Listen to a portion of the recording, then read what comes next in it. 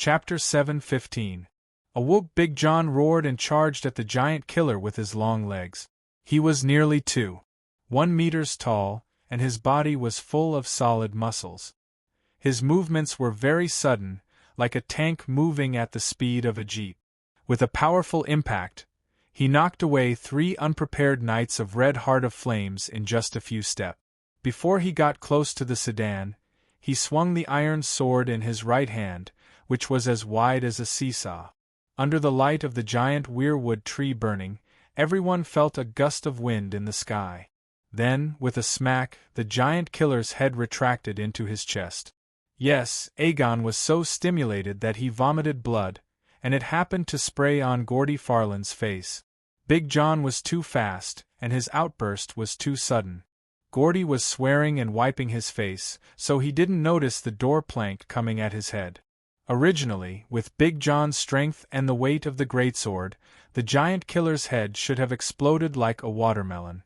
But he was wearing an iron helmet, and the quality of the iron helmet was good, at least harder than his shoulder blades and sternum, so he became a coward.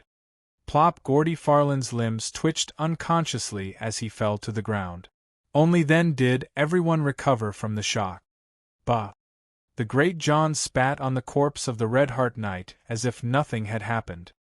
He bent down and helped Aegon up from the ground, his face as pale as a sheet of paper. Aegon, Aegon, you chi! Big John had just shouted twice when a spear stabbed at him like lightning. It hit the left side of his waist with a ding. The chain mail cushioned the impact of the sharp tip of the spear, and it only pierced 2 inches into his abdomen. Ah, be careful! It was only then that Mei Ji's warning came from behind. A whoop! Big John felt the coldness at his waist. He threw Aegon King back to the sedan like a rag doll, and swung the greatsword in his hand in the direction of the spear. Richard, the knight with a face full of hatred. Richard's martial arts were not bad either. He let go of the spear and drew his sword to meet the attack. The 2 swords clashed. Crack! A scratching sound rang out. Stop! Big John, be careful! Mei Ji shouted again. This time, her warning was faster than the Knights of Flames, but the triggers of the 20 crossbows were still pulled. Chi! In an instant, Big John's body was full of arrows. He wailed and rolled on the ground like a bloody gourd. Less than half a minute had passed since Big John had launched his attack and turned him into a hornet's nest.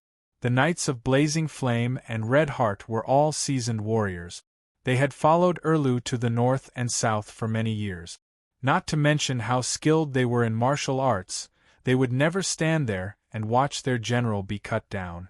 After seeing Big John kill Gordy Farland, they almost subconsciously raised the crossbows hanging from their waist.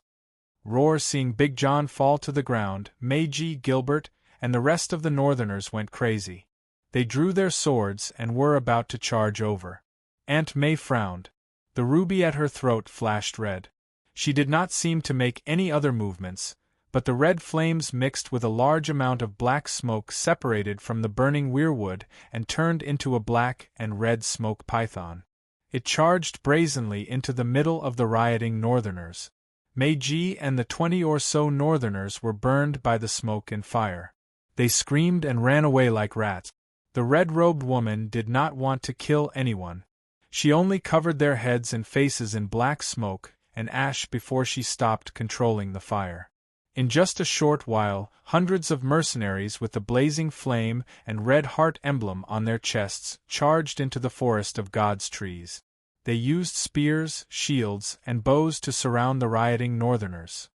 Yes, there were 2,000 Northerners in Snakewood City, but they mostly set up camp outside the city. Only people with status like Mei Ji could live in the stone castle. As for the people of the valley, King Aegon was not the son-in-law of the valley. Without the disguise of Lei Jiazi, the nobles of the valley would not be loyal to him at all. Erlu glared at the bound Northerners and said angrily, "Are you rebelling? You call protecting your own monarch rebellion?" Big John groaned. The chain mail and the inner layer of leather armor were of course not immune to the crossbow fire at close range. However, Big John had strong bones and muscles all over his body. The arrows pierced through the armor and got stuck in his flesh. He looked bloody and miserable, but there was no fatal wound. Is he your monarch? Erlu was furious. Didn't I make myself clear? He may have a thin Targaryen bastard bloodline, but he is a standard foreign outsider. He may not be the king of the Seven Kingdoms, but he saved me in River Delta City. I don't care about the others, but I must save him today. John Amber's son was also called John Amber. Both John and Big John had participated in the bloody wedding.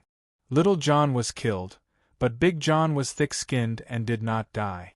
It was only when Aegon and Sansa took River Delta City that he regained his freedom. Not only that, Aegon even helped him take revenge by hanging dozens of Freys. The great John roared angrily and began to struggle. The chains around his arms, legs, and neck rattled as he was dragged. 7 or 8 mercenaries swarmed over.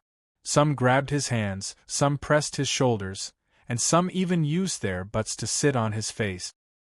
Big John was pressed against the ground, unable to struggle at all. He could only let out a loud but powerless howl. Sigh, you should understand that what you are doing is futile. Erlu's gaze softened as he sighed softly. Haha, at least I killed that idiot knight who insulted him. Big John laughed bitterly. Richard's anger rose when he heard this. He rushed over and kicked Big John. Bang! The steel boot landed squarely on Big John's mouth. His lips and tongue were torn, and his front teeth were broken. Stop! Before the pockmarked knight could kick Big John a second time, Erlu snapped out of his daze and stopped him. Erlu frowned as he looked at his knight.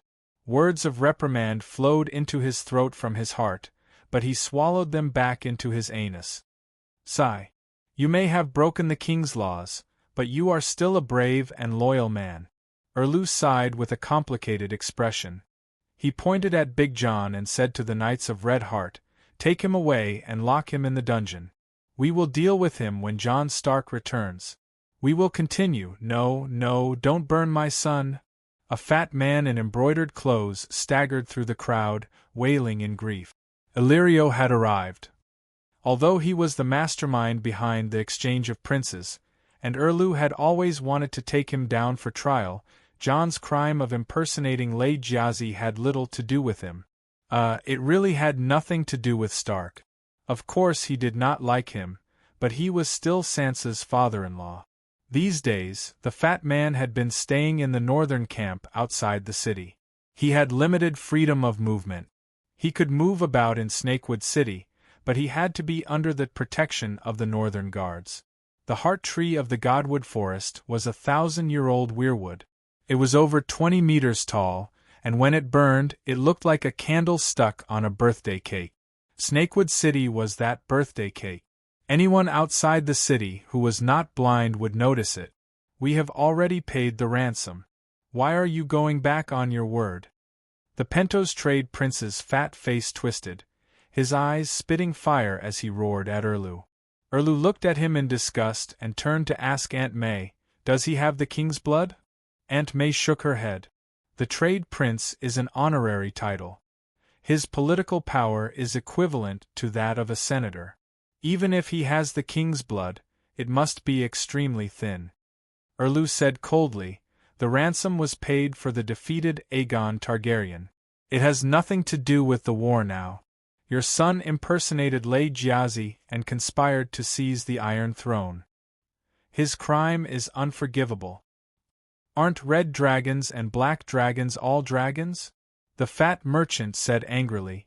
"You should say that to Dany Rise, to John Clinton, to Sansa Stark, and to all the nobles of the True Dragon Alliance." Erlu waved his hand. The blazing Redheart Knight carried the drooping Aegon to the bonfire. Aegon. Illyrio's eyes were red as he struggled against the two knights. 2 hands full of rings reached out desperately, as if trying to pull his son back. Aegon recovered from his rage and spat out blood. He turned to look at the fat face that was both familiar and unfamiliar. His cheeks, as pale as charcoal, flushed with excitement. This was the first time the two of them met after their identities were exposed. Aegon was looking forward to this moment as much as he was looking forward to Sansa's "I don't care about your identity" and Aunt Dany's "you are still my nephew" acknowledgement. So he began to struggle. He roared at Illyrio, "You lied to me. You ruined my life." Illyrio's heart felt like it was being stabbed. Tears streamed down his face. "I did it all for you. You deserve the best in the world." Dog's hit. Aegon's expression twisted. "The best in Dog's hit. I pursued the Iron Throne because I was told my life's mission from the time I could remember to take back the honor that the Targaryens had lost, to avenge my parents and sister. Rhaegar, who died in Theon's rebellion, was my father. Elia, who was raped and killed by Lannister, was my mother. Rhaenys, who was chopped into pieces, was my sister. The Iron Throne that was usurped belonged to me.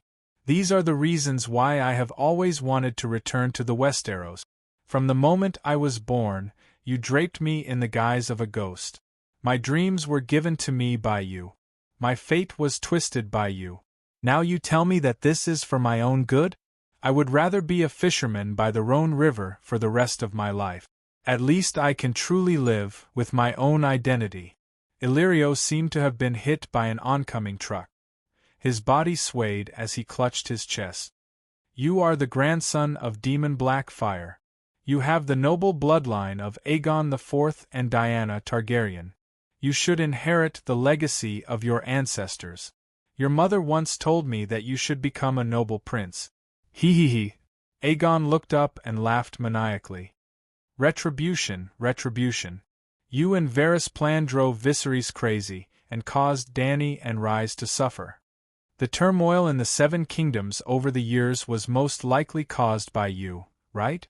Thousands of innocent people have died. Now retribution has come. Burn me! Burn me! Even the seven hells are not enough for me.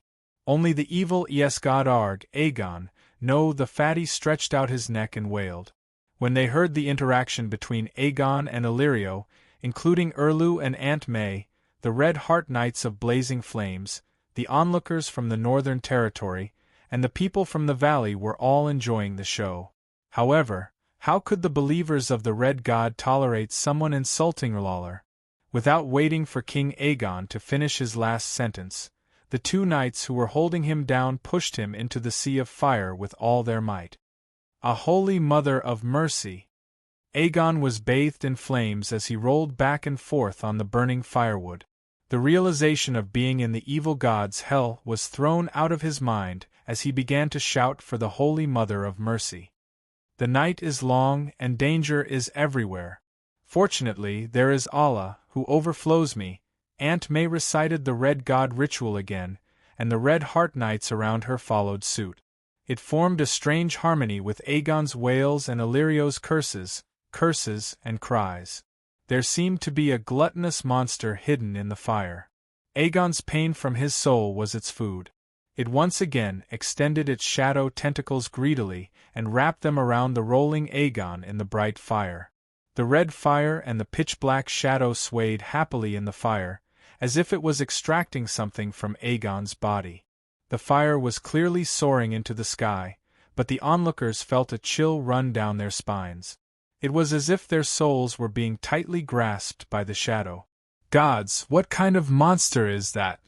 Meiji, who was forced to kneel on the ground by the mercenaries, was pale as if she had fallen into an icy abyss. The Red God believer beside her said proudly, "This is Lalo's Majesty." Roar, majestic heavenly dragon. Suddenly, a roar came from the sky. It was majestic, holy, and grand. Chapter 7:16. Dragon Queen wasn't in a good state of mind recently. Nephew Gu falling into the enemy's hands was one thing. After all, Nephew Gu existed to lie in the mines. She had tried her best to save him. Erlu wouldn't dare to take his life, at least she thought. But the loss of contact with the dwarf outside Meereen was very troublesome. She was waiting for news from him to adjust her battle plan. Before she could come up with a plan, something happened at the King's Landing again. Big Sparrow died tragically under the wildfire bomb. This was really unexpected. When she saw Big Sparrow again, she was dumbfounded. How did this guy die again? Big Sparrow was the Holy Son with 250 piety.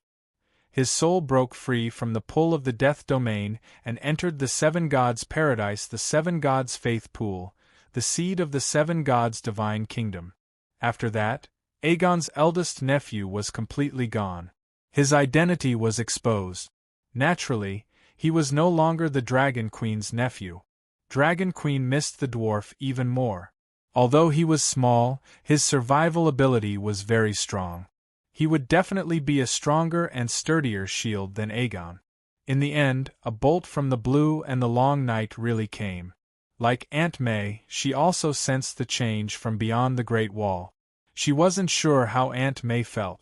In Dany's spiritual sense, at that moment, the sun seemed to have been shot by an arrow, or slashed by a knife, hitting a vital point. Or maybe it was poisoned by time and suddenly became old and decayed. In short, no matter what the reason was, the sun in the sky didn't have long to live and was about to die completely. This was the sign of the long night.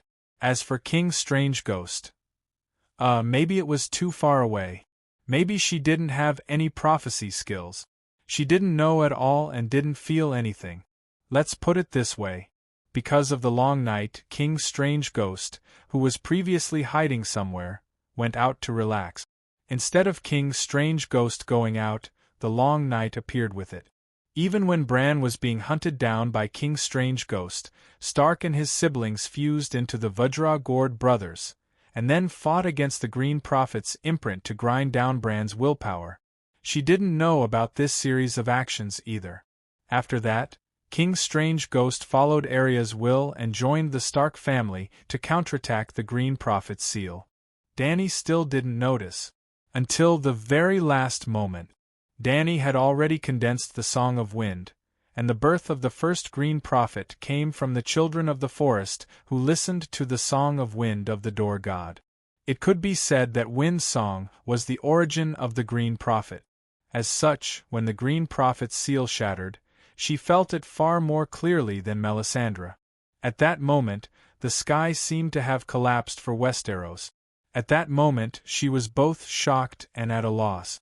She was also pleasantly surprised, as if a pie had fallen on her head. The Green Prophet's seal had always been monopolized by the three-eyed crows. Others couldn't even see it at least. Dany had never sensed its existence. She had condensed the Song of Wind, and had even become a wind demigod. But now, not only was it touched by the enemy, it was even shattered. How could she not be shocked and at a loss? However, after the Green Prophet's seal shattered, a few shards traveled thousands of miles and landed in her backyard on the weirwood tree trunk in her backyard. That tree trunk came from the Green Prophet's shelter. In the stone room where the weirwood seeds grew, Dany chanted a sacrificial song, and the tree trunk automatically fell off from its roots. The roots that bore the weirwood seeds belonged to the former weirwood god, who was also the door god. The fire elemental spirit, Little Mist, revived it, and the tree trunk became a tree. Melisandre Mormont treated it as a tree and prayed devoutly. The tree was connected to Westeros. Every weirwood was like a signal tower, listening to information from a certain range from the wind. Countless signal towers were connected to form an information network, which was managed by the Green Prophet who had received the inheritance. The weirwood tree trunk in Myreen's Pyramid Garden was connected to the Green Prophet's information network, but Dany didn't gain much benefit. She could only observe what happened within 10 meters of the weirwood tree. For example, if Ji-Chi sat on the lawn in the afternoon and ate melon seeds, Dany could see her slacking off when she went home at night. If Ji-Chi was happy in the swimming pool, Dany couldn't see it because the swimming pool was more than 10 meters away from the weirwood tree trunk. Even if the weirwood tree trunk's signal tower had a weak effect, it was still connected to the tree towers of the Westeros. When the Green Prophet's seal was shattered, the shards didn't disappear into the air. In other words, the Green Prophet's information network was another dimension, the tree dimension. The Green Prophet's seal had always existed in it. Now that it was shattered, the shards were scattered in the tree dimension. The weirwood tree trunk that sprouted in Danny's backyard was also part of the Westeros tree dimension. Also, because it came from the root of the door god, Danny's weirwood cane inherited a rich inheritance, which was close to 1% of the total number of seal shards. At that moment, the persimmon trees, apple trees, mango trees, as well as the flowers and grass in the garden swayed together and sang a cheerful song in the wind. The song was sung by the fire spirit Little Fog. If other people came into contact with the seals of the Green Prophet's will, no matter how strong their will was, they would have a 99% chance of being assimilated. But Dany was different. She was an expert in dealing with the will of the evil god. After losing the control of the three-eyed crow and coming to Meereen, which was thousands of miles away from the Westeros, how could the steel seal-like will in the shards resist? They were crushed, burned, bestowed with a spirit. They were all turned into resources and entered Dany's wind song subsoul. When Dany became a wind demigod, the Green Prophet's second soul turned into a wind belt. The wind song's divinity didn't increase by much, and Dany had to comprehend it herself. It was like eating a pig's brain to nourish the brain, but it definitely wouldn't increase the pig's experience and knowledge. Well, Dany and Bran used different methods to use the Green Prophet's seal. Dany ate it and absorbed its nutrients, while Bran connected the pig's brain to his own, which was equivalent to adding another pig's brain. Generally speaking, Bran used the seal more efficiently, while Dany wasted a natural treasure recklessly. But there weren't any side effects, and her will wouldn't be affected. But the pig's brain was too nutritious, and Dany's wind song subsoul's body increased by 100 times, and she ate until she became fat. Currently, her sea of consciousness was filled with all kinds of wind, such as breezes, strong gales, hurricanes, tornadoes, and so on. Her wind song subsoul was somewhat similar to Dor God's divine domain filled with storms back then, forming the prototype of the divine domain of wind. The increase in her divine power was one thing, but the other benefit was even greater. The Westeros loved her even more. Don't think that the Westeros were a cesspool, but they were the door of the world, and had a special meaning. Otherwise, why would the long night start from the Westeros? Why would the old gods gather there? The love of the Westeros, more accurately, was the blessing of the Westeros world consciousness. To be more direct, the seal of the Green Prophet was equivalent to the creation jade disk of the Westeros. Yep, it was a simplified version of the heavenly axiom controller.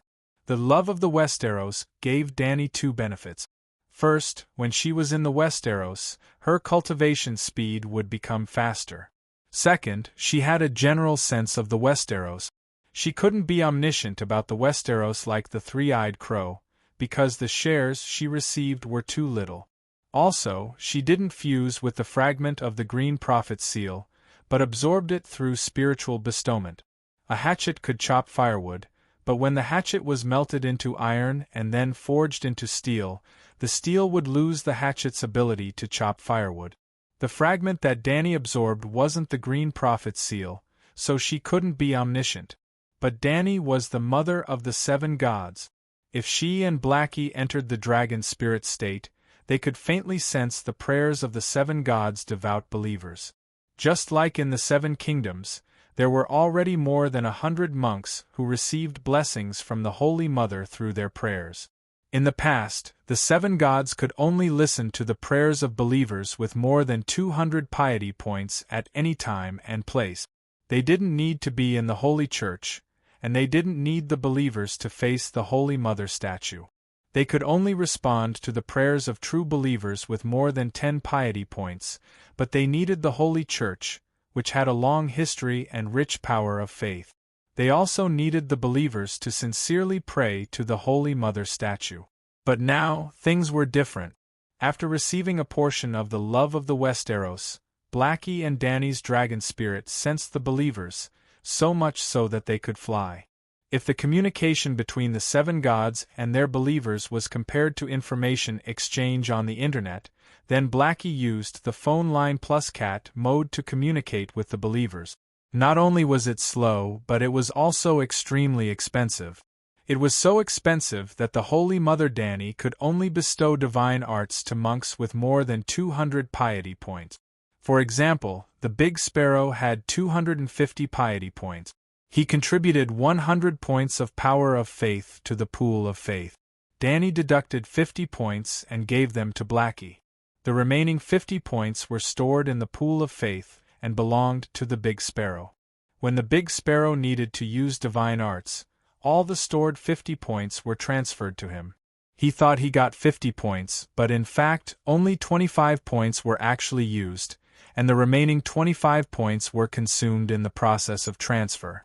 Not only would the divine arts bestowed by the gods be consumed, but even the power of faith provided by the believers when they prayed to the 7 gods would also be consumed. Dani received 100 points of power of faith from the Big Sparrow.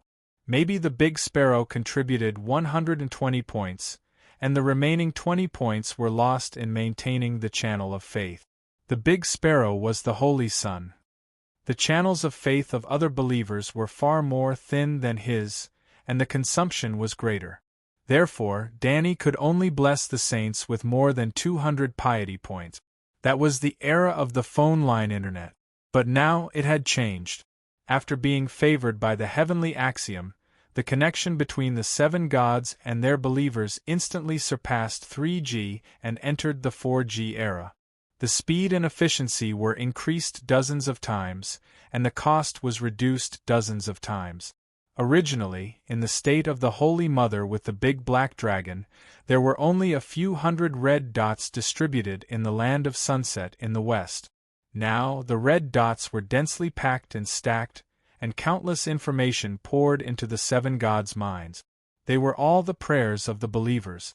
They couldn't sense it before, but now that they had entered the 4G era, they could do live broadcasts anytime and anywhere. However, there was too much information for Dani's human brain to process. It was like 10,000 mosquitoes buzzing around her. But the big nephew's cry was too sad and desperate, and she was very familiar with him. Therefore, she responded to the big nephew and established a connection with him. The big nephew, who was rolling in the flames, saw the Holy Mother. "O 7 gods, the Holy Mother is so kind, so gentle, and a little familiar. The Holy Mother is merciful," he wailed. "Holy Mother, save me!" He asked the Holy Mother for help.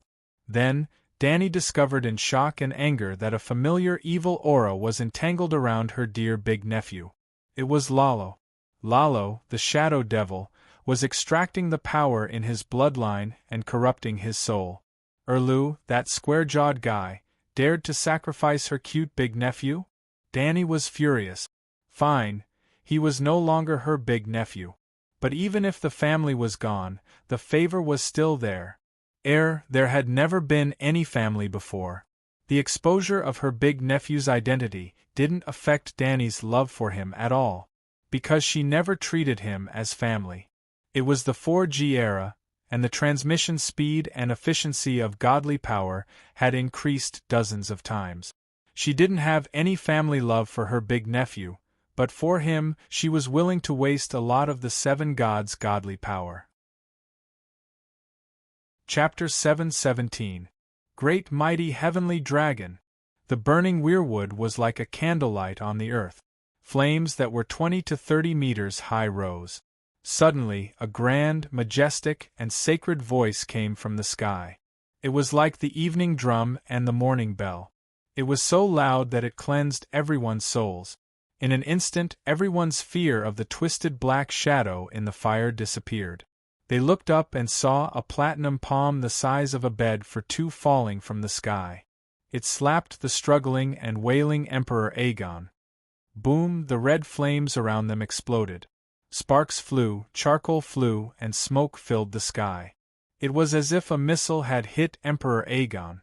At the same time, the black shadow tentacles that were wrapped around its body exploded. Squeak, squeak, squeak.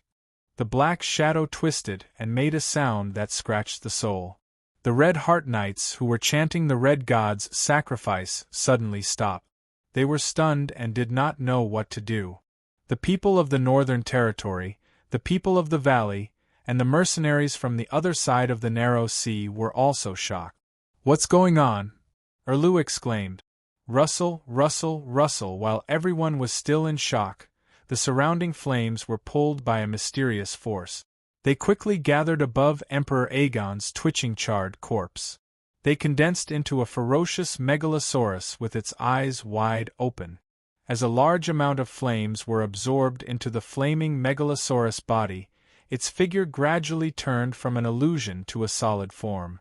Aunt May's gaze sharpened. The ruby at her Adam's apple shone with a bright red light. Swoosh, swoosh, swoosh before the megalosaurus, which was a combination of flames and divine power of faith, turned into a solid form. Hundreds of thin and long black shadows stretched out from the flames like hedgehogs. They pierced into the megalosaurus body like spears. Boom!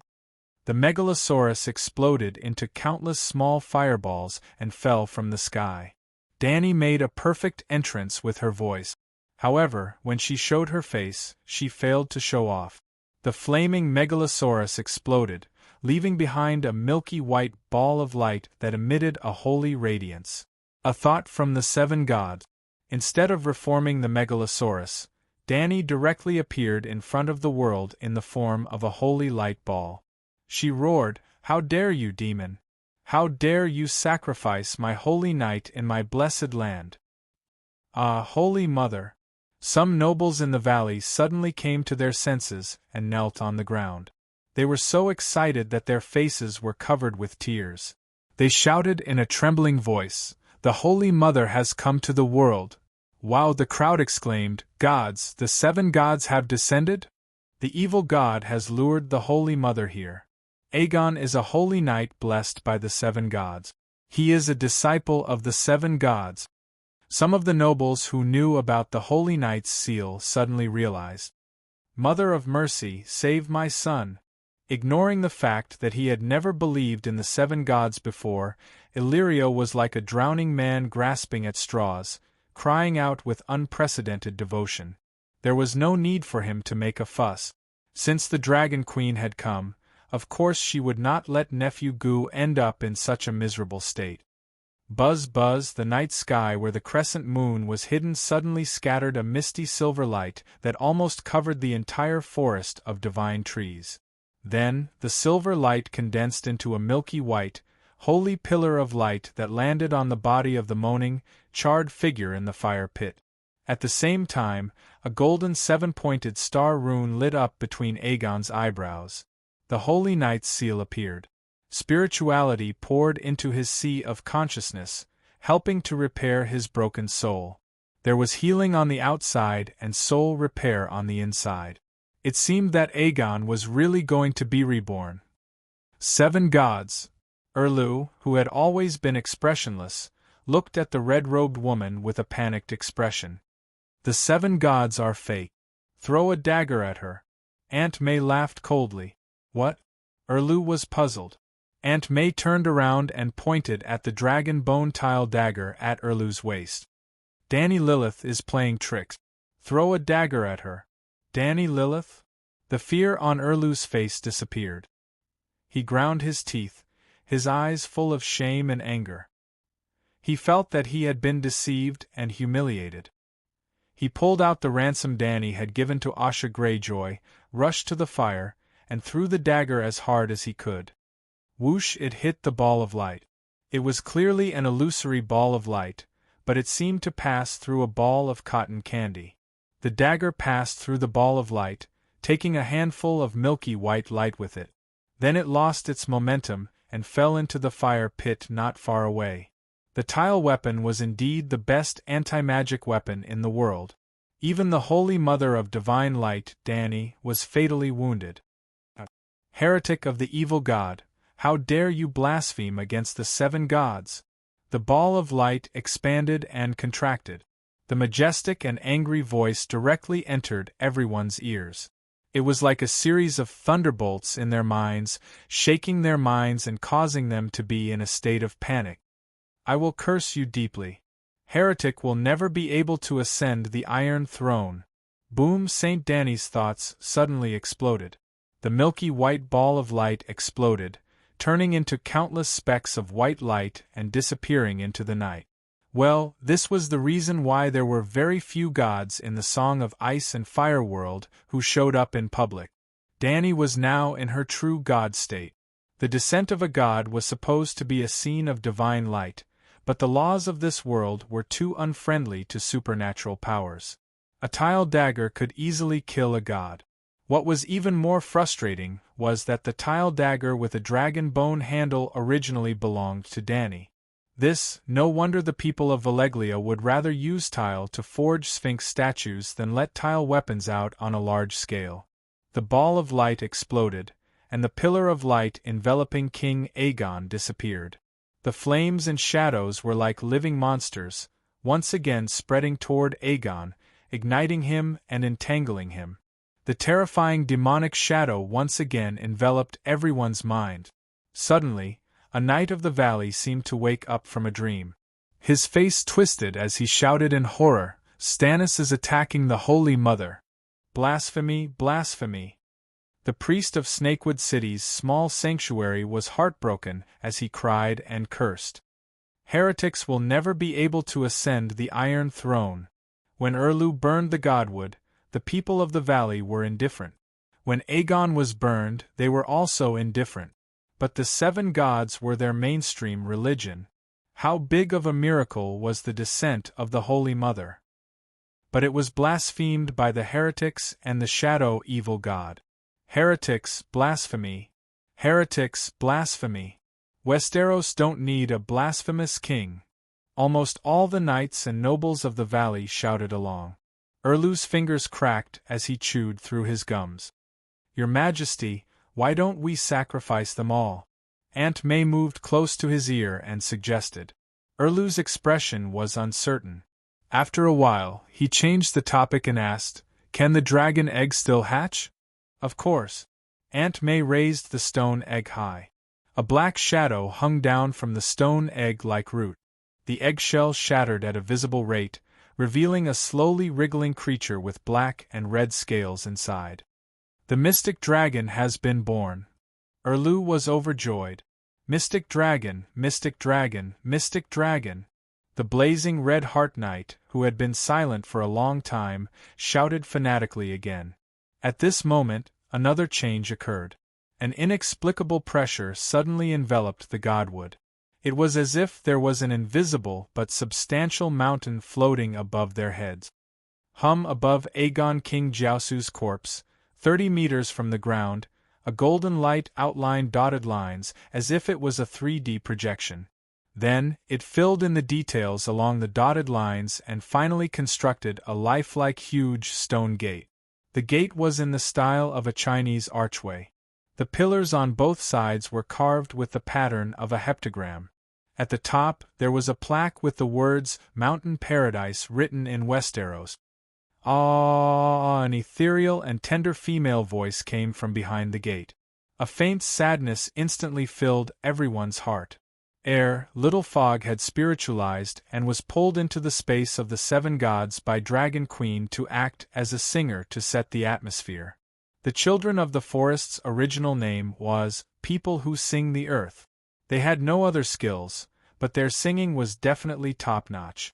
Even Dragon Queen couldn't help but be intoxicated by it, let alone ordinary people. A clean and pure city in the sky made the whole world quiet down. Erlu and Aunt May were also intoxicated. They were temporarily immersed in the song and subconsciously didn't want to wake up. Creak, the milky white gate opened, and endless soft golden light poured out. The golden light fell on King Aegon's corpse. All the shadows that touched it screamed and fled back into the flames. Finally, Aunt May woke up, and Erlu also came back to his senses. At this time, the golden light had already formed a staircase between the gate of heaven and King Aegon's corpse. "Aha!" a valley knight suddenly shouted in disbelief. Someone walked out of the gate. No, it wasn't the Holy Mother. A tall and skinny old man with gray hair walked out. The old man's face had deep wrinkles that seemed to have been carved by a knife. His thin cheeks looked somewhat cold and serious, but his eyes were very gentle, like a spring breeze, like the silent gaze of a grandmother. His attire was extremely simple. Apart from a white robe, he didn't wear anything else.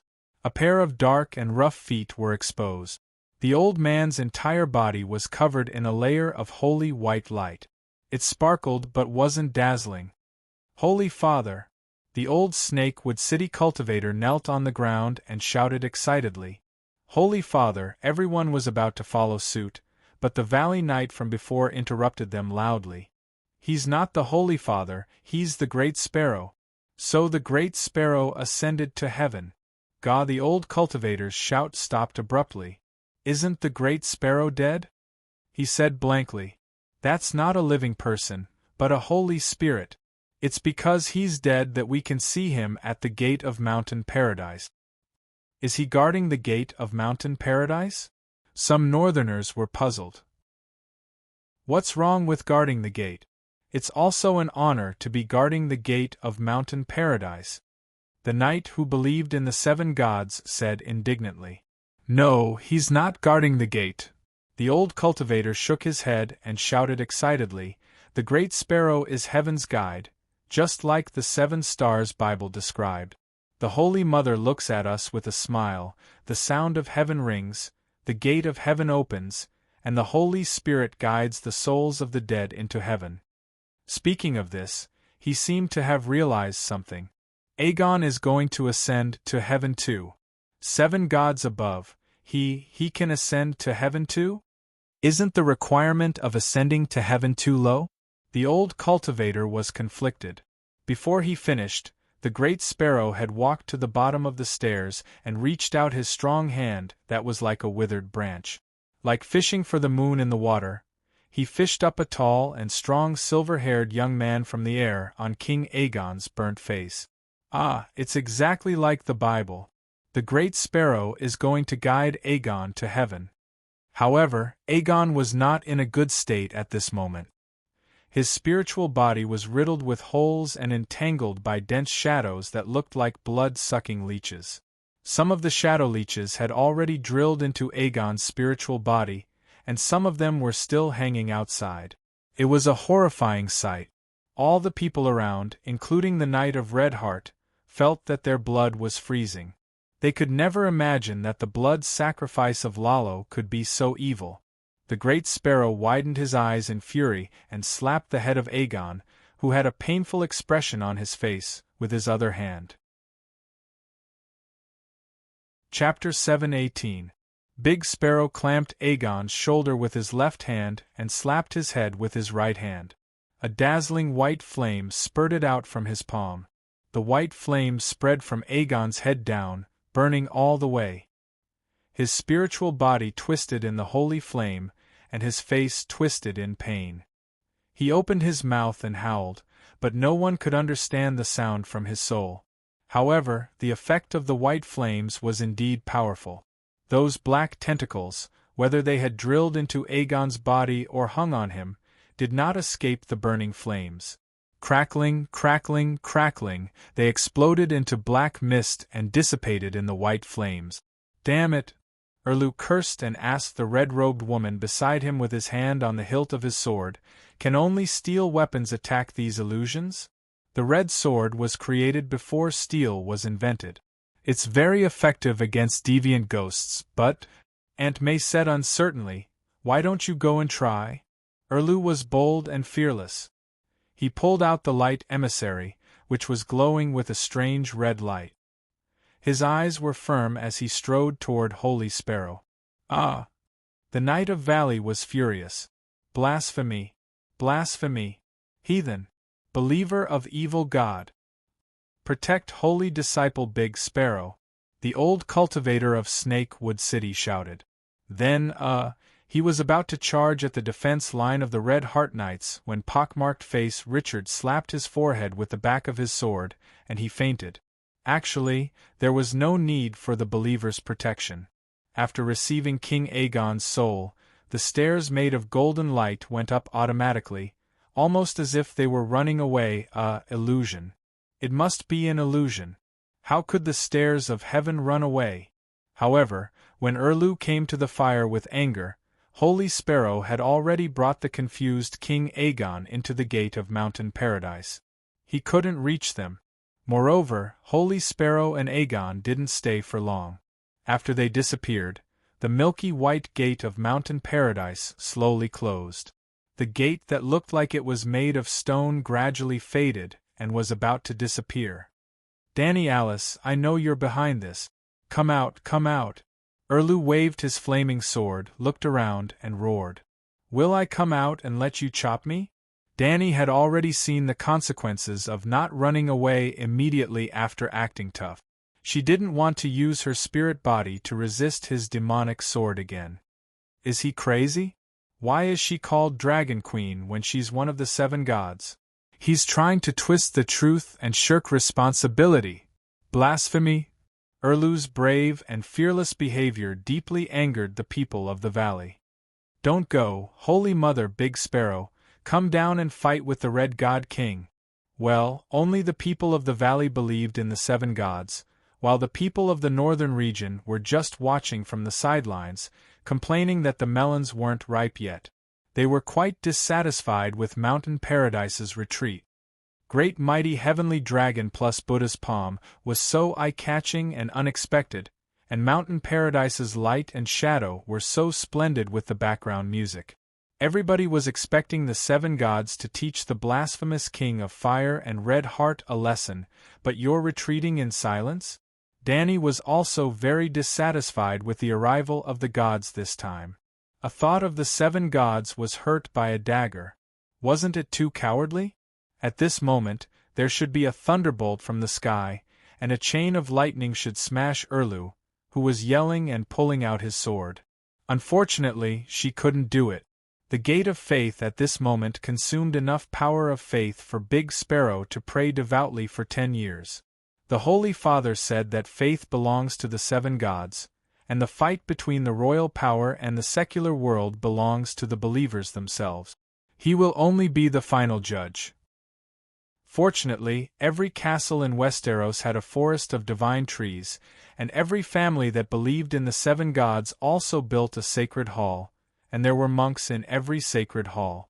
After Holy Mother Danny ran away after acting tough, a follower patched up her behavior and gave a perfect explanation in line with the doctrine.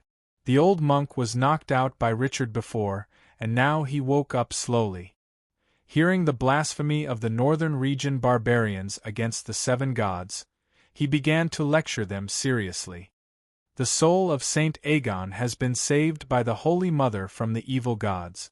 He has fulfilled his promise to the believers' faith belongs to the 7 gods. The fight against the blasphemer Stannis belongs to us, to all the believers of the 7 gods in Westeros. We will form an armed church, call on all the nobles of the 7 kingdoms, launch a holy war, and defend the glory of the 7 gods. Clang, clang, clang, the sound of a large number of swords being unsheathed sounded. Well, it was not that the people of the valley were inspired by the old monk and wanted to rebel against Erlu, but that the Red Heart Knights were so angry that they pulled out their swords and wanted to cut the old monk. "You are threatening me, but I am not afraid." The old man held his head high, his expression firm, and said word by word. Aunt May raised her chin and said lightly, "It just so happens that the dragon egg needs some time to hatch, and the priests of the 7 gods can also please the great King of Light." Immediately, 2 Red Heart Knights stepped out, dragged the old monk's thin body, and threw him into the raging fire. "Ah, Holy Mother, show us your miracles." The old monk was bathed in fire, but he opened his arms and embraced death, loudly shouting the name of the Holy Mother. Even though the shadow touch slithered over like a snake, wrapped around his body, and extracted his soul, his eyes were still firm and fearless. He firmly believed that the Holy Mother would not let him down. Even the fake Prince Aegon could go to heaven, so he must be more pious than Aegon, and more loved by the Holy Mother. Such a firm soul made Lalo even happier. The eggshell in Aunt May's hand quickly fell off, revealing a monster the size of a kitten. Mountain Paradise did not appear again. Sorry, Holy Mother Danny went offline. she could not hear or see. Even if she could hear or see, she would not save him, because his soul was not worth saving. Saving Aegon was not because of how pious Aegon was, but because he was related to the 7 gods, which meant that he got in through the back door. Most of the time, it was so sad to place one's hopes completely on the gods. Therefore, a gentleman must constantly strive for self-improvement. It was better to rely on oneself than on the god. The demon dragon, a demon dragon really hatched? The old cultivator was a nobody with no background. His soul fell into the evil god's hell in despair, but it only shocked and saddened the others for a while. Soon, the birth of the demon dragon attracted everyone's attention. Demon dragon, this is the great Light King's gift to the child of prophecy. Finally, her wish of hatching the demon dragon was fulfilled. Aunt May held the baby dragon up high in excitement. Demon dragon! Erlu's eyes were filled with passion. He took a few steps forward, reached out his hand and gently stroked the black dragon's head that did not even open its eyes. Feeling the scalding temperature of the dragon's head, Erlu excitedly announced, "It's the resurrected Black Death God Balerion." In Westeros, Balerion was deeply rooted in people's hearts like this. Bang! While he was excited, Erlu felt a hot, wet pain in his palm. When he looked again, he was shocked to see that the newborn demon dragon's head had exploded. It was as if a firecracker had been stuffed into its head. What's going on? Then, something even more terrifying happened. The little dragon with black and red scales decayed visibly. Its scales fell off, its flesh rotted, and maggots as thick as a finger crawled out of its organs. Before they could crawl out completely, the white maggots trembled and died. Under everyone's dumbfounded gaze, the newborn dragon turned into a puddle of stinky black blood. Aunt May held the sticky and cold corpse water. Her expression was blank, and she did not know what to do. Erlu's face was pale. Despair and pain flashed across his eyes. No, it shouldn't be like this," the red-robed woman muttered to herself.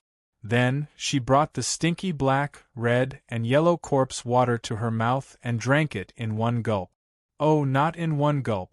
She held it in her mouth and used her pink tongue to lick and taste it. Gulp! In the end, she swallowed the liquid and smiled bitterly. It died long ago. It died hundreds of years ago. This was a dead egg.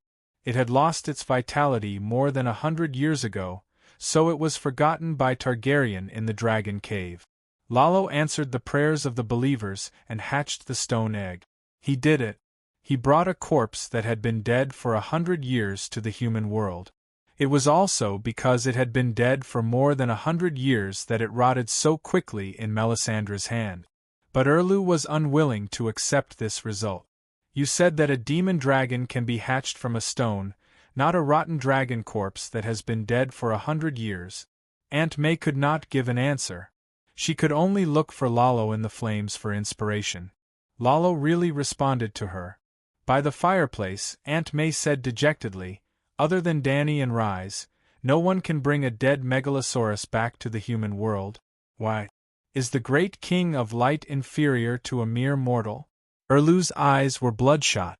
"Dany and Rise are not mortals. She usurped the position of the 7 gods and is a demigod herself. She also has a special talent. It was not an accident that she could hatch a dragon. It was the mission given to her by God to bring a megalosaurus back to the human world. If that is the case, then choose her as the savior." Erlu's voice was full of resentment. "You have always said that only with the help of the demon dragon can we end the long night. Now that I am destined to not have a megalosaurus, what kind of child of prophecy am I?" 2 days had passed since the day of the sacrifice. Sansa and Jon in the Moongate Castle received the news and rushed back. After learning that Aegon had died tragically, Sansa fainted on the spot. When she woke up, she looked at Erlu's eyes. Erlu, who had always been strong-willed, could not help but feel his heart tremble a few times. He avoided that extremely venomous gaze. Jon's reaction was also unexpectedly fierce. If it was not for the fact that he had confirmed repeatedly that Aegon's soul had returned to the Seven Gods' paradise, Jon would have led the Northerners away from Erlu's team.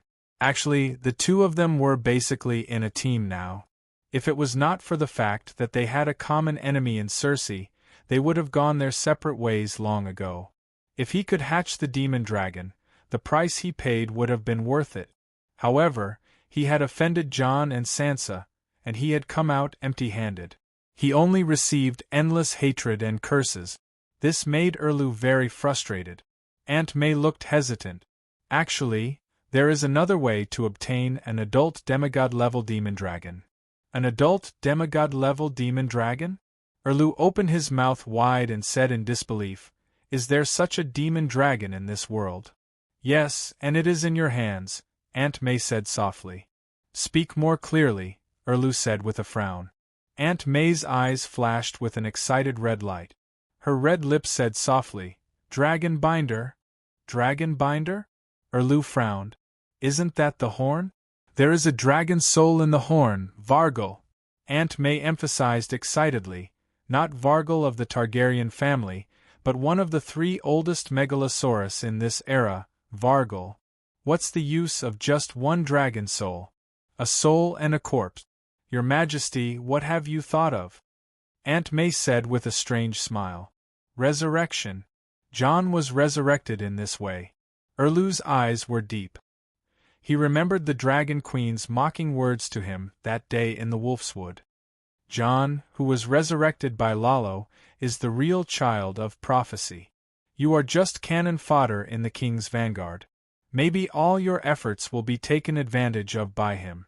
Is Jon Stark the child of prophecy? Chapter 7:19. Tell me the truth. Is Jon Stark the child of prophecy? What? Erlu's question came too suddenly, and Aunt May was at a loss for a moment. Dany Rhys once told me that Jon Stark, who was resurrected from the dead, is the child of prophecy, and I am just like how Illyrio treated Dany Rhys and Viserys. They are just the pawns of the fake Aegon, paving the way for the true king. Erlu's gaze was not sharp, and his tone was not strict. However, his pupils were almost imprinted into Melisandre's red eyes, and his words were as direct as a sword, not beating around the bush at all. I once thought that he was. Aunt May could not hide it. After all, the talkative Dragon Queen had told Erlu everything. I was wrong. She smiled bitterly. You know, there are prophecies in the flames, but most of them are illusions to deceive people. The night is long, and there are dangers everywhere. The evilness of the human heart is even greater than the cold geography of the north. The Great Wall is the territory of the God, and my divination was disrupted by the servant of the god of frost. He tried to make me give up on the real child of prophecy, which is you, and instead waste my energy and time on a believer of the God, so as to avoid the ending of the night by the Savior. Fortunately, the great King of Light guided me out of the wrong path and prevented the world from falling into eternal calamity. Melisandre was not lying. She really thought that her mistake was related to the three-eyed crow. Lalo held the final right to interpret the prophecy. If he said that it was an illusion, then it was an illusion. Only the revelation that he acknowledged was a revelation. It was not that he wanted to deceive Aunt May. If he could, he would directly tell her all the secrets related to Jon, as well as the deviations in the predetermined destiny. Just like Dany, she knew a lot of secrets and often shared them with her underlings. If you did not make things clear, how could your followers accurately understand what you meant and complete the mission perfectly? However, Lalo was too far away from the material world previously, making it difficult for him to communicate directly with his believers. Most of the time, the messages Lalo sent to Aunt May were misinterpreted by her. The prophecy couldn't be wrong, only the interpretation of the prophecy was wrong. Erlu took a deep look at the priestess and reluctantly accepted her explanation. After confirming his identity as the child of prophecy once again, he began to ask about the mage's dragon mount that was part of the savior equipment set. The body of the dragon's soul in the horn has been dead for thousands of years. How can it be revived? We have pterosaurs. Pterosaur? Erlu asked doubtfully. What's the point of reviving a pterosaur? Have you read Friar Bath's The Unnatural History of the Dragon? Aunt May asked. Erlu pursed his lips and said impatiently, That book is very famous. I've heard of it before, but the content of the book is absurd and evil. It was banned by St. Bailey. It's not absurd. The Targaryens moved to Dragonstone Island 400 years ago. When they left Valeglia, of course, they did not forget the family's collection of books that had been accumulated over thousands of years. Many of Valeglia's secrets were recorded in those books. For example, the masonry techniques used to build Dragonstone Island and the magic arcane techniques used to mine volcanoes. For example, the secret of the origin of the mages. Friar Bath was once the manager of the Royal Library and was a close friend of King Rue. He had the opportunity to come into contact with those rare books. Therefore, The Unnatural History of the Dragon has a high reference value. If Friar Bath dared to publish such a book before Valeglia was destroyed, not only would he not be able to survive, even the Targaryens would be implicated.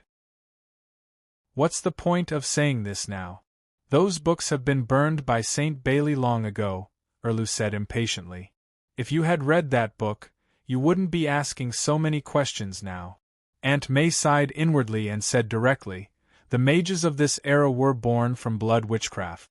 The ancestors of Valeglia fused pterosaurs and dragonworms to form the first megalosaurus. After that, the first megalosaurus gave birth to all the megalosaurus in Valeglia. And Vargal in the dragon binder's horn was one of the first megalosaurus. Vargal's soul, body, and bloodline all came from a pterosaur. And when the first Valeglia used blood witchcraft as a sacrifice, it was the former Lord of Fire, the current Lord of Light, the great Lord Lalo. So, do you understand now? Erlu nodded slowly. The red-robed woman had explained it very clearly. How could he not understand? In other words, with a simple sacrifice, Vargal's soul can be fused into the pterosaur's body, and the pterosaur can be revived into a megalosaurus? More or less, but… Aunt May's eyes wandered, and she stuttered, The sacrifice isn't simple. It requires the king's blood, I know. It requires your most precious. Facing Erlu's suddenly widened eyes, Aunt May turned her head, unable to continue. What do you mean? Erlu's gaze became dangerous. How did Yesor and Yahai forge the hero's red sword?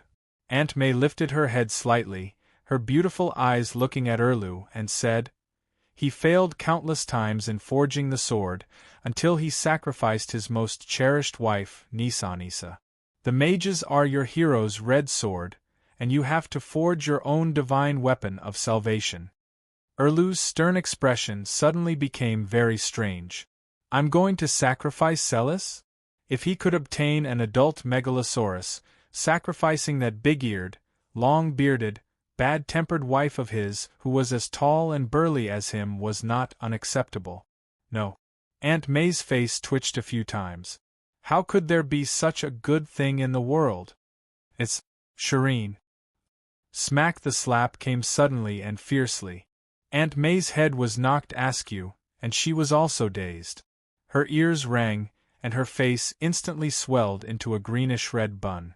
She was about to question him, but when she turned her head, she saw Erlu's crimson-red eyes that looked like they were about to swallow someone whole. She sighed softly, and silently swallowed her anger. Serene is my successor, don't even think about touching her.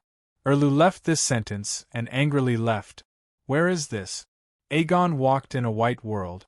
He looked left and right and was at a loss. There was a white jade staircase under his feet, and as far as his eyes could see, it was empty. Only clouds that emitted white and golden light floated past him. The big sparrow who was leading the way in front did not even turn her head, and said calmly, This is Mountain Paradise, the place where the true souls of the saints of the seven gods reside. Ah, I'm in heaven! Aegon shouted, and suddenly his expression changed a few times as he recalled what happened before his death. Stannis wanted to sacrifice me to Lalo, but I ended up being a saint, and my soul came to heaven. At this point, Aegon's lips curled into a bitter smile. Well, the human world has become hell for me. It's good that I'm dead, at least I can go to heaven. The big sparrow finally turned her head and frowned. You're not a saint. You just said that heaven is where the saints reside. Aegon was confused. Yes, this is the holy heaven, the final resting place of the saints, but you're not a saint. The big sparrow's cold face was full of disgust, and she looked at Aegon as if she was looking at a stinky poop that tainted a pot of delicious chicken soup. If I'm not a saint, why can I come to heaven? Aegon was very dissatisfied with the old man's reaction. Master Guide, I grew up in a foreign land, but I've always believed in the 7 gods, and I've never done anything wrong in my life. It's not too much to go to heaven, right? You believe in the 7 gods, but you're not devout. You should have entered the world of strangers and never come here. The big sparrow shook her head. Now I'm here, Aegon said with his head held high. That's because of Dany Rise. Aunt Dany. Aegon's expression became absent-minded. That was a familiar yet distant name, but he did not expect to hear it in heaven. What did she do? He said in disappointment. She's also a saint, and she can go to heaven like me after death, and become a manager of heaven. When you were about to be pulled into hell by the evil god, she sensed what happened to you through the seal of the Holy Night. Then, she begged the Holy Mother for help, and finally used her qualifications as a saint in exchange for your place in heaven. This answer was too unexpected, and Aegon was stunned. But is this true? Can I lie in heaven? The big sparrow shouted angrily. But I'm not Lady Jazzy, I'm not her nephew. Aegon covered his face, squatted on the ground and started crying. Sigh, she said that even if you're not related by blood, you're still friends, and she couldn't bear to see you being devoured by the dark devil god. Thinking back to the scene where Dany Rise knelt before the Holy Mother and loudly explained the heart of compassion, the big sparrow could not help but sigh. In terms of kindness and selflessness, I'm not as good as her. No wonder I didn't pass the final test, and returned to heaven before completing the mission of ending the long night. Whoa! Aegon heard this and cried even harder. The big sparrow was surprised. Just now, in front of him, Aegon's grey linen clothes turned into a white holy monk's robe, and a faint golden light seeped out from between his eyebrows, outlining the 3 corners of the heptagram. Then, the 3 corners overflowed with golden light, and another 2 corners lit up. What happened? Aegon, who was crying, also noticed the changes in himself. Not bad, you have some wisdom. The big sparrow's expression softened a little. You have a new understanding of the 7 gods doctrine, and you've been promoted to a 5-star believer, and you're only 1 level away from becoming a saint in heaven. 5-star believer? The big sparrow pulled Aegon up from the ground and explained while walking up. According to the believer's understanding of the 7 gods doctrine, there are a total of 7 levels. In fact, according to the power of faith provided, the level of piety was divided. Ordinary people were about 1-0, shallow believers were 1 star, 1-0 to 10-0 true believers were 2 star, 10 to 50 devout believers were 3 star, 50 to 100 fanatics were 4 star, 100 to 150 petitioners were 5 star, 150 to 200 saints were 6 star, 200 to 250 saints were 7 star.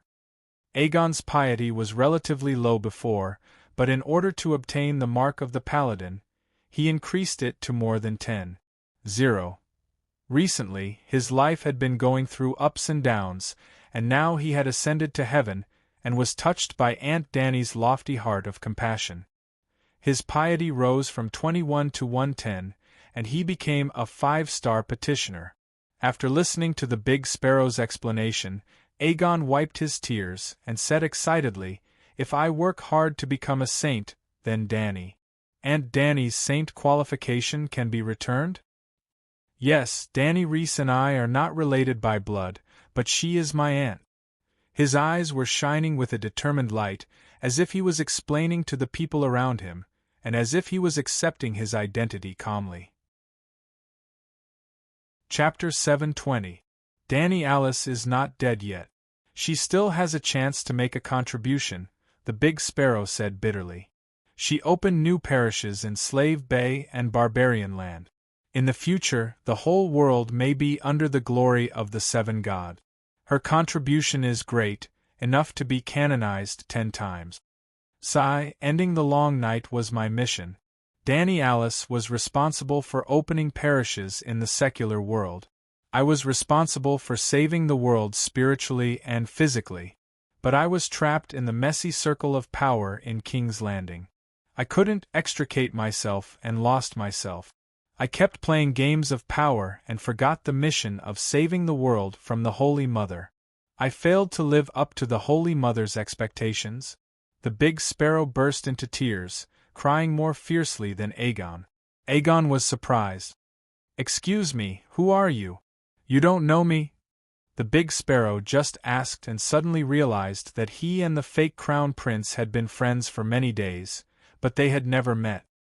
"I am the Archbishop of King's Landing, the Holy Son of the Seven Gods," the Big Sparrow said reservedly. "So it's you, Big Sparrow." Aegon suddenly realized, and then his attitude changed. The fear he had when facing the Manager of Heaven was gone, and he became casual and peaceful. "I thought you were a first-generation Holy Son from thousands of years ago. Turns out we are old acquaintances, old friends." He smiled and put his hand on the Big Sparrow's shoulder. The Big Sparrow frowned and raised his hand to knock Aegon's arm away. He said seriously, "I don't know you well, and this is not the human world. It's useless to pretend to be friends. Behave yourself." Aegon blushed and was very embarrassed. "Sorry, sir, I was just too excited." He was very sensible and immediately bowed to apologize. As the Big Sparrow said, this was heaven, and the other party was the Holy Mother's favorite, but he was just a person who got in through the back door. While talking, the two had already climbed up the stairs. Suddenly, their field of vision became very wide. On a boundless grassland there stood a huge temple. The temple was carved out of a whole piece of white jade, and it emitted a holy 7-colored light under the sun. But other than the temple, there were no other buildings around, not even a single person. This is heaven? What about the other saints? Are they all praying in the holy hall? Aegon wondered. Big Sparrow shook his head. There are only 2 of us on this island. Are you sure? Even if I'm not a saint, the church has been passed down for thousands of years. You and Aunt Danny can't be the only 2 saints, right? Where's Saint Bailey? They are no longer here. The Big Sparrow brought Aegon into the sanctuary. The walls of the sacred hall were made of jade, and the dome was made of gold and crystal. It was more luxurious, sacred, and magnificent than the palaces of all the kings in the world. But there was no one inside. After praying to the statues of the 7 gods, the Big Sparrow explained the situation in heaven to Aegon. They stood on a cliff at the edge of the island. In front of them was a boundless blue sea. Above the sea, they could vaguely see several islands floating in midair. They were surrounded by clouds and mist, like celestial mountains in the sea. The saints are scattered and live on different islands. When I first entered Mountain Paradise, it was Saint Bailey who came to receive me. At first, I lived on Saint Bailey's Island. That's the one. Big Sparrow pointed at the island closest to them. Why are you here? Saint Bailey is too weak. Oh, the Holy Mother is merciful. I shouldn't have said that. Big Sparrow started praying to the Holy Mother right after he said something bad about Saint Bailey. Aegon's heart itched. He wanted to know how cowardly Saint Bailey was, but he could only follow Big Sparrow and recite the prayers. Since he had become a monk, there was no harm in reciting more scriptures. Sigh, Saint Bailey's understanding of the teachings is different from mine. He criticized my actions of reactivating the Church's armed forces. He also scolded me for not following the rules, going against the teachings of the Holy Father, and provoking a conflict between the church and the royal authority, Big Sparrow said bitterly. Thinking back to St. Bailey's deeds, Aegon instantly understood. St. Bailey and Big Sparrow were indeed not on the same side. The Holy Mother didn't mediate the conflict between you two? Aegon asked curiously. The Holy Mother said, "The way that can be said is not the way, and the name that can be named is not the way." What? Aegon's eyes widened. Big Sparrow thought for a while and said, "What the Holy Mother meant was that the 7 Stars Holy Scripture is not a restriction to the believers, but a ladder to help the believers reach the final state of saint. The teachings themselves have no meaning. The Holy Mother only wanted to use the teachings to elevate the flawed humans into the noble sages. There are thousands of ways to become a sage, and every sage has their own unique characteristic. Therefore, every sage has a different understanding of the 7 Stars Holy Scripture. This is the way that can be said is not the way." So profound, but also reasonable. As expected of the Holy Mother, Aegon said respectfully. "Although I still don't understand, since I've become a monk, there's nothing wrong with praising Buddha." "Can I also have an island to myself?" he asked again. "You're not even a saint. What right do you have to be an angel?" Big Sparrow said angrily. "Angel? Above the saint is the son of saint, and the son of saint is one step further to become the messenger of heaven. I'm an angel." Big Sparrow pointed around proudly. "Look, open your eyes and look. The kingdom of heaven is so big, but there are only a few islands." Aegon counted seriously. In this direction there were 5 islands, and there must be more further. "That's not a small number," he muttered. "What do you know?" Big Sparrow said disdainfully. "Do you think Mountain Paradise only manages our world?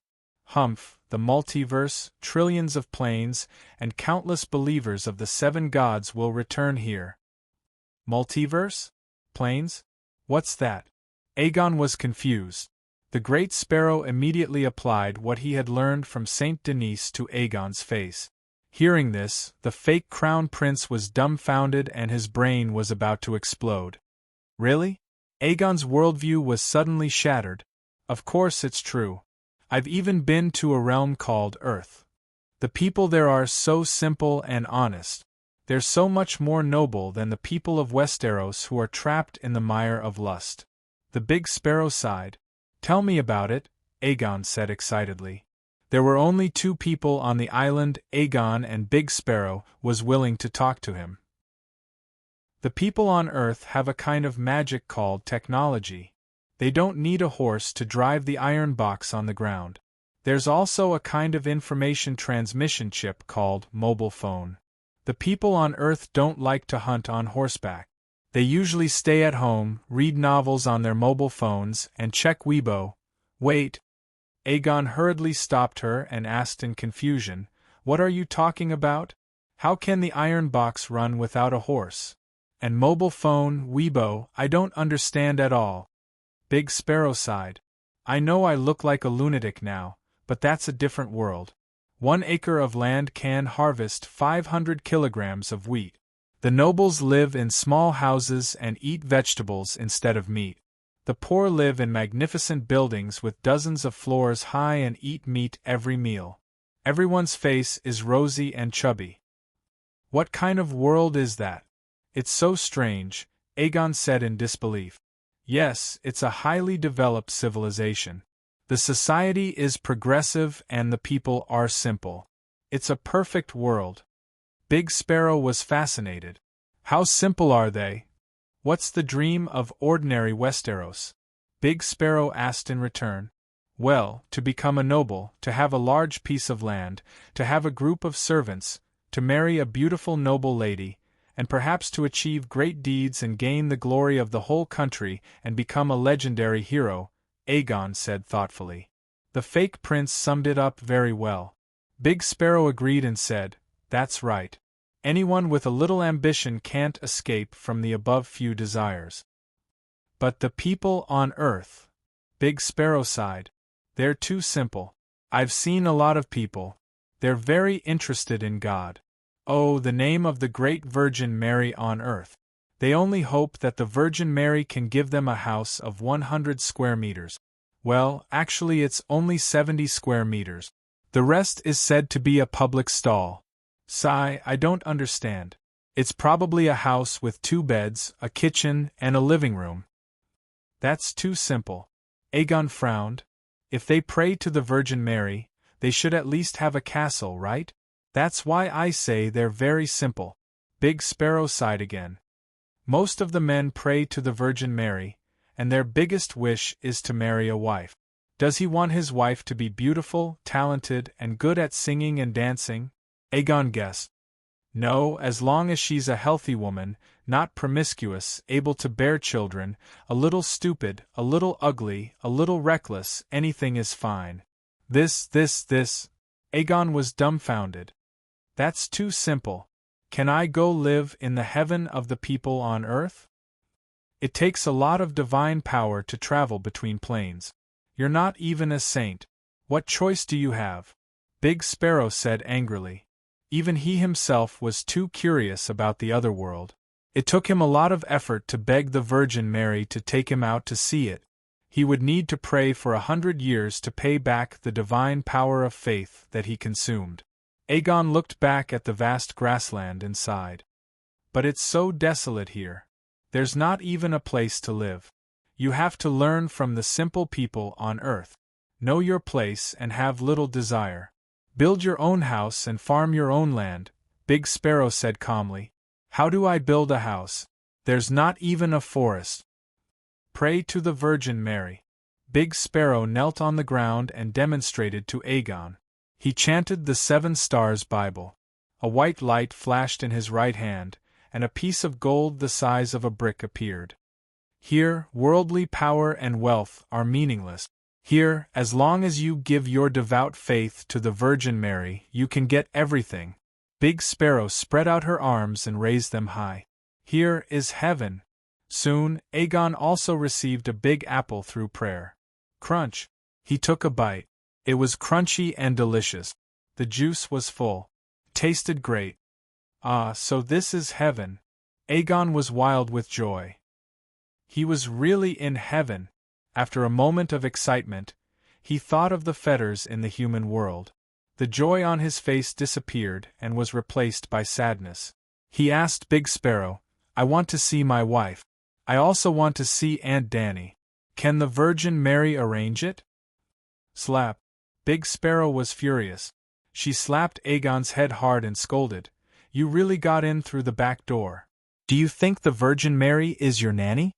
If you don't want to stay in heaven, you can ask the stranger to send you to the 7 levels of hell. Aegon was submissive. He didn't dare to be angry or say anything. Dragon Queen looked at the sandbox-like scene in front of her and said with a smile, Maybe you can start a dream-telling service and let the saints communicate with the human world to a limited extent. Big Sparrow's island of thousands miles was like a grain of sand floating on the sea of divine power of water song.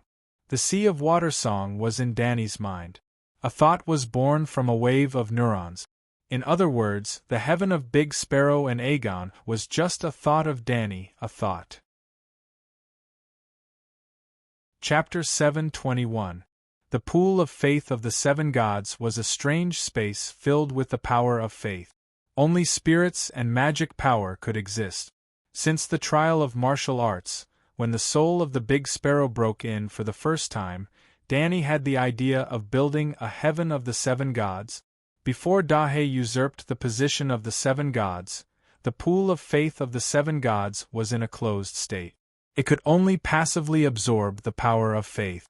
No matter how devout the believers of the 7 gods were, they couldn't open the door of faith and enter it. Children of the 7 gods like Saint Bailey didn't have any preferential treatment compared to non-believers after death. They all entered the world of death, returned to heaven and earth, were captured by evil gods, or became wandering ghosts. When the pool of faith had an owner, it began to form a real space with structure and scale. At that time, along the line of faith between believers and Dahe, devout believers could enter Dahe's kingdom. Dahe didn't have a kingdom, so they could only enter the space of faith in the prototype of the kingdom. In other words, after Dahe obtained the first priesthood of the 7 gods, uninvited believers like the Big Sparrow would definitely appear. The Big Sparrow wasn't the first. As Dahe and Dani's strength increased, the threshold to enter the pool of faith would be lower. In the beginning, only saints with more than 200 piety points like the Big Sparrow could enter. Later, saints with more than 150 piety points could also enter. When Dani obtained 1% of the fragment of the Green Prophet's seal and received the blessing of the will of the Westeros world, the threshold was further lowered. Fanatics with more than 100 piety points could also enter after death. If Dani was willing to consume extra power, believers with more than 10 piety points could also take the initiative to enter, such as Aegon.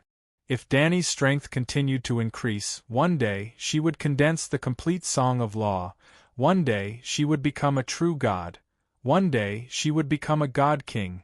The threshold to enter the kingdom of heaven was getting lower and lower. In the end, as long as people believed in the 7 gods, 1, 0 and above, could take the initiative to enter the kingdom of heaven.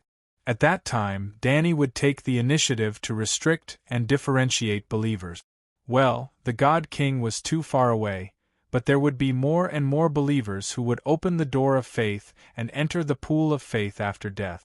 Therefore, Dani had to do the saint's soul placement work as soon as possible. She didn't know how other demigods and true gods with believers did it. She could only find inspiration from the memories of her previous life. The first thing she thought of was the matrix in the matrix. Afterward, she separated a thought from her main soul and poured the power of the Song of Laws and her innumerable memories into it. She then sent that thought into the faith space. Afterward, she guided the believer's soul into the thought. In other words, the believers lived in Dani's mind. The matrix of the matrix would also make the people inside feel uncoordinated, thus doubting the authenticity of the world, which was the birth of the awakened. However, Dani's mind could interact with the minds of her believers. She was not omniscient and omnipotent, but she could obtain the truth from her believers' minds and then repair the loopholes in her logic and improve the inadequacies of her thoughts. For example, Dani had eaten mangoes before, but she had never eaten durian. However, the Big Sparrow wanted to eat durian. Dani could not deceive him with her own thoughts, but she could extract the complete feeling of eating durian from the Big Sparrow's thoughts. Then, she used the Big Sparrow's own feelings to deceive the Big Sparrow. Therefore, would the Big Sparrow suspect that it had eaten a digitized durian? The world in front of her believers was actually created by Dani and all her believers. The more believers there were in the future, the more realistic the thoughts obtained from them, and the more realistic the world would be. This was a process of continuous evolution. Let's use eating durian as an example. Both the Big Sparrow and Aegon had eaten durian. The Big Sparrow thought it was sweet and sour, but Aegon thought it was like eating shit. Dani could not give Aegon's feelings to the Big Sparrow, nor could she give the Big Sparrow's sweet and sour to Aegon. However, the database had 2 more options. For someone who had never eaten durian, such as Dani, her understanding of the durian's taste was closer to the truth. Well, if the 5 blind men in the story of the blind man touching the elephant entered Dani's mind, she could infer the true form of the giant elephant through the 5 different feelings of the 5 people. Of course, even the matrix in the matrix consumed energy in the process of operation. Dani's thought interaction, collection of information, feedback of information, storage of information, and growth of thoughts with the increase of population and time all required energy. Where did the energy come from? That was why she placed her thoughts on the pool of faith. The essence of the power of faith was the power of thought.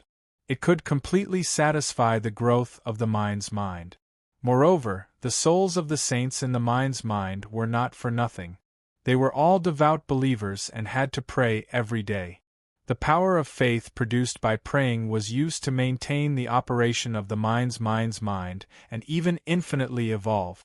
Danny was looking forward to what this mind would develop into after thousands or tens of millions of years. Maybe it could really become omniscient and omnipotent. Or maybe the mind would grow into an independent god and truly believe in the 7 gods of Yangling. And Leo, Jenny's blonde hair was swaying wildly. Her fair cheeks were dyed red from lust. Her cherry lips were moaning in a soul-stirring voice. Moving his gaze down, he saw her flushed neck, her fair shoulders dripping with sweat, and further down was a scene that would dispel any man's fantasies. Starting from her chest, the beauty's flesh and blood suddenly turned into dark red earthworms that were as thick as a thumb, 3 to 4 meters long, and had slippery skin. There was no A4 waist with 2 abdominal muscles, no delicate and round pelvic bones, no 2 long legs that could crush the ambitions of men in the world. There was only a pool of squirming dragon worms. It was as if a peerless beauty was cut in half at the waist and then sewed on 1,000 long giant earthworms from her broken waist. As for the dwarf, he was buried under the red and sticky dragon worms. Only his head was exposed. Dozens of giant earthworm-like dragon worms were wrapped around his neck. It was wet and hot. Jenny on top of him was in a frenzy. The dwarf below had his eyes tightly shut and his teeth clenched. His face was pale as if he was enduring extreme pain. "My dear," scream. "Don't be like a block of wood." Jenny was very dissatisfied with the dwarf's reaction. Immediately, 4 to 5 dragon worms crawled up his neck. Before his mouth was stuffed, the dwarf hurriedly opened his eyes and shouted, "Fuck you!" After shouting, he said in an extremely aggrieved tone, "Can you not use this form? I'm scared."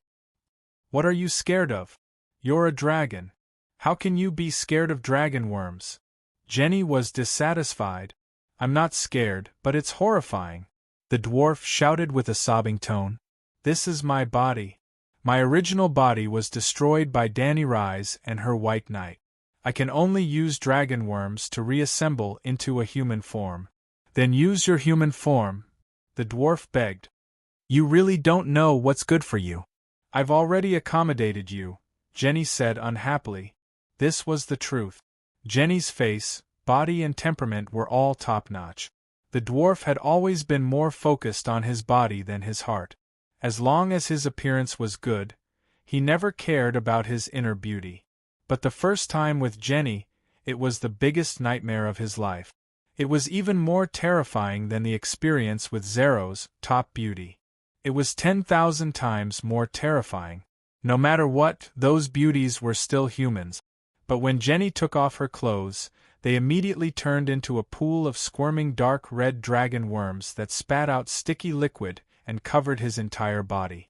It was like a giant with terminal roundworm disease, who ate a large basin of pagoda medicine and then poured wisdom on the dwarf's head. The dwarf fainted immediately. But we all know that in the matter between a man and a woman, no matter who fainted, as long as the other party persisted, the matter could still be completed. Because of the dwarf's strong resistance, Jenny was already reasonable and only turned the lower half of her body into dragon worms. At least by only looking at the upper half of her body, one could still see some beautiful scenery. "You should understand that I'm doing this for your own good." Seeing the dwarf close his eyes and pretend to be dead, Jenny couldn't help but soften her tone. "A normal person's desire is meaningless to me, but this is the most efficient way to purify the blood." Glancing at the golden white hair at the tip of his eyebrows, the dwarf had mixed feelings. The proportion of silver hair was getting higher and higher. Well, Jenny really didn't have sex with the dwarf out of desire. Even if there was desire, she wouldn't be interested in this frustrated dwarf. But she needed to use blood witchcraft to help the dwarf get rid of the mixed blood, and intercourse was the most common method of blood witchcraft. To put it bluntly, this wasn't love between a man and a woman, but a blood magic ritual. Jenny's dragon worms drilled into every part of the dwarf's body, using the dragon worm blood that contained magic to replace the Valeglia's lowly blood, thus achieving the goal of purifying the blood. Feeling the heat surging in his body, the dwarf sighed and asked, "After Valeglia was destroyed, you invented this kind of witchcraft to continue the bloodline?" "No, before the catastrophe, our 14th Fire Peak family had already mastered this kind of blood magic." The dwarf tried hard to keep his gaze on Jenny's charming cheeks and asked in confusion, "At that time, wasn't it an internal marriage? Why do you still need blood witchcraft to purify the blood?" Jenny's breath was uneven as she said, "As the inheritance continues, the level of the blood will decrease from generation to generation, so internal marriage is useless."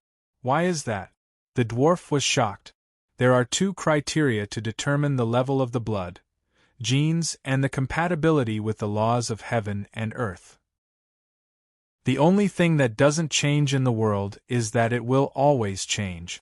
Genes will decline, and laws will also change, causing the compatibility between the blood and the laws to decrease. Of course, if one of the descendants has a deep understanding of the laws, for example, comprehending the Song of Laws and becoming a demigod, the blood will also increase. The secrets of bloodline inheritance were not much in Valeglia, so Jenny explained in detail. The dwarf frowned, as if he had grasped something in his heart, but he couldn't put his finger on it.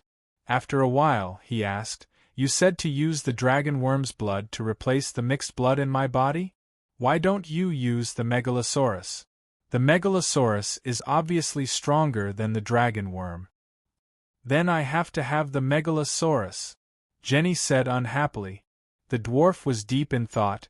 He somewhat understood that with his ugly appearance and body, as the queen of Valeglia's descendants, Jenny had chosen him as her mate. The blood of Valeglia's descendants was really degenerating. Before the megalosaurus went extinct, they must have used the megalosaurus to perform blood witchcraft, using the dragon's blood to replace the mixed blood in their descendants' bodies. After the catastrophe, the megalosaurus was destroyed, and Jenny's ancestors could only use the dragon worm.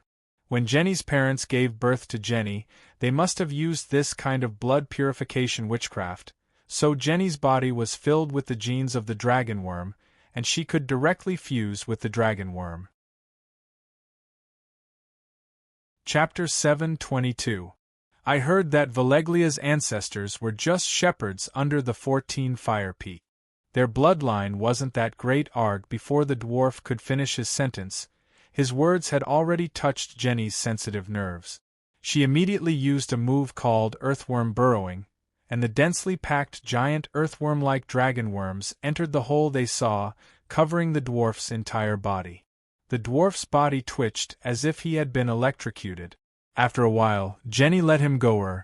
She only let him go halfway and let his head out. "Don't you dare speak to me of your ridiculous hearsay insults to the great ancestor," Jenny warned him. After being tormented, the dwarf was also angry. He stubbornly said, "There's only the two of us here. What's so hard to say? Whose ancestors didn't rise from humble beginnings?"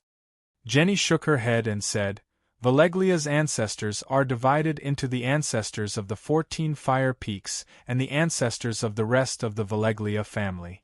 The ancestors of the 14 Fire Peaks were 3 noble princes. They ruled over all the nomadic tribes on the plains around the 14 Fire Peak. The 3 princes were born with noble bloodlines, far more noble than anyone else in the world. They comprehended the laws on their own and engraved the bloodlines that fit the laws into the genes of the 14 Fire Peak. The remaining first-generation Valeglia were the prince's subjects. They were the shepherds. Their bloodlines were fused with the blood of the megalosaurus through blood witchcraft. For example, the Targaryens. Their ancestors didn't even have a name. They were just one of the first prince's many servants. But the Targaryens' bloodline isn't low. The dwarf was skeptical. That depends on who you're comparing it to. Compared to the uncivilized savages of the Westeros, the Targaryens are of course as noble as gods, Jenny said proudly. I mean, Dragon Queen's bloodline seems to be more. The dwarf carefully looked at Jenny's expression. Jenny was not angry this time. In fact, Everyone had seen the Dragon Queen's achievements. There was no way to hide it with words. After the Great Cataclysm, Valeglia lost her right to rule the world, and the Targaryens became royalty instead. She sighed helplessly. As I said before, royalty can be recognized by the laws of the universe, and this gave her the foundation for the positive mutation of her bloodline. Just like you are also a member of the royal family. Although the Valeglia bloodline is thin, because of the royal blood, there is a slight possibility of atavism. If that's the case, why didn't you fuse with the Targaryen bloodline after the Great Calamity? They are royalty, and there is also a megalosaurus. The dwarf was puzzled. Jenny's expression changed a few times. It's not that there aren't any. After a while, she said with a complicated tone, I've never heard of a marriage alliance between Targaryen and Valeglia. It was impossible for the dwarf to not know about such a big matter. What are you thinking? How can a Targaryen be worthy of a marriage alliance with a 14th Fire Peak family? Didn't you say you wanted to fuse with their bloodline? The dwarf asked doubtfully. Is marriage the only way to fuse bloodlines? Aren't you fusing with the dragon worm bloodline now? The dwarf's expression changed, and he said in shock, You plan to use blood witchcraft to seize the Targaryen bloodline? Different colors flashed across Jenny's blue eyes, and her pupils overlapped with each other. After a while, she shook her head regretfully and said, What a pity, such a rare dragon spirit talent. The dwarf's heart skipped a beat and he asked again, What is the dragon spirit talent? Dragon spirit. He had heard the Dragon Queen vaguely mention it a few times, as if she had the dragon spirit talent, but he did not understand the specific effects of the dragon spirit. A true dragon-taming talent, Jenny had already treated the dwarf as one of her own. Humans were still humans, and she did not intend to hide many secrets that did not involve Balerion. I see. While the dwarf was amazed, he could not help but feel a chill in his heart. The Dragon Queen and Big Black must be related to the dragon spirit. Other than her, no one else could become Big Black's dragon tamer, but Aegon had been trying to subdue Big Black before this. It was completely useless. Then her care for Aegon, even Aegon's identity. The Westeros suspected that Aegon was a fake crown prince, and he had already guessed it when he was on the Rhone River. But the Dragon Queen was such a shrewd person, but the dwarf shuddered, and he did not dare to think further. You are trembling. Jenny noticed the person below her shuddering, and she stared at him meaningfully. What are you afraid of? I.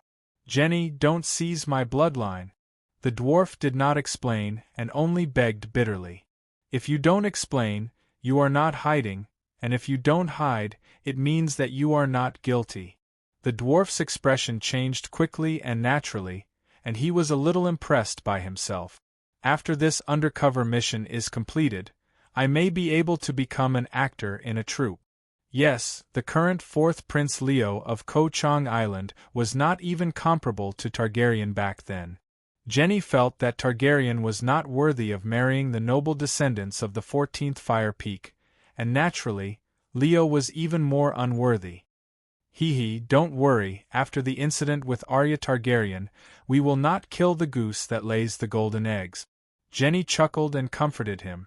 Damn, kill the goose that lays the golden eggs? I was not afraid at first, but after hearing what you said, the dwarf started to tremble in fear, and Jenny cried, Oh, who is that Arya Targaryen? He forced a smile. That was 250 years ago. At that time, the Targaryen dynasty had just been established, and it was during the most prosperous and glorious period of the true dragon family. Arya Targaryen was the crown princess at that time. She had a noble status, a pure bloodline, awakened the talent of the dragon spirit, and even subdued Balerion of the Targaryen family. The Megalosaurus expert gradually had some impression of Princess Arya, because he remembered the names of all the Megalosaurus in the 7 kingdoms, as well as the dragon riders of the Megalosaurus, and even the ending of the dragon riders.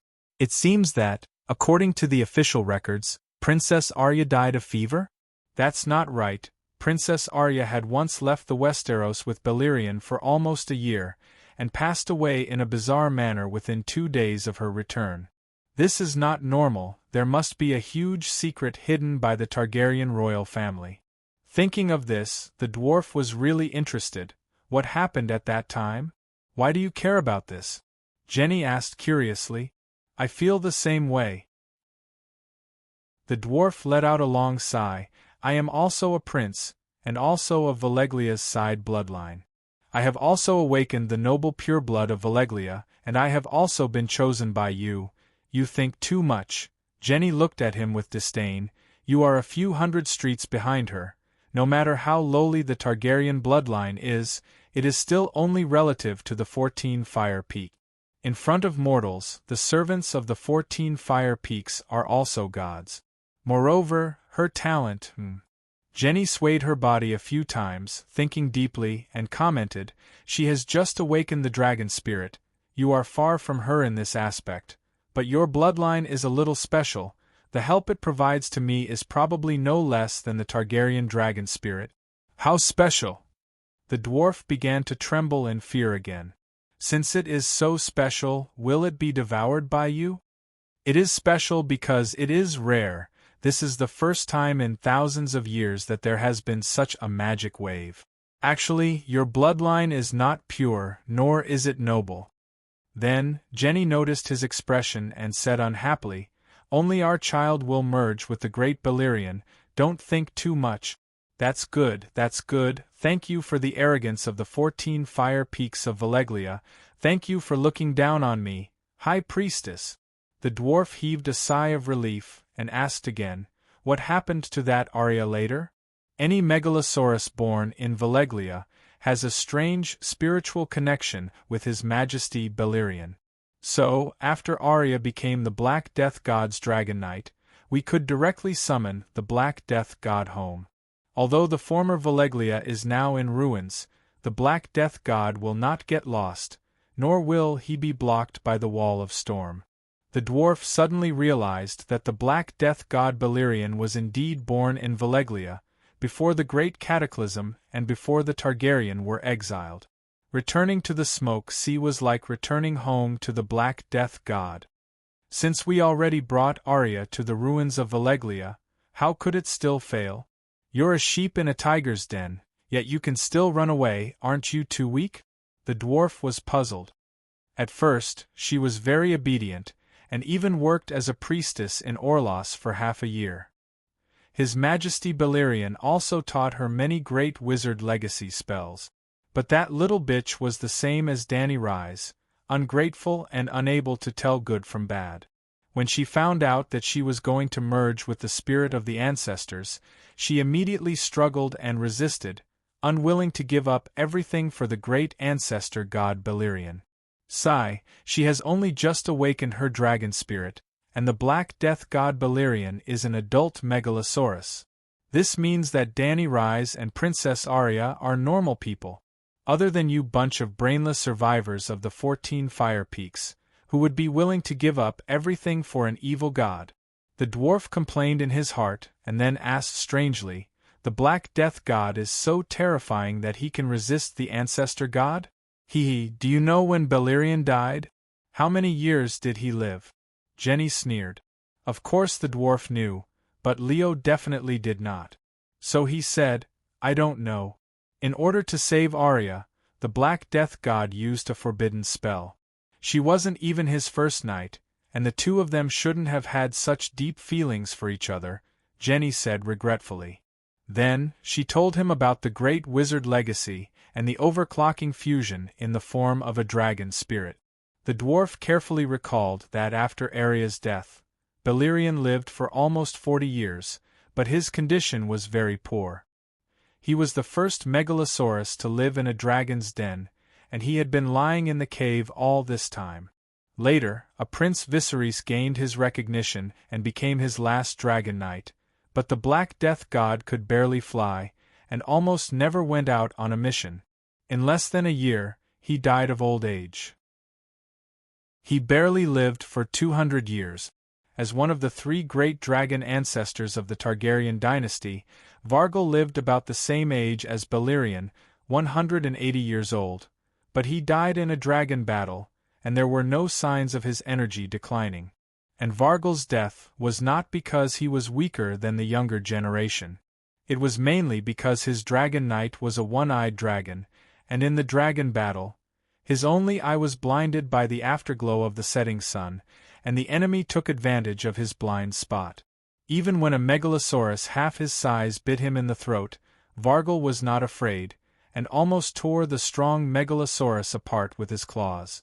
Even in a disadvantageous situation, Vargal won the dragon battle. But the megalosaurus had limited weight, and with his neck bitten and another dying megalosaurus wrapped around him, Vargal could not fly, and fell to his death in the God's Eye Lake. Compared to Vargal's tragic death, Beleriand, as the big brother, died a little cowardly. Chapter 7:23. Jenny had no desire for the dwarf. After the deed was done, she put on a white priestess robe and returned to her priestess appearance. She left the bedroom with a cold expression. "Damn it, Stannis ruined my plans!" After some time, Jenny's angry roar came from the study. The bedroom and study were temporarily remodeled from the underground cavern. There was no thick wooden door, only a curtain. Thus, the dwarf who was resting on the bed was woken up. In the past, because of Leo's ignorant and incompetent persona, the dwarf tried his best not to interfere with Jenny's work. But the name Stannis was too irritating, and he could not help it. Leaning against the wall, he staggered out of the study. The dwarf asked carefully, "What is it? I've never seen you so angry before." "Something big has indeed happened. Stannis went back on his word and harmed the Ragged Prince, and then, originally, he thought that Jenny would chase him away, but he didn't expect that she would really answer. Then, he also took advantage of the situation and opened the curtain to enter. Sigh, so Aegon is Illyrio's son." She smiled bitterly. "What?" This sentence was like a bolt from the blue, stunning the dwarf. The dwarf exclaimed, but it did not arouse Jenny's suspicion. She was just as shocked when she first heard this news. Illyrio took the initiative to reveal Aegon's identity to the public. Jenny did not pass the letter to the dwarf, but because she was too upset, she roughly explained the situation. "This is really—" The dwarf's mouth twitched, not knowing what to say. It was too ironic. Only Varys and Illyrio knew the truth. As long as they did not say anything, even if others suspected, they would not have any evidence. But Illyrio revealed the secret himself. After a while, he asked hesitantly, "That Aegon, how is he now?" Jenny, who was behind the desk, face-bombed and said irritably, "I don't care if he dies. After losing his identity as Dany Rise's nephew, he is worthless." Not only was he worthless, his life was in danger. Stannis, the Dragon Queen, Prince Dowlang, and the nobles of the Valley and the Stormlands would not let him go. And the Northern Territory, I wonder how his little wife Sansa will react. With her pride, I'm afraid, a hint of worry flashed across the dwarf's single eye. However, he did not inquire further about Aegon. Instead, he asked, "Even if Aegon isn't a fake, what use is he to us? Dany Alice is definitely not stupid. She won't be threatened." "How did you get here?" Jenny asked. "I was on a boat, but in the end I encountered the evil mother of dragons raiding party in the Straits and was captured." At this point, the dwarf's heart skipped a beat. Suddenly, he understood Jenny's evil intentions. But in the blink of an eye, he naturally showed a confused expression and asked in confusion, "After I was captured, it was my uncle who redeemed me. What's wrong?" Jenny's eyes were fixed on the documents on the table, and she didn't notice the dwarf's momentary flaw. She sighed and said helplessly, "You were redeemed, then can Aegon be redeemed? With Aegon's identity, Dany Alice will definitely appear personally. The next step will be simple. We will arrange a time and place to redeem him, and wait for Dany Alice's megalosaurus to land on the ground." As expected, I guessed it. This woman is ruthless. If the Dragon Queen really wasn't prepared, she would have most likely died. Unfortunately, it's impossible for her not to be prepared. How could she let me come here if she wasn't prepared? With that in mind, he asked, the White Knights and the Blood Guards can both represent Dani Alice. She doesn't have to appear personally for a small matter like redeeming a hostage. Hee hee, you think that's all I have? Jenny laughed coldly. What were we doing before? If Aegon is really her blood relative, and he was once a king, using him as a medium to cast blood witchcraft, even if he can't hurt Dani Alice, he can still make her muddle-headed and make mistakes in her decisions. When she shows a flaw. Don't forget, our Valeglia started with blood witchcraft. Really? Muddle-headed? The dwarf's mouth twitched a few times. Isn't that too unreal? Humans are formed by the combination of the physical body and the soul. Since there are curses that target the physical body, why aren't there curses that target the soul and the mind? In fact, curses that target the soul are the mainstream, Jenny said calmly. That makes sense. The dwarf's heart skipped a beat. He asked, I heard that there are Ashia's shadow-binding knights who can use leeches that absorb the king's blood to curse another king. However, although the other king died, he died in the hands of the enemy. Is it the effect of the curse or an accident? Do you believe in fate? Jenny asked instead of answering. I don't. The dwarf shook his head. Jenny sighed sadly. But fate really exists. Without fate, how can there be prophecies? The so-called prophecies are peaking at a corner of the river of fate. Everyone's fate converges in the river of fate. No one can change fate. If he really changes fate, it only means that the fate he peaked at before is fate. If you say so, then fate really can't be changed. The dwarf's mouth twitched. You don't understand. I'm not playing word games. Jenny shook her head. Suddenly, she caught a glimpse of the small beetle crawling on the table. She pointed at it and asked, I think you can guess its fate. The dwarf said thoughtfully, It will be crushed to death by you, crushed to death by me, and continue to be ignored by us. But you have the final say here, so its fate is in your hands. Not bad. You're not as stupid as everyone says. Jenny looked at him appreciatively. It has at least 3 fates, as you said. But when I noticed it and decided to make a choice, its fate was determined. There's only one. After saying that, she smiled mischievously at the dwarf.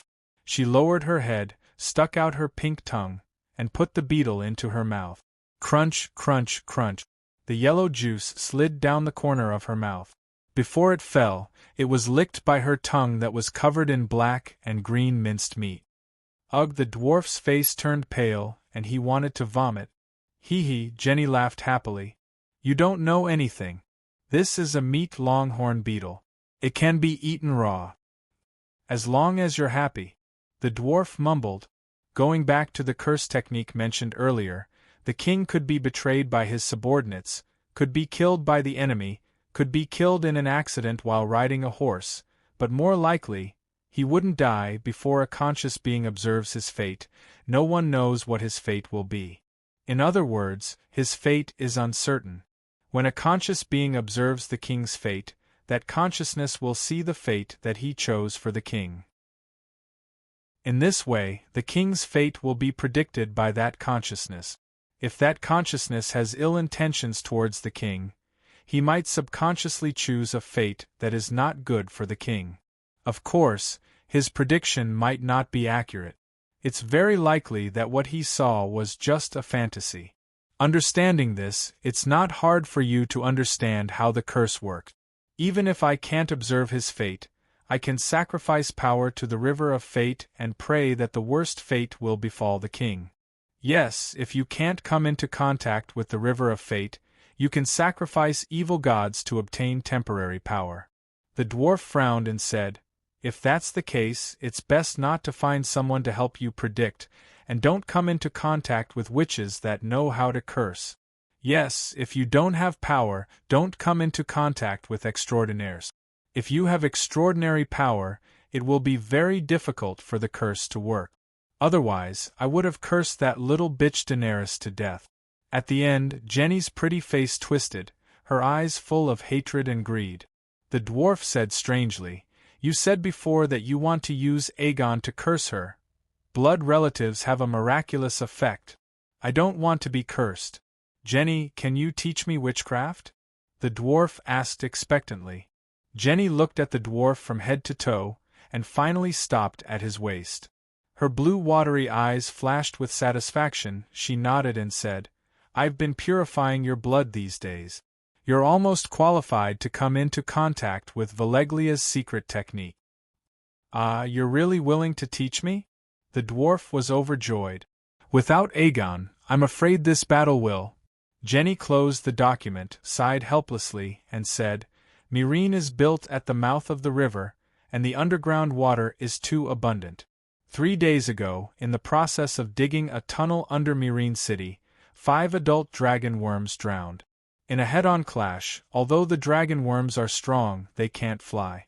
Since that's the case, you have to prepare for the worst. If something happens to me, you have to live on. His Majesty Balerion can't be without a clone. If I die, you will replace me and become the new High Priest of the Land of Long Summer." Jenny's subtext was like this. "Jenny." The dwarf didn't understand, so he was really touched, and his eyes turned red. Jenny waved to the dwarf. "Come here, I'll teach you the inheritance of the great shaman." The dwarf took a few steps forward excitedly, went around the desk, and came to Jenny. Suddenly, he reacted and asked in confusion, "The inheritance of the great shaman? Is it another way of saying the inheritance of the great wizard? What are you thinking about?" Jenny's eyes widened, and her big blue eyes were suddenly dyed with a layer of blood red. Her flat round pupils also turned into the multi-layered deep vertical pupils of the megalosaurus. In the next moment the dwarf's body stopped moving, and he couldn't see what was happening in the outside world. His consciousness came to a blood-red spiritual space. It wasn't the first time he encountered this situation. The last time when he and Jenny were on their wedding night, facing the complete high priest, he howled and wanted to run away. Jenny used this move, Magic Dragon's Gaze, and fixed him on the spot, allowing her to do whatever she wanted. In the real world, Jenny pinched open the dwarf's mouth, lowered her head, Jenny was taller than the dwarf, and opened her mouth. Ugh! Jenny hugged the dwarf's head, like a drunk woman hugging the toilet bowl in the bathroom. She spat out a pile of sticky roundworms. "Oh no, that was a baby dragon worm. What are you doing?" In the dark red space of consciousness, the dwarf howled in confusion. He couldn't see what was happening in the real world, but his soul could feel the piercing pain coming from his body. It was full of holes. "Helping you understand the inheritance of the great shaman, not the great wizard?" The dwarf finally realized that something was wrong. "You don't have the qualifications to become a great wizard, you can only be like me, a holy priest under His Majesty Balerion." "Like you?" The dwarf was trembling. "You're lucky, it's just that the direct descendants of the 14 Fire Peaks have withered. Sigh, when we first met, I didn't even like Danny Rise." "Oh no!" the dwarf howled. At the same time, a large amount of information turned into a silver stream, and rushed into the dwarf's forehead. After understanding the true meaning of the great shaman, he howled even more miserably. Chapter 724. Sob, sob, sob. Feeling the pulsating placenta at the core of his meditation foundation, the dwarf sobbed and wiped his tears. "What are you crying for? You're lucky to have condensed a 6-colored vortex." "You should be happy," Jenny scolded with a frown. The 9-colored vortex was a perfect inheritance, and the 6-colored vortex was also a top-grade mid-grade. It was indeed something to be happy about. However, Balerion's consciousness was being nurtured in the center of the vortex. The process of nurturing was the process of the dwarf's soul being assimilated by the consciousness. Once the assimilation was complete, Balerion would be able to understand the dwarf's thoughts at any time. He could also descend on the dwarf's body without being invited. Even if the dwarf died, his soul would return to the ancestral family and merge into Beleriand's body without any rejection. I don't want to be a priest. I want to be a wizard, the dwarf cried. What a wizard can do, a priest can do. What a wizard can't do, a priest can do. But, thinking of Jenny's attitude towards Arya and the Dragon Queen, who were ignorant, ungrateful, normal people, the dwarf's normal words immediately changed. But I don't believe in His Majesty Beleriand. Without the power of faith, I'm afraid I'll never be able to hatch the divine will embryo. You're starting to change your faith now, Jenny said. I don't even understand His Majesty Beleriand's teachings. How can I believe? It's okay. The embryo's will slowly change your thoughts. As time passes, you'll become a devout believer of His Majesty. The dwarf's face turned pale. He was about to cry again. No, I have to leave this place immediately and find the Dragon Queen for help. I can't let the embryo brainwash me. Perhaps he was quick-witted. The dwarf immediately thought of a way to get out of his current predicament. Jenny, I have a plan that can achieve the same effect as capturing Aegon. Oh, tell me about it. Jenny did not even raise her head. It was obvious that she did not think highly of this person's wisdom. Directly challenge Dany Rise. This is Meereen. It's a tradition to challenge the hero of the city. The dwarf said. City protector hero. Jenny thought carefully. She might not follow the traditions of the Gith people, and she has countless generals under her command, so it's not her turn to fight. City guardian hero was a tradition of the Gith people. Choose the most capable hero from the Great Lord and his children to represent the city and challenge the enemies of the city. To put it bluntly, the Guy's people loved gladiatorial matches. They even turned the duel in the Romance of the Three Kingdoms into a duel. However, the Gith people did abide by the rules. In a formal one-on-one battle, even if their own people were at a disadvantage and even had the possibility of being killed, they would not bring out their own generals to help. In the original plot, Dany Rise came to the city of Meereen and met the city guardian hero, P.S., who was Lord Daway's nephew. She didn't come out to fight, so they used the most vicious words to humiliate her. And I'm the best at scolding people. Give this mission to me, and I'll go down to the city to challenge you. I guarantee that I'll give you a big surprise. The dwarf said very honestly. Well, you can try. Jenny nodded. There was no loss even if she failed. What if she succeeded? Just as the dwarf's face showed joy, she shook her head and said, But you can't go out. It's too dangerous. I'll arrange for someone else to choose her. I'm not afraid of death, the dwarf said righteously. I'm afraid that you'll die. If something happens to me, His Majesty Beleriand's will descend on you, and you'll be the next high priest. You mustn't die. The dwarf knelt on the ground with a plop, hugging Jenny's legs and wailing. I can't bear to part with you. Let me die in your place. Jenny looked at the dwarf with a strange expression. His feelings were sincere, and he cried bitterly. It didn't seem like he was faking it, but he was quite afraid of her before, and even more afraid of paying the public grain. Could it be that his mouth said no, but his heart yearned for it, and his body enjoyed it? Alas, she had already given everything to His Majesty Beleriand, and could not respond to his feelings. For the sake of his deep affection and sincerity, she would be more unrestrained when collecting public grain in the future. Dang, dang, dang, just as the two of them were being lovey-dovey, a hurried bell suddenly rang in the cave outside the house. It was an alarm. Dragon Queen is attacking our camp on the surface? The dwarf stood up in surprise.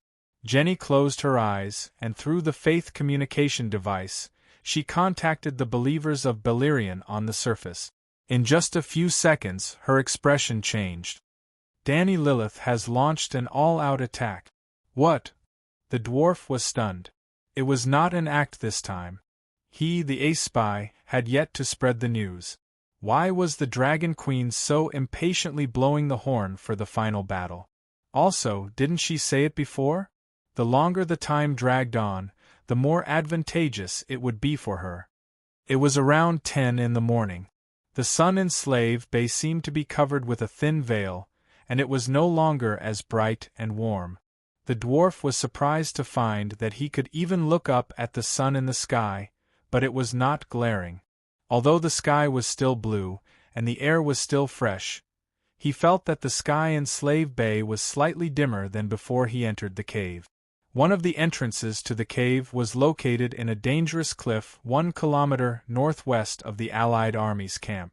The dwarf begged 100 times before he could go up to the surface with Jenny. Standing on the cliff that was more than 30 meters high and looking down at the camp, the dwarf felt indescribably shocked. This was an unprecedented final battle. The sky, the sea, and the ground were all fighting at the same time. Dragon roars, battle cries, drumming, centaur bells, scimitar and metal swords clashing. The battle of the dragons in the sky was especially shocking. 40 pterosaurs of the Allied Army vs 1 dragon queen and 4 megalosaurus. Oh gods!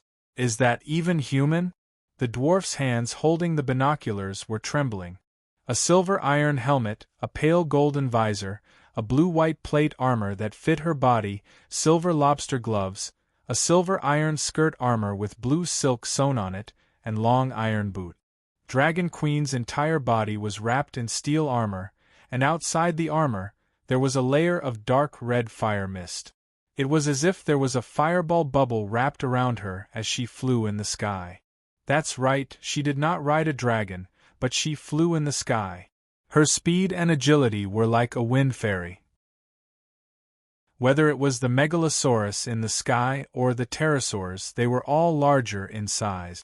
Even the smallest, Little Gold, was now more than 15 meters tall. Hence, megalosaurus and pterosaurs had a lot of inertia. The faster they were, the worse their ability to turn. Dragon Queen, who was less than 2 meters tall, was like a jumping marble in the huge group of dragons that were dozens of meters long. She moved left and right, up and down, forward and backward, stopping and moving. She moved with a thought from all directions.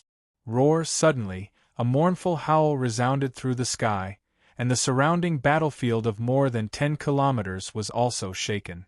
The dwarf looked over and saw Dragon Queen crouching down and piercing the shadow dragon's skull with her sword. The demon sword's flames exploded, and flames burned through the pterosaur's brain, coming out of its mouth and nostrils. The dying black-scaled pterosaur let out a mournful cry that shook the soul. And Dragon Queen was like an emotionless grim reaper. She immediately pulled out her sword and soared into the sky. As if there were eyes on the back of her head, she avoided the sudden attack of a 30-meter-long dung-green swamp dragon. The pterosaur opened its mouth that was as big as a car door. It could have swallowed Dragon Queen from behind by surprise, but she seemed to have been prepared. Her body glided in an arc in the air, just avoiding the mouth, and floated in front of the swamp dragon's eyes. Her expression could not be seen, but the dwarf swore that she must have been very pleased with herself and had a smile on her face. Because her movements were so flashy and elegant, he was full of envy. She played it down and casually pierced the pterosaur's eyeball that was as big as the steering wheel of a car. No wonder her sword was so big. Compared to her tall and slender body, it was also very uncoordinated. The black sword in her right hand made the dwarf think of a door plank. The sword was wrapped in raging flames. With a slash of the sword, the blue, silky sky seemed to be cut open by a red line. The sword pierced the pterosaur's eyeball. Raging flames surged, and immediately, there was another mournful cry that could shatter the dome of the sky that was like an upside-down bowl. Then, the third pterosaur rushed towards her.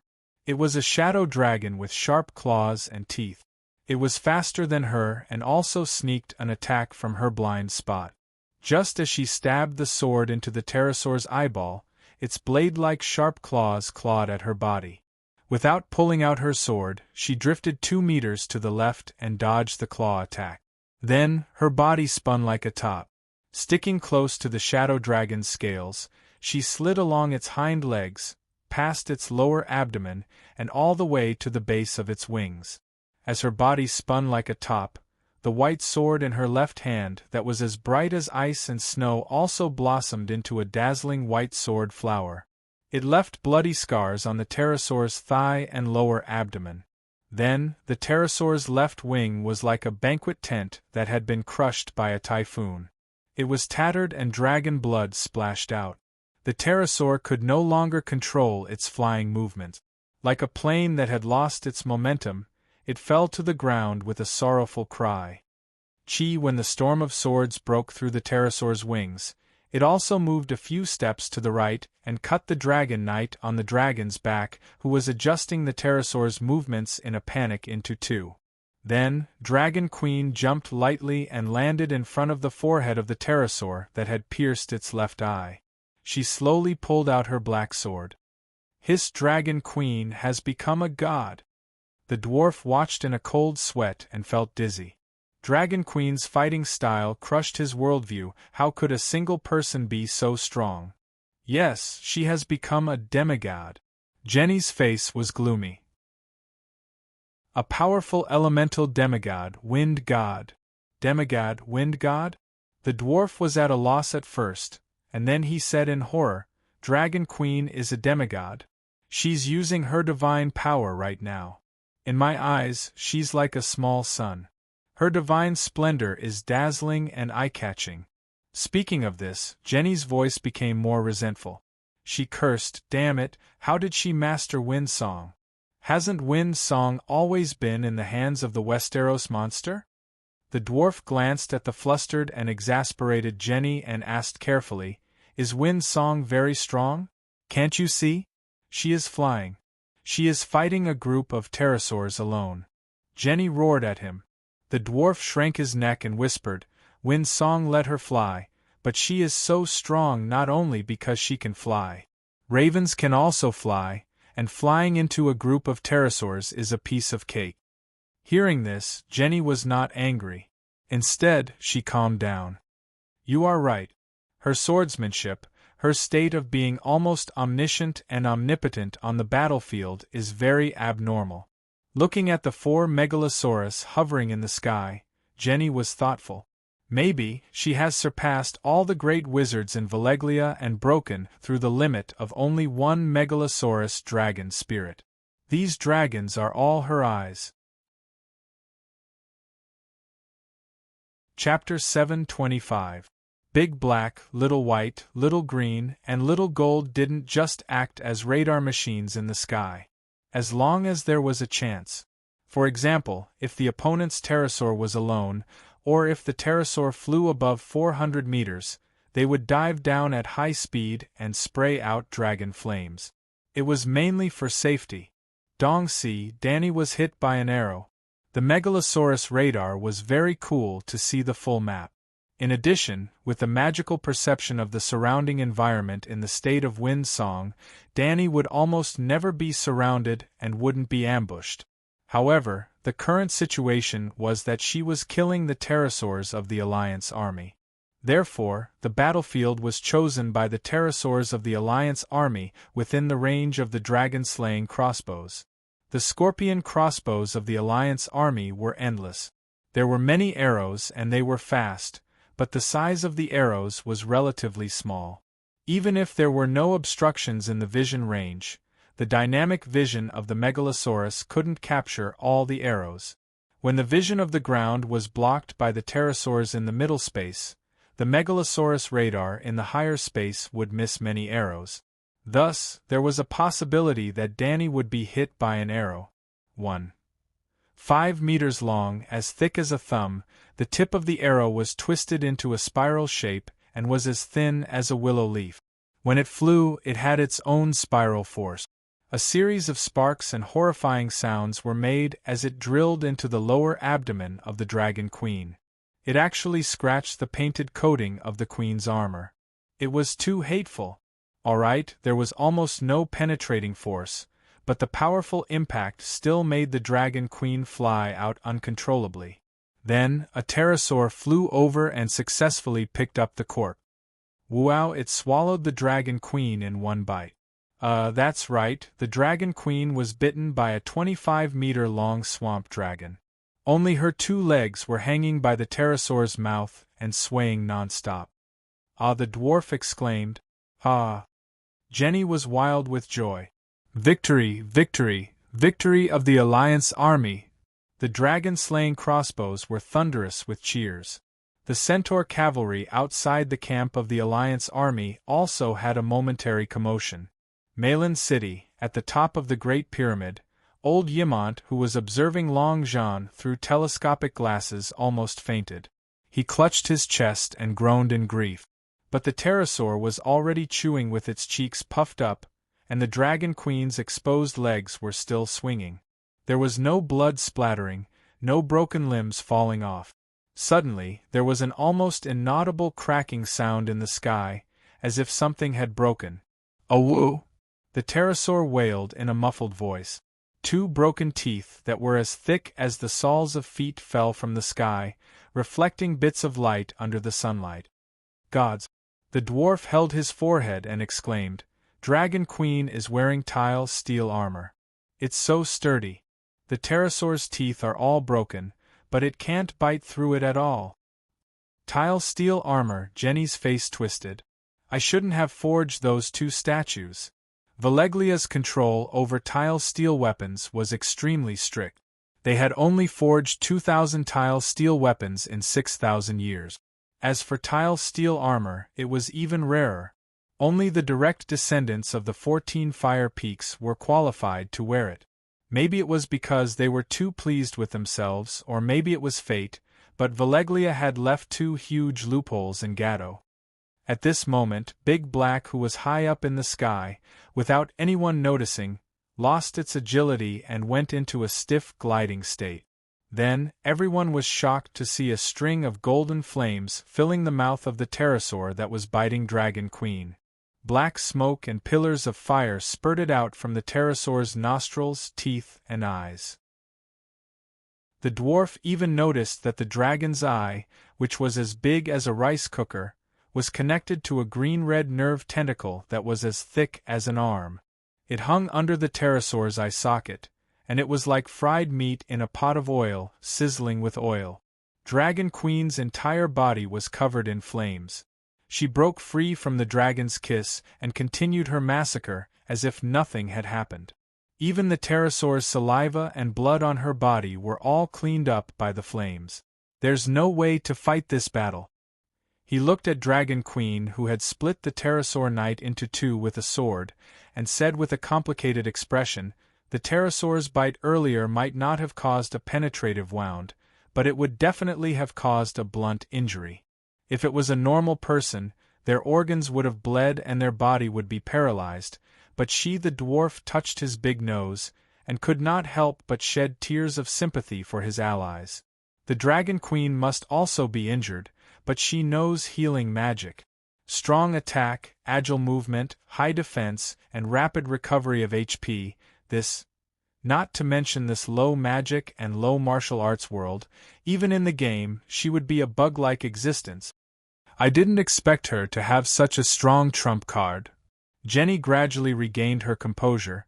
"If she didn't expose herself today, I wouldn't even know that she had become a demigod, and even learned the Song of Wind and the Song of Fire. She has at least cultivated 2 top-notch meditation techniques, wind and fire, and can at least fight with 2 Megalosaurus dragon spirit. If we follow the original plan, even if we successfully kidnap Aegon, I'm afraid we won't be able to kill her who can fly quickly. What do we do now? If this goes on, our winged dragons will all die today, and then we'll completely lose control of the air. I can even imagine that the mother of dragons' winged dragon knights, who didn't appear today, will carry kerosene bombs tomorrow and bombard our ports, ships, and barracks without restraint," said the dwarf worriedly. The Allied army's main camp was built near the sea, so they also built a temporary cargo port by the sea. Every day, ships from Tolos would transport food and military supplies. Yes, Tolos did not have any food, it was only a transit station. Ships from all over the world came from afar to unload their goods at Tolos, and then arrange for fast ships to transport them to the Allied army's main camp. Because of the fall of New Gith, and also because of the raiding team in the Strait of Maiden Freedom, the Allied army's logistics costs were 3 times higher than before. Almost every 3 ships that passed through the Strait of Maiden Freedom would be raided, and only one could avoid the patrol ships and patrolling winged dragons' sight. The Strait of Maiden Freedom was too wide, more than 200 kilometers, and it was difficult to completely seal it off. One of the reasons why Dany had not taken the initiative to attack the Allied army before was that the Allied army's logistics team was transporting food for her. In recent months, New York and Annan towns had seized more than 100,000 tons of food. With so much food entering the pockets of the Dragon Queen, the difficulties of the Allied army's logistics could be imagined. If the Dragon Queen obtained complete control of the air and burned the small port of the Allied army's main camp to ashes, then the Allied army would collapse due to hunger without even fighting. Seeing Jenny's thoughtful expression, the dwarf continued to work hard, stomping his feet and wailing, "Priestess, what other trump cards do you have? Don't hide them. The Dragon Queen has already bet all her assets, don't be reserved anymore. I didn't complete the mission, and there's also a heretical god's seed in my head.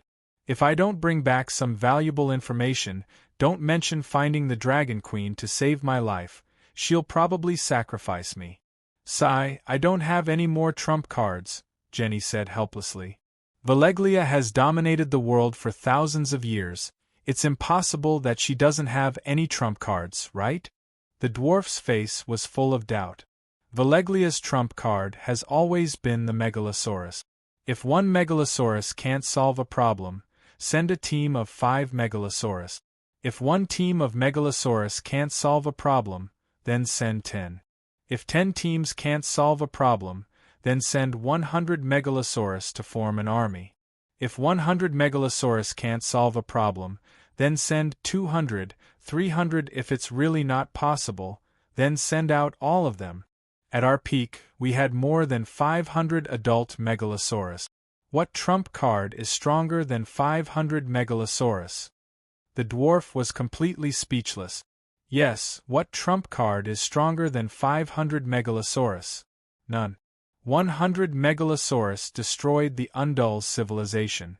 300 Megalosaurus destroyed the Loiner civilization, which had a powerful true god. After that, Valeglia rode Megalosaurus and sang "Invincible is so lonely." Lady Jenny, the triangular-faced Sibirio and war god Yuan Kai, who had a dragon-slaying saber at his waist, rushed over together. They were in a hurry, and there was an unconcealable panic in their voices. "You two are the commanders of the army." Jenny was shocked and angry. She scolded, "Why are you all here? Who's commanding at the front line?" "Don't talk about commanding, they don't even listen to orders." War god Yuan Kai was also full of resentment. His tone was very aggressive. The bombardment that lasted for more than a month already made the soldiers in the camp anxious and their morale low. Now that they see Dany rise killing the winged dragon army single-handedly with 2 swords, how can they still fight? Not to mention, at this point, the war god looked around. The cliff here wasn't very high. It was only about 30 meters above the horizon.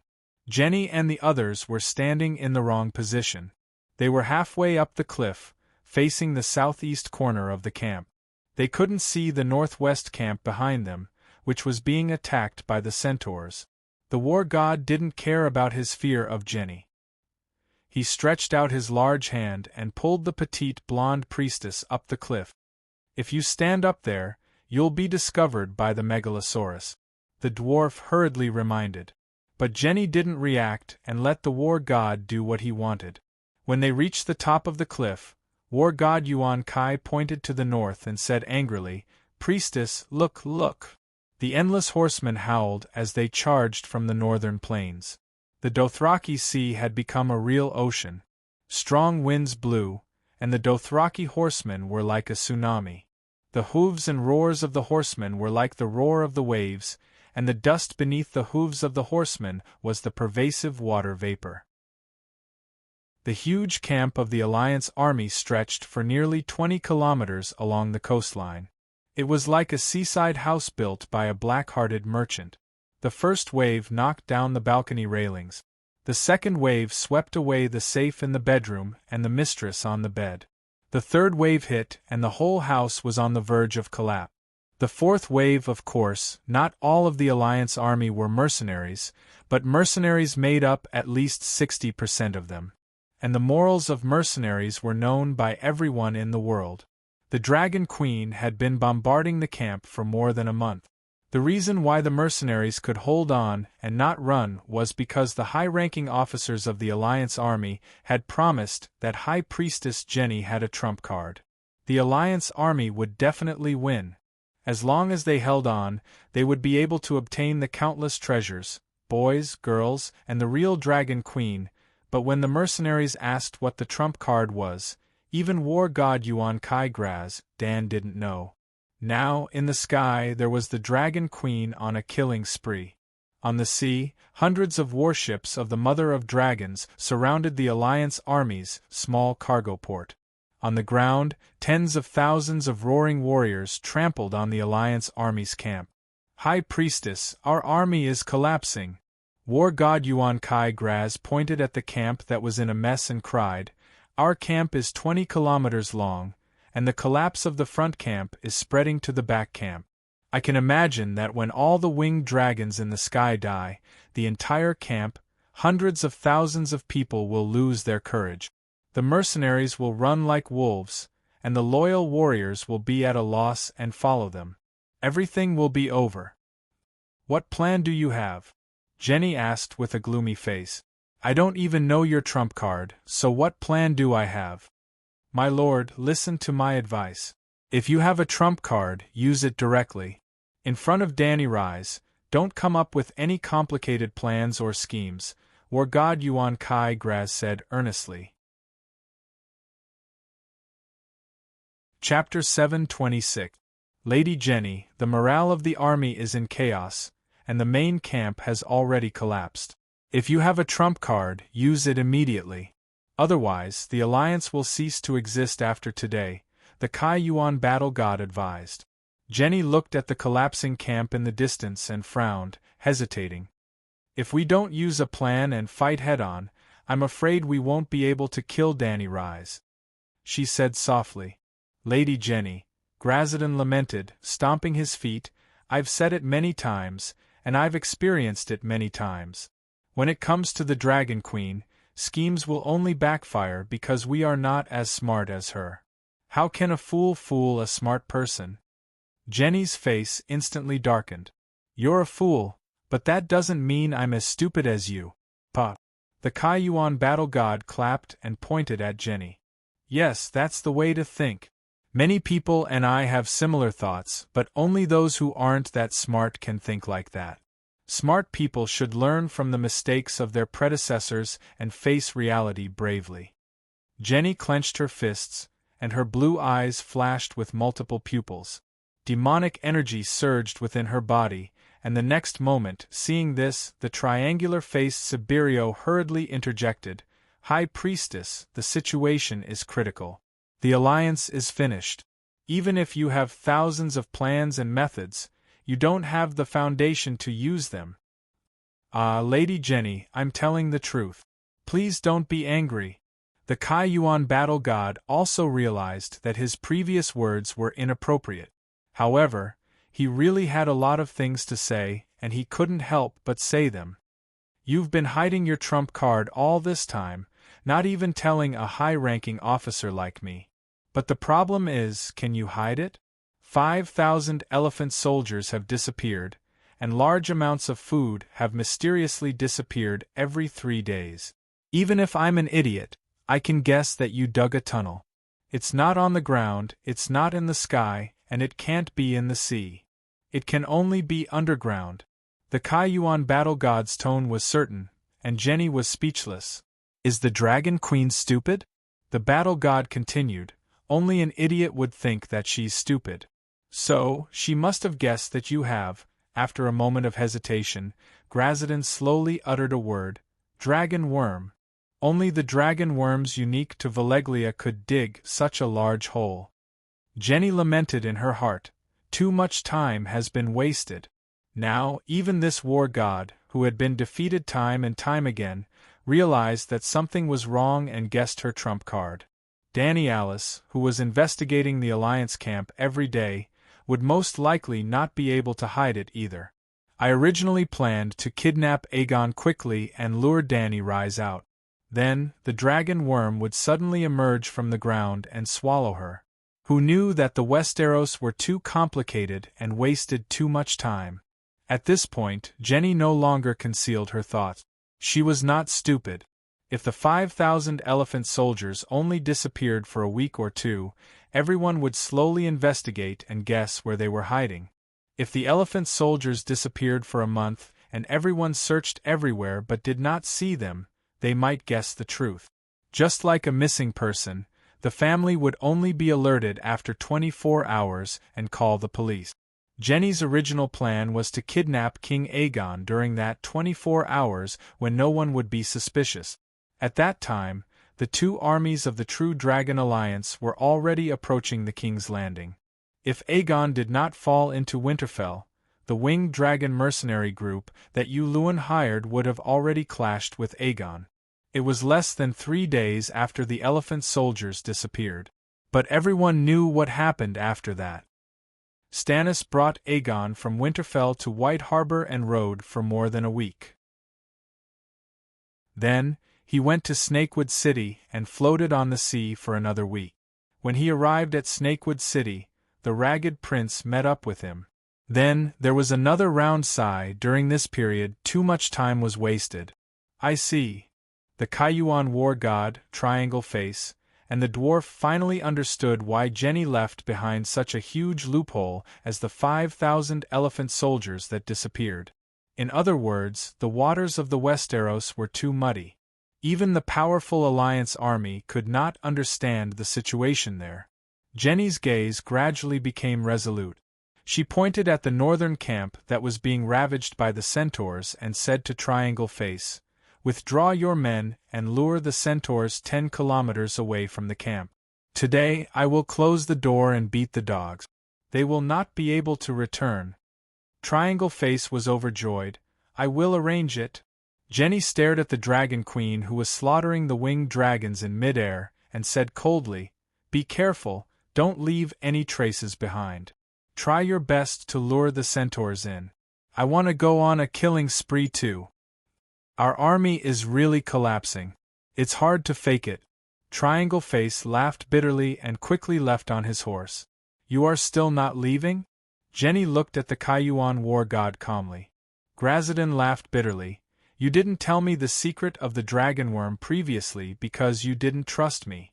Now that you want to lure the centaurs into the trap, before the situation is settled, how can I leave your sight? Furthermore, the main force this time is the dragon worm. It doesn't matter if I am there or not." In the case of the fall of New Gith, the Cayuan war god was once labeled as a revolutionary spy together with Zero and Go. Even after Jenny discovered the secret of the shape-shifting animal companion, the three of them were defeated. However, they were still in an awkward situation. They were not trusted and were even alienated by their former companions. In a fit of anger, Zero and Gu really betrayed the alliance and became the Dragon Queen's lackeys. Grazidan's faith was firm, and even the Dragon Queen did not dare to corrupt him. However, it was difficult to judge a book by its cover. His determination was not known by others. For example, Jenny's suspicion of the war god was even higher than Zero and Gu. That was because Zero and Gu did not make any mistakes after that. Instead, the Cayuan war god, the entire East Army was wiped out. Even Biasabad was taken down by the Dragon Queen. All of this was because the Dragon Queen knew about the East Army's plan to secretly gather at Meereen City along the Kaisai mountain path. The Cayuan war god was the commander-in-chief of the East Army. If he did not take the blame, who would? Jenny looked at the war god and said coldly, "You don't seem to think highly of my plan?" The Kaiyuan war god shook his head. "Your plan is very good. If we can achieve complete victory this time, no one will take the blame." "What does it mean that you are afraid of taking the blame?" Jenny said calmly. Grazidan smiled helplessly and asked, "If she knew that you had the dragon bug, would Danny Rise not be prepared? I think that she is more likely to beat you at your own game out of habit. Actually, you should have waited for Aegon to arrive before sending the 5,000 elephant soldiers into the tunnel," the dwarf could not help but say. Before Jenny could reply, Grazidan shook his head and said, "You are wrong. The elephant soldiers must disappear before they reach Meereen. The Alliance has hundreds of thousands of troops, and the Dragon Queen cannot monitor every single troop. Therefore, when she discovers that the elephant soldiers have disappeared, she will immediately suspect that they were lost on the way. When we get close to Meereen, the Alliance will always be under the Dragon Queen's surveillance. If we set up camp at Meereen City, then one day," the fire sword entered the dragon's throat, and dragon blood spurted out. The pterosaur flapped its wings and howled as it fell from the sky. Another swamp dragon was killed by the Dragon Queen. Gazing at the figure in the sky that melted into the wind, Grazidan was silent for a moment before he sighed and continued, "If the elephant soldiers in the camp suddenly disappear, not only will the Dragon Queen be able to guess where they went immediately, the Alliance's spies will also spread the news. Don't be suspicious. Although I am not a spy, there are definitely many people in the Alliance who are secretly in contact with the Dragon Queen. Look, how can such a Dragon Queen not make people fear her?" This is really... The dwarf was completely speechless. He thought that only the Westeros had the rule of always standing on the winner's side in power games, but he did not expect the Alliance's singing warriors to do the same. A dim light flashed in Jenny's eyes, and she said calmly, "Actually, there is another reason. The elephant soldiers must be sent into the tunnel immediately." "What is it?" the dwarf asked curiously. "How many elephant soldiers have you seen underground?" Jenny asked. The dwarf thought for a moment and was shocked. He had seen giant elephants underground, and he had also seen the elephant soldiers who controlled them, but the total number did not exceed 1,000. He had thought that the remaining elephant soldiers were hidden in other tunnels, but the meaning of Jenny's words, as expected, Jenny continued, "Does the Megalosaurus want to eat? What about the pterosaur? What about the dragon worm? His Tessa had a big belly and ate at least one sheep a day. What about the dragon worm?" In an instant, a chill rushed from his tailbone to his brain, and the dwarf's face turned pale. "It's all eaten?" He seemed to hear his own trembling voice coming from someone else's throat. The Kaiyuan war god was not stupid, and he immediately understood what Jenny and the dwarf were talking about. He could not help but feel cold all over, and his eyes were filled with fear as he looked at Jenny. "Can't the cows and horses be used?" the Kaiyuan war god asked softly. Jenny shook her head helplessly and said, "I didn't want to use the precious giant elephants to feed the dragon worms, but even the humans are running out of food, so I can only let the biggest eaters be eaten." The Kaiyuan war god could not help but smile bitterly. It was indeed so. A month ago, the Alliance army had started slaughtering the horses and cows, and half a month ago, the spare war horses, a regular knight was provided with at least 3 horses, were placed on the soldiers' tables one after another. "How many elephant soldiers are left?" the dwarf asked. 2,000. "So many?" the war god was surprised. The dwarf's mouth twitched. 2,000 is not even half of the total. "I thought it was all eaten, but now it feels like there are 2,000 more," the war god said awkwardly. "The giant elephants are big, so they're full. If the dragon worms don't dig, their consumption is much less than the Megalosaurus," Jenny said.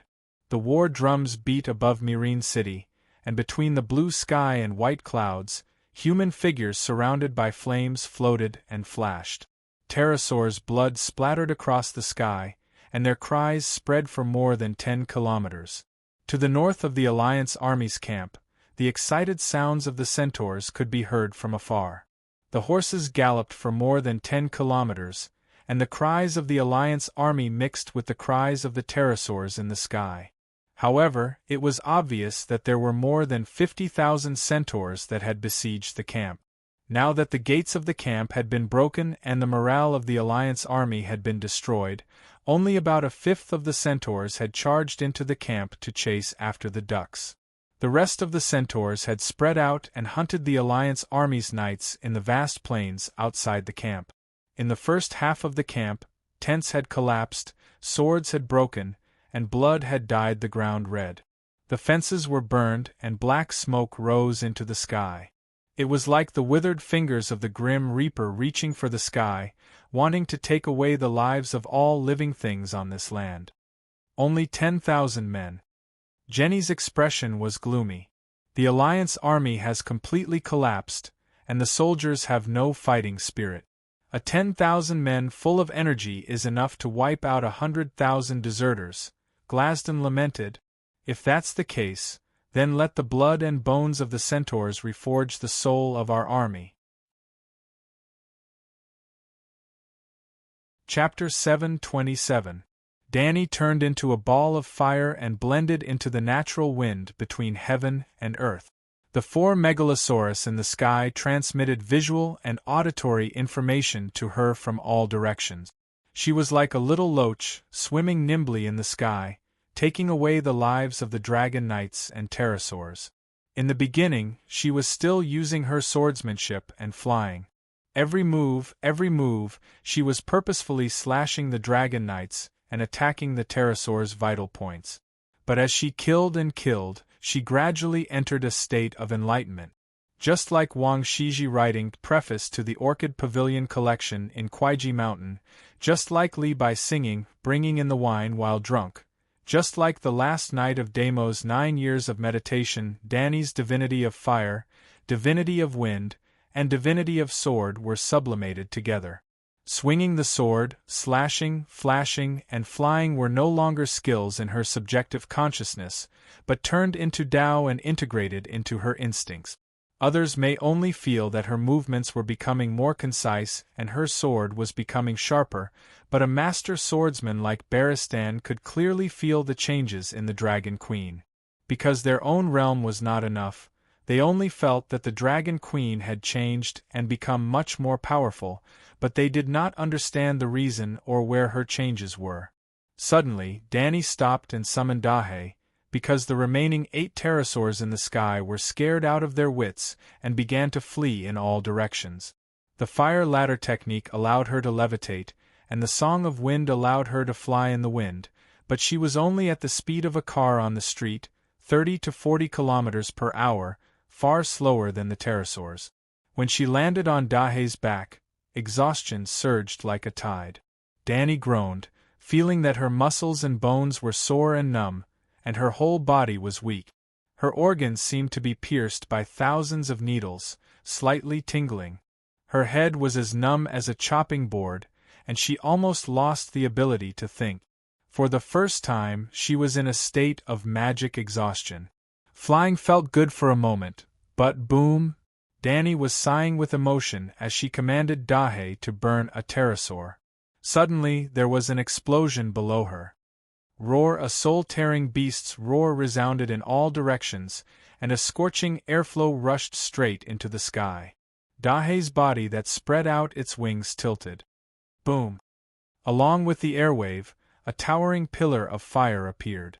It was as if Big Black was flying over the ground, and suddenly, an underground volcano erupted, spewing out a pillar of magma from the Earth's core. Raging flames raged and black smoke billowed. The burnt smell of sulfur and the scorching heat of the flames attacked Big Black at the same time. Well, the awkward thing was that only the burnt smell and the heat wave hit Dahe. Although he was only 200 meters tall, he was still far beyond the attack range. Danny didn't need to lower her head. The other 3 megalosaurus, as radar machines, transmitted information from the ground from multiple angles. It was a giant earthworm with red and black scales. It was 50 meters long and as thick as a bus. It had no wings or legs. In fact, it had legs, but they had degenerated to the point where they were almost invisible. It also had no nose, eyes, ears, or other organs on its head. It only had a big mouth with sharp teeth. When he opened his mouth, one could see that his mouth was filled with densely packed rows of teeth that resembled a forest of swords. The dragon worm was finally revealed to the world. Well, when Danny and old Bart went to explore Orlos, they met Jenny and had a fight with her. At that time, the other party vomited out countless baby dragon worms. It was not the first time that Danny had seen it. It was just that the dragon worm they encountered today was particularly huge. Its size looked like an earthworm, but it was not much smaller than the megalosaurus. Its body surface was not greasy, but very dry. It exuded a scorching aura that evaporated the soil on the ground. It also had dragon scales similar to the pterosaur and megalosaurus. However, compared with the megalosaurus, the dragon worm's scales were finer and thinner. Hiss! Grr! The dragon worm was like a sea clam that had been dripped with salt water on the beach. Half of its body stretched out of the ground, opened its mouth full of sharp teeth, and roared angrily at the megalosaurus. Dahe's dragon flames, with the help of Danny's witchcraft, only had a killing radius of 30 to 40 meters. The dragon worm stood on its feet and spat saliva into the sky, but it could only attack flying objects at a height of 40 to 50 meters. It could not reach Dahe at all. Danny smiled coldly, and immediately sent an order to Baristan and Garth Hyder through the Faith communication channel. The next moment, woo-woo, outside the camp, a loud and sonorous horn sounded from the centaur army. Under Baristan's command, tens of thousands of centaurs began to retreat in an orderly manner. Bang! Ong! Bang! Ong! Other than the dragon worm at the entrance of the Alliance's camp, in a short span of 10 seconds, another 4 dragon worms that were more than 40 meters long emerged from the centaur army. Black smoke, red flames, the smoke wrapped around the fire. The centaurs were like candles, howling miserably as they melted. While spitting fire, the dragon worms were like stone rollers, rolling their bodies, crushing the centaurs and their horses into a bloody pulp. Green intestines, red blood, and white bones were mixed together with the black soil. There were even more dragon worms that went berserk, and like a bulldozer, they dug into the centaur cavalry. They opened their mouths, and their teeth were like steel sieves, scraping deeply into the ground. Even the thick layer of mud, the horses, and the riders on the horses were all dug in. It was like the gods had drawn a picture of 10,000 horses galloping on the grassland, and then the dragon worms were like an eraser, erasing a blank space on the picture with the grassland as the background. Their mouths were like a meat grinder, and the cries of the centaurs and their horses disappeared in an instant. Only the dark red mud mixed with blood seeped out from the gaps of their teeth as their mouths chewed. This scene was like a battle between Godzilla and a primitive man. However, although the centaurs were primitive, the horses were not primitive at all. Hiss, hiss, hiss, the dragon worms did not wreak havoc for long, and a large group of pterosaurs took off from Serene City. Ah, we have completely lost control of the air. Slaver's Bay has activated its bombing mode. The dwarf exclaimed. Jenny's face was green. Indeed, without the harassment of their pterosaurs, the other party could calmly carry out their bomb-throwing practice. More than 40 pterosaurs flew out from Serene City, and the rookie dragon knights appeared together. The pterosaurs lined up in formation, and like a dark cloud, they covered the dragon worms. When they arrived above the dragon worms, the pterosaurs reduced their speed and changed their flight mode to hovering. No one knew what the knight on the dragon's saddle did, but suddenly, the sound of a rubber band snapping came from the sky. Then, the bottom of the wooden box in the pterosaur's claws fell off. Whoosh, whoosh, whoosh, whoosh, it started to rain. Long spears that shone with cold light fell from the wooden box like rain. Under the influence of gravity, they moved faster and faster. Ah, this is bad! The dwarf's hand that held the binoculars tightened, and he could not help but exclaim. Scorpion crossbow, made entirely of steel, weighed only 2.5 pounds, had an effective attack height of 300 meters, and a maximum height of 400 meters. The pterosaurs flew at a height of 500 meters, and the spears in the box weighed 10 pounds. Between the Dragon Slayer crossbow and the pterosaur flying spears, whose attack power was stronger, the scorpion crossbow needed at least 2 minutes to reload, and the scorpion crossbow formation usually had 50 crossbows, which meant that in 2 minutes, 50 crossbow bolts would be shot out. The pterosaurs carried at least 300 pounds, and the swamp dragons carried more than a ton. The Black Reaper that Danny gave to the Aegon King had a maximum weight of close to 3 tons. A ton of weight was equivalent to 200 pterosaur flying spears. More than 40 pterosaurs, more than 10 tons of weight, and close to 3,000 fine steel spears. Wouldn't that be a rain? No. Jenny's eyes were about to split open. She opened her mouth, and soul-suppressing soul sound waves spread out like a tsunami. The pterosaurs in the sky swayed, and their bodies stiffened. Ah! Dragon Queen's laughter shook the sky, and the souls of the pterosaurs and knights were cleansed, and they regained their mobility. Soul attacks like the true dragon's roar had no effect on Danny's side, or on the Alliance army. Danny and Jenny came from the same sect, so their moves were the same. If you can attack, I can defend. Hey, you're crazy, you exposed our position. The dwarf stomped his feet anxiously. In just a short moment, Little White and Little Green changed their direction, and flew towards the cliff where Jenny and the other two were standing. Run! The Kai-Yuan war god pulled Jenny and crawled towards the crevice below. The dwarf hurriedly followed, and at the last moment before leaving the cliff, he tilted his head and looked towards the west. Whoosh, whoosh, whoosh, whoosh, tsk, tsk, tsk. Hissed the dwarf, sucked in a breath of cold air. The scales of the dragon worm were like beautiful silk cloth, beautiful but useless. All the spears that landed on them didn't even reach the top. The 2-meter-long steel spears actually pierced into the dragon worm's body? Roar, roar, roar! The dragon worm's round body was like a tire filled with tomato juice, and then it was stabbed a few times with an icicle, and red juice with thick smoke splattered more than 10 meters high. The blood was like lava, falling on the grass, igniting the withered grass stalks, and falling on the centaurs' faces, burning through their bones. Queen of Call, Danny Leasy, Queen of Call! Suddenly, the cheers of the centaurs resounded through the sky. Tens of thousands of centaurs shouted together, shaking the heavens and the earth. The sound waves dispersed the clouds in the sky, and washed away the fear that the dragon worm exerted on their hearts. The centaurs suffered heavy losses, eaten by the dragon worm, burned to death, and crushed into teppanyaki.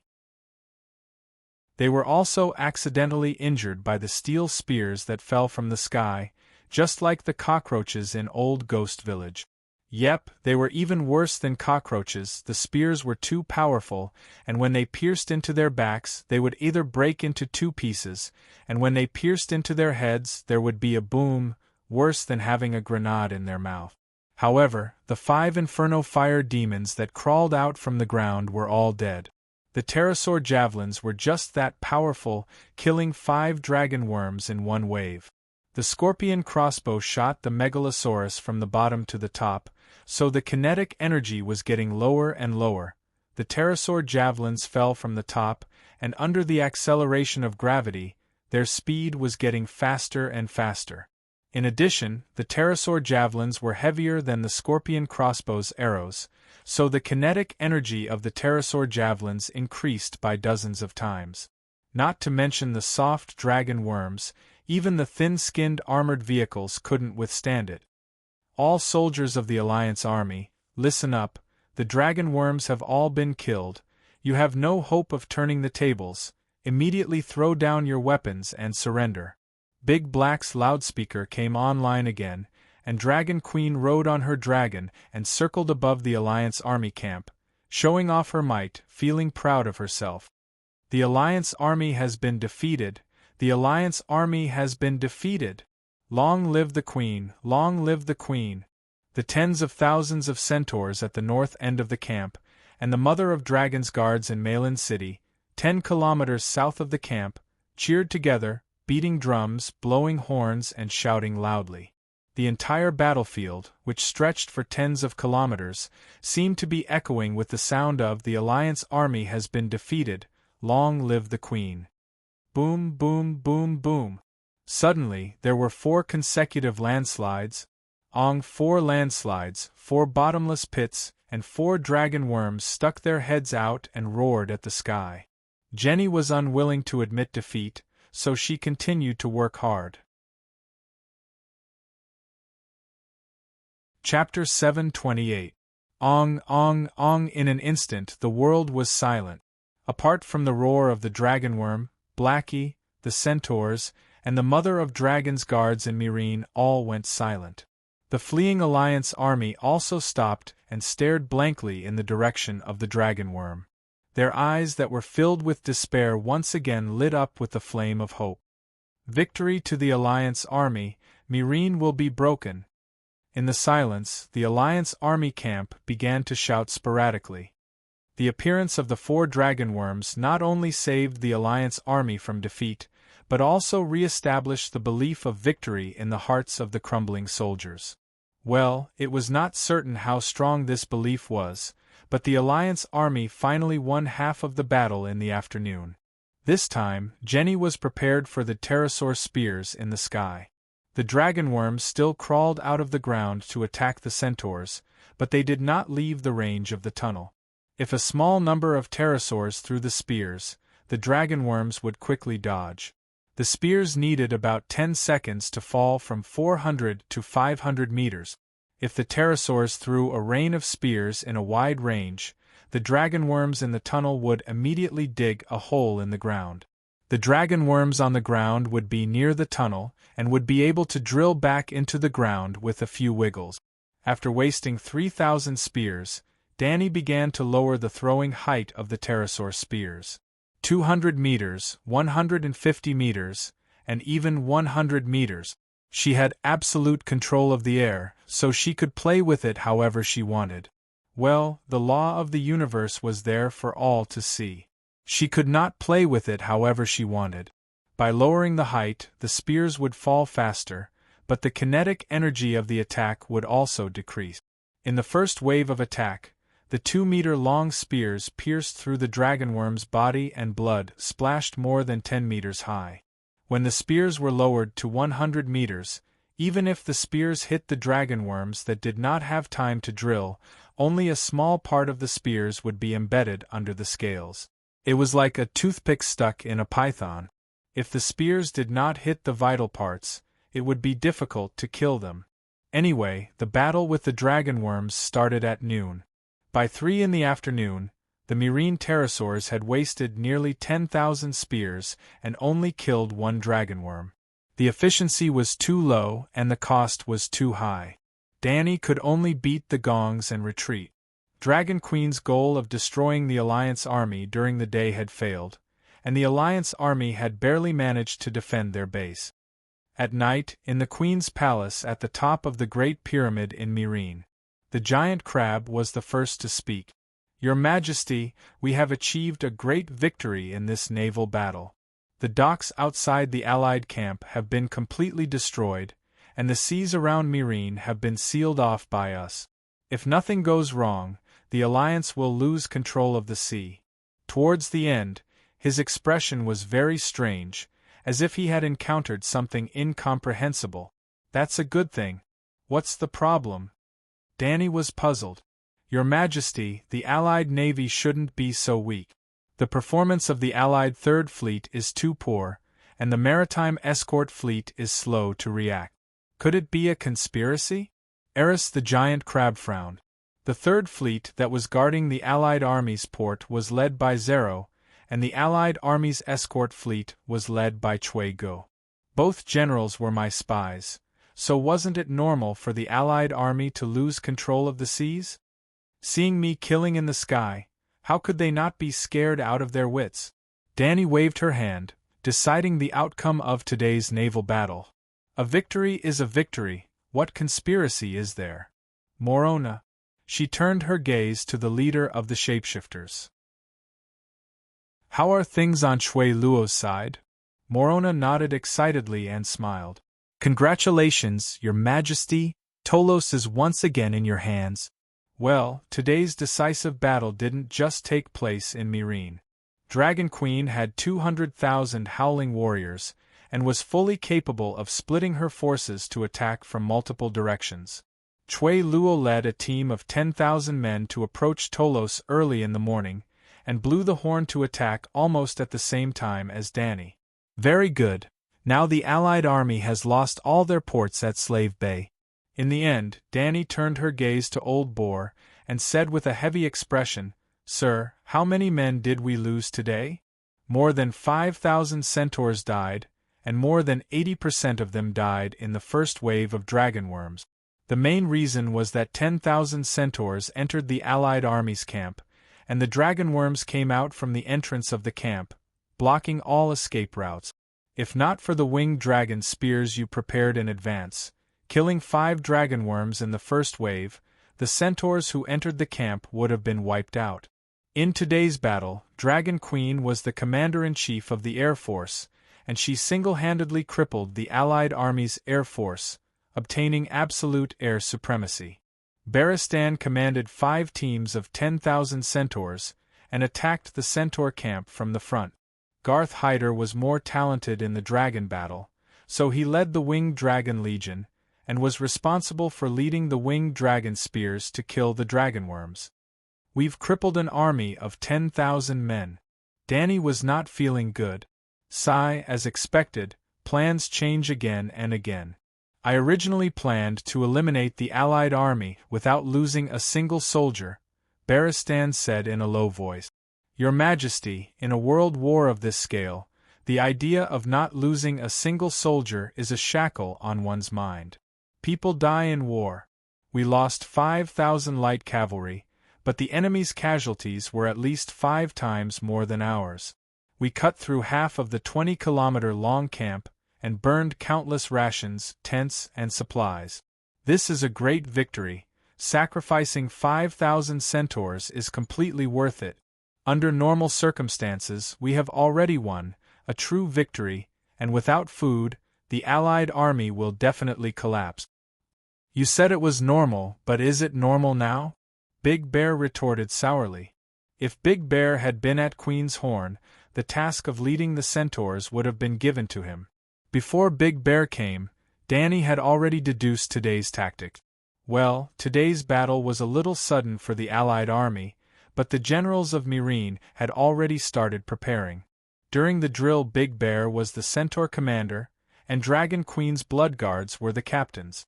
But today, Big Bear stood on the walls of Meereen for half a day, and only threw a few hundred spears when Dragon Queen began to summon the winged dragons. No matter how abnormal it is, the Allied army still needs to eat, Big Bear said in a low voice.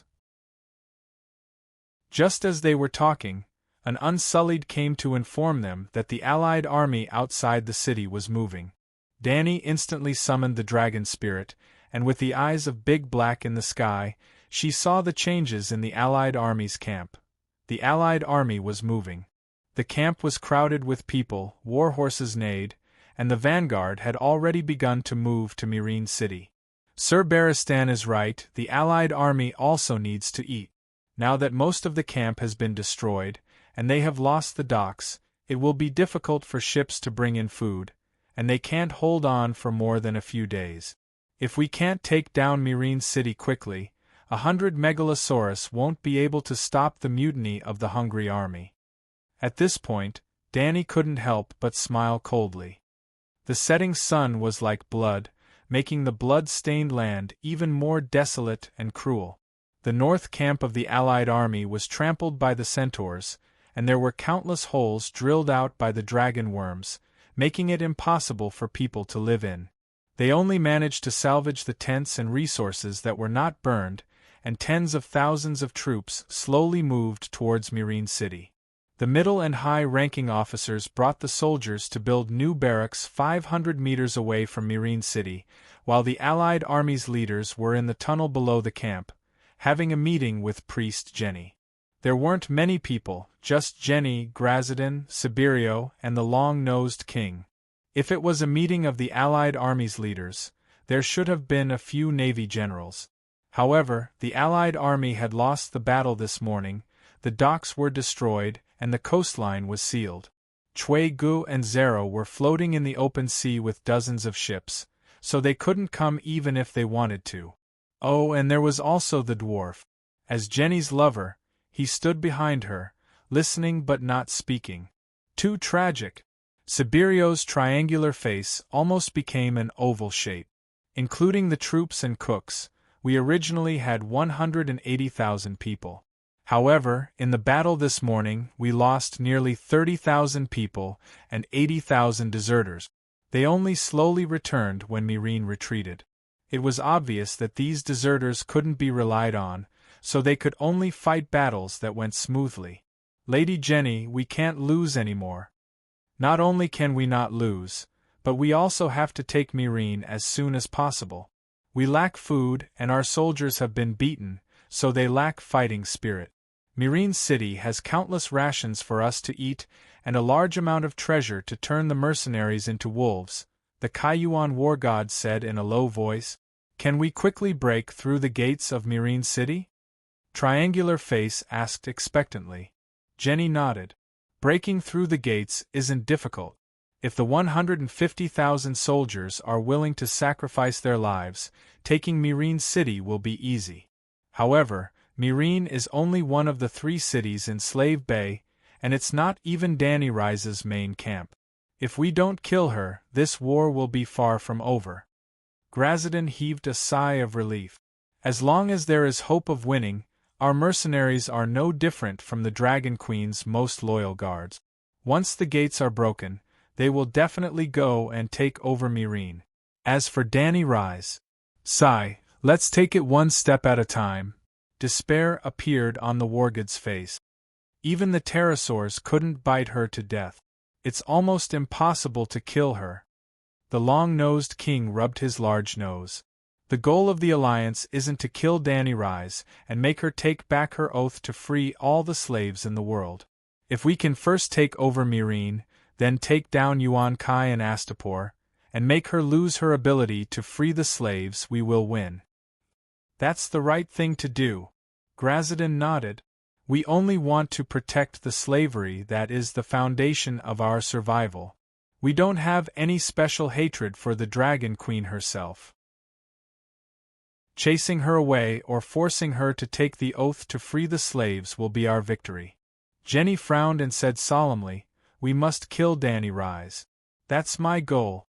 She was not interested in freeing the slaves or defending the slavery. Her only goal in joining the Alliance was to take away the Dragon Queen's bloodline and destiny. I'm afraid it will be difficult.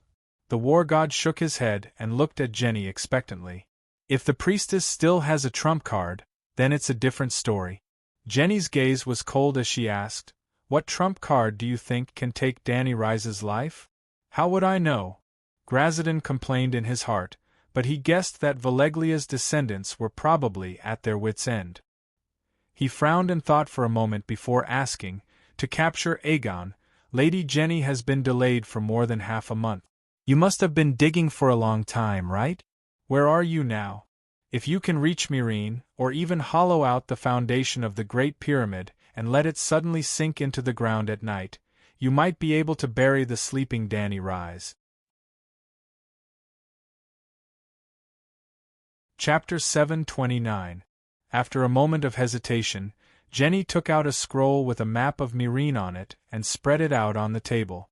Her slender fingers slid along the red line on the map and said, this is the general direction of the tunnel. Why did it take such a long detour? The Kaiyuan war god frowned.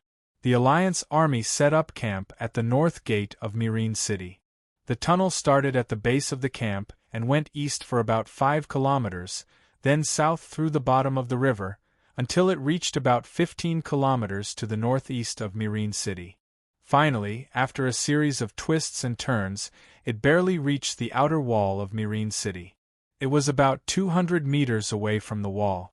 The camp was clearly 10 kilometers north of Serene City, but the tunnel did not go in a straight line. Instead, it went in a circle to the south of Serene City. The dwarf stood on his tiptoes and carefully recorded the route on the map. Like everyone else, he was also puzzled. Suddenly, he remembered what he saw on the way out of Serene City, a large paddy field in the north of the city. Even today, the ground in the north of the city was still wet and soft. Warhorses left deep hoof prints as they passed, and shallow puddles of water seeped out of the prints. Moreover, there were ravines near the paddy fields, and lakes of all sizes could be seen everywhere. When he crossed the ditch, he deliberately fell off his horse and caught a cold. The cold made his voice hoarse. "I see. Dragon worms must avoid underground rivers. The terrain north of Serene is lower, so there is no need to divert water from the river. There is naturally water, so the Gith people planted rice in the north of the city.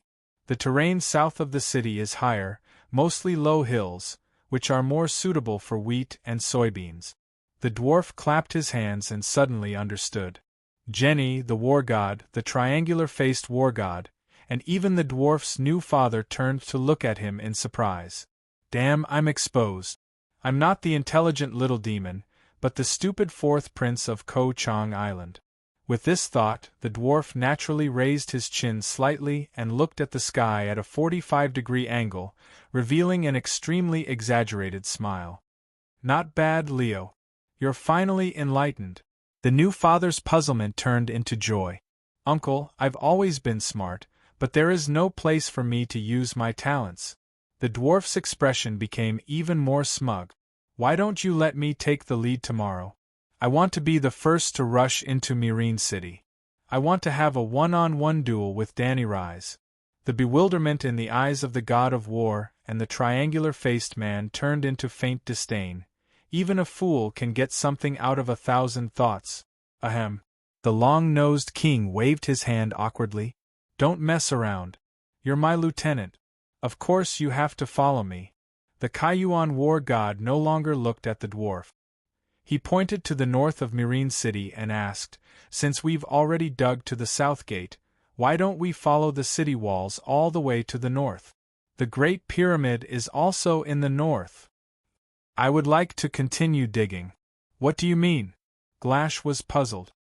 "The dragon worm only approached the south of the city last night, and the war broke out this morning." War God was enlightened inside. As expected, Danny Leasy had already guessed that there were dragon worms underground and had been using some sort of method to check the situation underground. She must have sensed that the dragon worms were approaching Serene, so she chose to launch the final battle today. "It seems like that is the case." Jenny's face was filled with helplessness. "How does she monitor the underground?" Triangle Face asked curiously. "She buried them in the water tank." The dwarf remembered that when he was lying on the operating table, he heard the Dragon Queen tell Yimont that she wanted to select the people with the best ears from the millions of soldiers and set up underground monitoring stations around Serene. Danny's methods were not as passive as burying them in the water tank. She had been drawing a map of the underground water distribution in Serene City, and could roughly determine the location of the dragon worm's excavation, the place with the least underground water and the driest soil. Then, she would dig a deep pit based on the possible location of the dragon worm's burrow. It would be best if she could dig through the surface and reach the dragon worm's burrow. Even if she could not dig through the burrow, she could bury a water tank in the deep pit so that the person with the best hearing could monitor the underground movement 24 hours a day. Even without the dwarf's message, she could roughly figure out the approximate location of the tunnel. At first, she really planned to beat the dragon worm at its own game, as the war god had feared to pour the river into the tunnel. But recently, there were 3 major accidents while the dragon worm was digging the tunnel. Serene was close to the sea, and the underground water was too abundant. When the dragon worm was digging towards Serene City, it accidentally drilled through the underground river, causing the underground water to flow backwards, freezing and drowning 5 dragon worms. Those were 5 adult dragon worms, and the commotion caused by their near-death struggles was too big, scaring Danny, who had rushed over to listen in after receiving the news. "Is it Godzilla or dragon worm?" At that time, the Dragon Queen's face had turned pale. So, she decided not to take the risk, and took the initiative to initiate the final battle before the dragon worm dug to Serene City. To put it bluntly, although the Allied army was besieging her, the initiative of the war had always been in her hands. Sigh, he really was not the only person the Dragon Queen could rely on. He did not know how much she had prepared for this battle in Serene. The dwarf was a little disappointed. It seemed that he had never been able to play a decisive role on the Dragon Queen's side. Just like the War of the Four Kings, when he was the hand of the king at the King's Landing, he was indispensable to turn the tide and save the building from collapse. Being the nameless prime minister by King Aegon's side also gave him a great sense of accomplishment. Aegon relied on him, trusted him, and all his plans, big and small, had to go through him. He also did his best to help Aegon build the glorious True Dragon Alliance from scratch. Sigh, if not for that bitch Sansa interfering in politics in the harem, he would have already entered the Prime Minister's tower in the Red Fort. Ugh, the Prime Minister's tower was burned down by his bitch sister with wildfire, and now the Red Fort no longer has a Prime Minister's tower. But in Slaver's Bay, by the Dragon Queen's side, he was always assigned strange tasks by the Dragon Queen, researching wildfire, riding on dragons to throw bombs, being a space pirate to rob the Allied army's cargo ships, and now he was a faceless person in the Allied army's camp. This was not the treatment a Prime Minister's aide should receive. Aside from feeling disappointed, the dwarf was also dissatisfied. But touching his big nose, the dissatisfaction and disappointment in his heart all turned into helplessness. He did not complete his undercover mission this time. Although there were undeniable factors, with the Dragon Queen's personality, she would most likely punish him. So, he had to do something. It must be a spy, the dwarf swore. Danny Rise's spy is in the tunnel, and the spy is constantly reporting the progress of the tunnel to her, which is why today's battle happened. Don't talk nonsense. The long-nosed king angrily interrupted the illegitimate son. Only you, me, and Lady Jenny go in and out of the tunnel. Who is the spy? I have never been out of the tunnel before, the dwarf hurriedly said. Bastard, are you saying that I, the long-nosed king, looked around, and it seemed that everyone was looking at him suspiciously? His big nose was red with anger. This stupid bastard. There is no spy. Jenny's words cleared the strange atmosphere and said calmly, there is no problem with the long-nosed king, and there is also no problem with Leo. The problem does not lie with us. It must be Danny Rise's special method. Yes. The long-nosed king wiped the sweat from his forehead and agreed.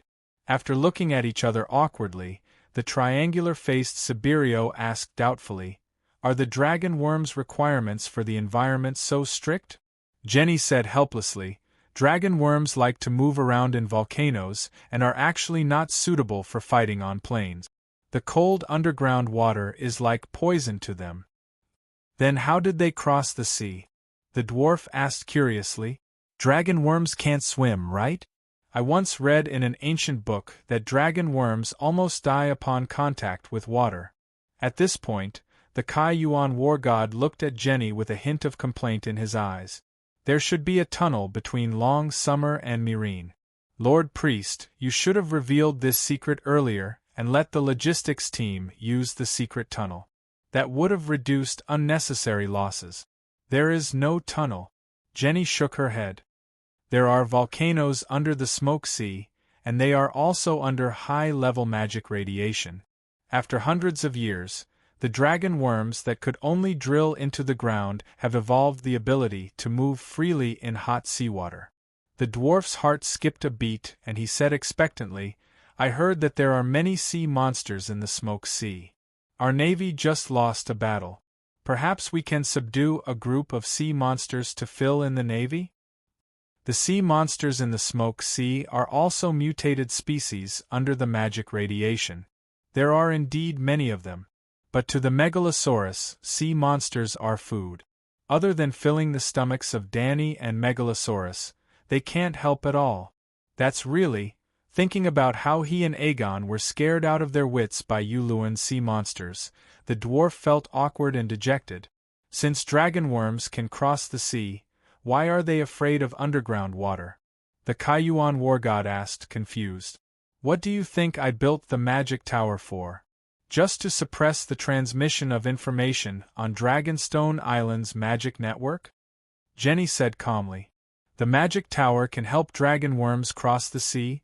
The dwarf said in shock. If a person who has just filled his stomach and a starving person are sent naked into a world of ice and snow, who will freeze to death first? A person with a full stomach can even last until the next hunger comes, the dwarf said thoughtfully. Jenny nodded. Before leaving the Smoke Sea, I used the magic tower to replenish a large amount of fire magic power for each dragon worm. Fortunately, the Smoke Sea is just next to Slave Bay, so the dragon worms swam ashore before they ran out of magic power. There's something else. Did you notice? After a pause, Jenny said, the temperature is much lower than a month ago. Low temperatures and icy water are the dragon worm's greatest enemies. That's strange. Grazidan stroked his beard and said in confusion, I've lived in Slave Bay for most of my life, and I've never seen winter as cold as this. In fact, the 3 cities of Slave Bay have never had winter. In the past, even if it snowed in the north, we still wore silk clothes and sandals. I heard that the long night is coming. Is it true? The dwarf said in surprise. The long night? Grazidan turned to Jenny. My lady, what do you think? What could he think? The sheep eggs had never experienced the long night. Valeglia rose to power 6,000 years ago. In other words, when the sheep eggs were born, the long night had already passed for 2,000 years. The long night has nothing to do with us, Jenny said ambiguously. The sheep eggs knew that the first long night was real, and that the second long night would come. However, they were sealed under the Smoke Sea and did not sense the changes in the north of the Great Wall. Moreover, as Jenny said, what did the long night have to do with Valeglia's descendants? The land of the long summer where they lived was shrouded in a layer of high-energy radiation fog. There was no sunlight at all, and the environment was 10 times worse than the long night. Jenny emphasized, our target now is Danny Rise. Tomorrow morning, even if we lose a few dragon worms, I will break through the north and south gates of Meereen. The elephant soldiers will enter the south gate through the insect path, and the army of 150,000 will enter from the north gate. We will attack from the north and south, and we will break through Meereen. Attack from the north and south, we will break through Meereen. The dwarf's face turned red as he waved his fist and shouted. Chapter 730. The morning of the second day. It was sunny with a cool northern wind. The golden light of the rising sun dispersed the cold white fog that shrouded Meereen, revealing a flat black land that was about to be stained with blood. Woo! The first horn sounded at the entrance of the Alliance's simple camp. Woo woo woo! The sound of the horn rose and fell in the camp. The soldiers hurriedly finished the last piece of toast wrapped in fried bacon, extinguished the bonfire in front of them, wiped their mouths, picked up the spears, swords, or shields under their buttocks, and ran to their respective teams. Woo woo woo! The urgent horn sounded above Meereen City, warning the defenders in the city that the densely packed Alliance soldiers were approaching the city gate. The battle was about to begin. At the same time, 500 meters south of Meereen City and 50 meters deep, in a tunnel as wide as a subway tunnel in the city, thousands of torches crackled and burned, casting a hot and dirty red light in the continuous darkness. The dwarf released his right hand that was holding the crossbow, pulled over a corner of his cloak, and rubbed his sweaty hands on it. His hand that was about to reach the crossbow changed direction halfway, lifted his helmet, and opened his mouth to take a few deep breaths. Cough, cough, cough. After taking a deep breath, he inhaled a belly full of thick smoke from the burning whale oil torches. The dwarf bent over and coughed violently, tears and snot flowing down his face. I told you not to come, but you didn't listen. You know fear when you're about to enter the battlefield? The long-nosed king on the giant elephant next to him scolded in a low voice. I'm not afraid, just as he argued. The dwarf smiled bitterly and shook his head. Okay, I'm afraid. Who knows what's waiting for us above ground? Hearing this, the long-nosed king was silent.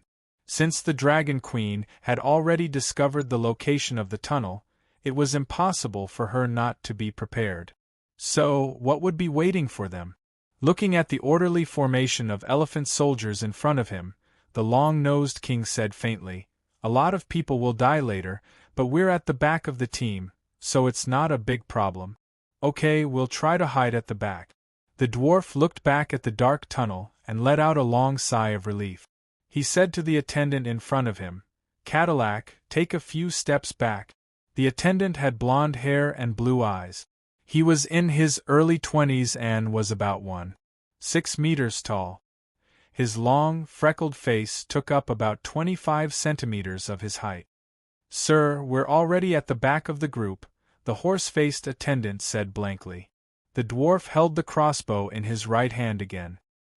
His single eye swept over the new father beside him for a moment, and he emphasized, "Take a few more steps back. There's smoke and fire in front of me, and I can't breathe properly." Boom! Suddenly, an earth-shattering sound came from the front. What followed was a beastly roar that sounded like a steam whistle. Roar, the battle had begun, and Jenny was controlling the dragonworm to dig through the ground. Woo woo woo, the sound of the bugle horn came from the front of the troops. The elephants had been fed with magic potions in Materis, so they were almost immune to the pressure of the megalosaurus. Even if the dragonworms were right in front of them, they would still run slowly under the control of their riders. "Leo, follow me closely," King Longnose shouted and began to jog on his elephant. "Cadillac, you are my servant. You should listen to me in everything. I promise you a bright future, do you understand?" The dwarf whispered to his driver. As soon as they entered the cave, Cadillac became his attendant. After spending many days with him, the dwarf was confident that he had already subdued Cadillac's heart, just like how he had subdued Cadillac and Boldrick. "I'll do whatever you tell me to do," the horse-faced young man nodded. "Phew!" Heaving a long sigh, the dwarf skillfully picked up the crossbow and aimed it at the heart of his new father's back under Cadillac's horrified gaze. Boom buzz, suddenly, the ground trembled slightly, and a muffled sound seemed to come from the depths of the earth. It was as if someone had plucked the C string of a cello from the center of the earth. It was low, long, and layered. What happened? Could it be an earthquake? The dwarf no longer cared about killing his father. He held on to the saddle and looked around in shock.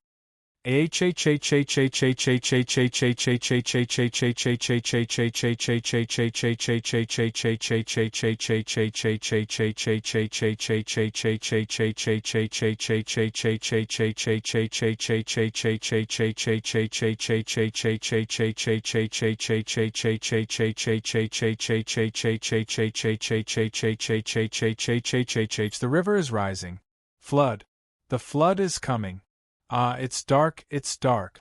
An elephant soldier screamed crazily. What flood? What dark? The dwarf at the back could not hear clearly and shouted, "What happened outside? What did Dragon Queen do?" The blazing white sun rose into the sky, covering the city and the earth with a warm golden veil. The blue sky was clear and cloudless. 5 megalosaurus, black, green, white, gold, and red, soared freely in the sky. They were unusually bright and adorned the sky. The 4 older megalosaurus were draped in full armor made of steel. They reflected a blinding white light under the sun. Only Little Red, which was the size of a small pony, was still naked. One could vaguely see the blue and white armored dragon queen standing proudly on the back of the black dragon.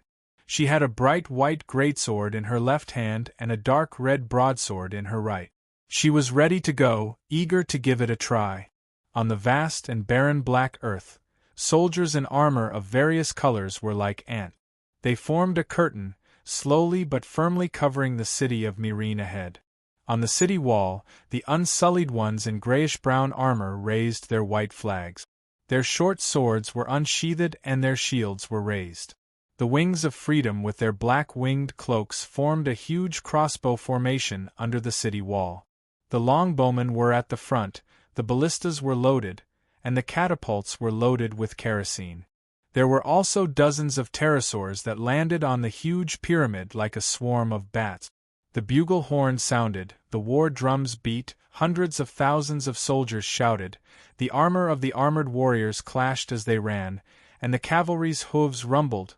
The smell of blood and fire pervaded the city of Myrene. The birds in the distant mountains, the dogs in the city, and the fish in the water were all inexplicably anxious at this moment. Boom! Boom! In the south of Myrene, the huge city wall that was 15 meters tall and 5 meters thick suddenly collapsed, sinking into the endless ground. 3 dragon worms drilled half of their bodies out from behind the city wall and roared ferociously toward the city. Jenny fulfilled her promise. Not only did she break the city gate, she even destroyed a section of the city wall that was 30 meters long. The dragon worms even successfully broke into the city. Rumble! The sound of heavy objects running came from the ground. Ong! It was a giant elephant. The first elephant soldier rushed out of the tunnel and entered the south of Myrene. It raised its trunk and roared on the street. Ong! Ong! One after another, the giant elephants rampaged through the street. They were invincible. Literally, half of the South City was empty. There were no guards or citizens. The giant elephants were showing off their prowess so naturally, they were invincible. Break into Myrene City and capture the Dragon Queen alive. The elephant soldiers in the south of the city did not feel anything and shouted excitedly, "Victory! Victory!" The howls of the giant elephants and dragon worms spread to the north of the city. Tens of thousands of Alliance soldiers roared fanatically. Hiss! The black dragons in the sky roared. Hiss, hiss, hiss! The pterosaurs that landed on the pyramid took off collectively, carrying the deadly spears and boxes, and flew to the south of the city. Rumble! Rumble! Rumble! Rumble! As soon as the pterosaurs left, 4 giant mounds 30 meters apart suddenly bulged out of the flat soil in the north of the city. The mounds moved toward the city walls of Myrene City at the speed of a normal person running.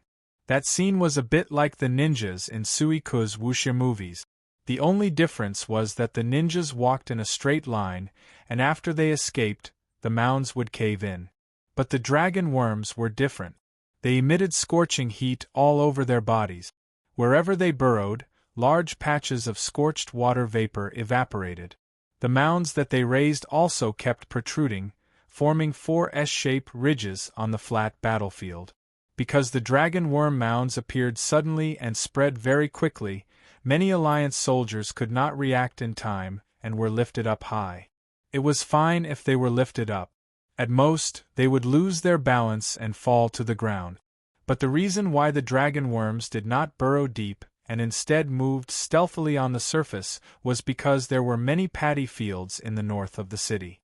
If they burrowed too deep, they would be submerged by the underground water. And the dragon worms' body temperature was very high. They emitted waves of heat all over their bodies. The blazing magic roasted the moist soft soil and evaporated a large amount of white water vapor mixed with a scorched smell. Yes, the eels, loaches, blackfish, and insects in the paddy fields were all wrapped in mud and roasted into charcoal. The soldiers around the mounds seemed to have been sprayed by a giant pressure cooker at close range. They all covered their scalded faces and wailed on the ground. Coincidentally, the wind-blown regiment, who was holding the blue and white crosstail flag high, happened to be hit by a dragon worm. The white-haired and white-bearded warrior poet, Danzo Dahan, was leading his brothers in a head-covering charge. Suddenly, his body rose up, his footsteps staggered, and he fell on the bulging mounds. Then, the temperature of the soft mud under his body rose. In an instant, the dry and hard boards turned into lumps and then split open. It was like the valve of a high-pressure boiler that had been blocked before suddenly opened at this moment. A large amount of scorching water vapor spurted out from the cracks of the soil and enveloped Danzo's body. His armor and helmet blocked 99% of the water vapor, but Babuda's helmet also had eyes slit. A pair of eyes were boiled and steamed in the water vapor. Danzo was still a general and had high defense. The other soldiers who were only wearing leather armor had their skin red and blisters popped by their hands. They were like steamed prawns that had been trampled on. The scene was very miserable, but it was also very morale-boosting. Although some of their teammates were accidentally injured, the momentum of the dragon worm's Earth escape was terrifying. Like 4 giant torpedoes, they quickly crashed into the aircraft carrier of Serene. The Allied soldiers shouted in unison, "Long live the dragon worms, break Serene! You are stubborn, you will be punished by the heavens!" Big Black roared.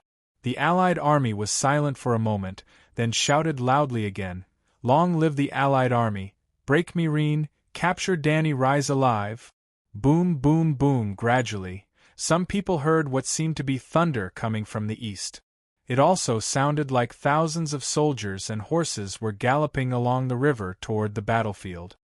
Boom! Before the 4 dragon worms reached the city walls of Serene, the embankment 2 kilometers east of the city suddenly collapsed, as if there was a dragon worm burrowing a hole there. Moo! At the collapsed embankment, a black shadow like a huge mountain slowly floated up. Water plants and sand covered its appearance. Only a carefree cry like that of a bull could be heard. Wallalala, like the Milky Way falling from the 9th heaven, a waterfall-like flood gushed out from under the huge mountain, endlessly, one after another. Under the sun, the surging water flashed with a sparkling color. Above the head of the huge mountain, a 7-colored rainbow hung. Boom, boom, boom. The water flow was too fast, and there was too much water. What poured out from the embankment was not a flood, but a tsunami. In an instant, the Serene battlefield seemed to have been paused. All the soldiers, whether they were the Allied army or the guards of the Mother of Dragons, were dumbfounded. Their hands that were holding their weapons dropped, and they looked up at the surging waves. It was as if all they could see was sparkling water. The Allied soldiers below the city were like snot in a toilet bowl, suddenly swept into the rushing flood, leaving no trace behind. Jenny, who was hiding on the hill watching the battle, was livid. Her eyes were spitting fire as she looked at the huge mountain floating in the flood. A name almost jumped out of her mouth, Old Man of the River. Chapter 731. The Kaiyuan war god, who had a peacock feather on his golden helmet, galloped wildly on his horse, hoping to escape the muddy waves that covered him like a quilt. However, the speed of his galloping horse was far inferior to the flood controlled by the water god. The soldiers around him who were screaming in panic and running away were sucked into the billowing waves like photos of their cheating ex-boyfriends being shredded by a vacuum cleaner and shredded by a paper shredder. Even 4 or 5 kilometers away from the river, the waves still maintained a height of more than 8 meters. Soldiers, horses, swords, spears, and even a dragon worm could be seen rolling in the billowing waves. The dragon worm was like a pair of jeans in a washing machine. Although it was hard, it could not help but spin along with the wave. No, in the end, the Kaiyuan war god wailed and was also sucked into the wave. In the end, this was not an ordinary flood. The Turtle Prime Minister was like an experienced driver, controlling the flood so that the waves would not disperse and the impact would not decrease. It was specifically used to wash over the battlefield where the Allies were. If one looked from the sky, they would be surprised to find that the flood flowing from the mouth of the river was rushing down the river bank toward Serene City. Of course, the terrain north of Serene City was relatively low, but the Turtle Prime Minister's divine power was the main reason why the flood did not disperse.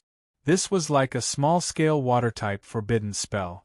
It was impossible to destroy the city, but it was not difficult to wash the plains within a few kilometers of the city. Well, it was also difficult, although the Turtle Prime Minister seemed to be full of energy as he roared above the waves. In fact, he was already beginning to feel exhausted and his divine power was drying up. An arrow at the end of its flight could barely penetrate through. 7 gods above, is this the blessing of the 7 gods? On the top floor of the Great Pyramid, Yimont had been lying behind his binoculars and nervously observing the battle. At this moment, seeing the plains suddenly become a swamp in broad daylight, he was dumbfounded. "It's not the 7 gods, it's a turtle, such a big turtle." Messai, who was next to him, looked as if she had seen a mythical battlefield unfold in the human world. Her little face was flushed with excitement. "It's the old man of the river," Missandei exclaimed, "so this is Her Majesty's trump card." No wonder she was so confident and said that this battle was only a matter of winning or losing. "Holy Mother!" Messai covered her mouth and said in shock, "Isn't the old man of the river the god of the Lorne River? The god is real, and he has appeared in the human world? And the gods also listened to Her Majesty's orders?" Missandei's golden eyes flashed with the light of wisdom. "It must be because of the trip to the Lone River to smelt the tiles. Your Majesty was able to kill the Crab King and subdue the old man in the river." But, Missandei still found it hard to accept. The old man of the river is a god. What happened to the gods? The plump centaur maid, Ji-Chi, had a disapproving look on her face. "Don't tell me you think that the golden bells on the queen's braids are fake? I understand now. This is a battle between gods." Old Yimont smiled bitterly and sighed. "Is Jenny, who drove the dragon worms to attack the city, a mortal? Could it be that the queen who had slashed more than 40 dragons with 2 swords yesterday was a mortal? Then there was the old turtle that was as big as a mountain today. None of us are mortals. Who cares if that old turtle is a deity or not? The 150,000 people outside the city are dead for sure." Maidili waved her fist and laughed. "That's right. With this flood we will definitely win."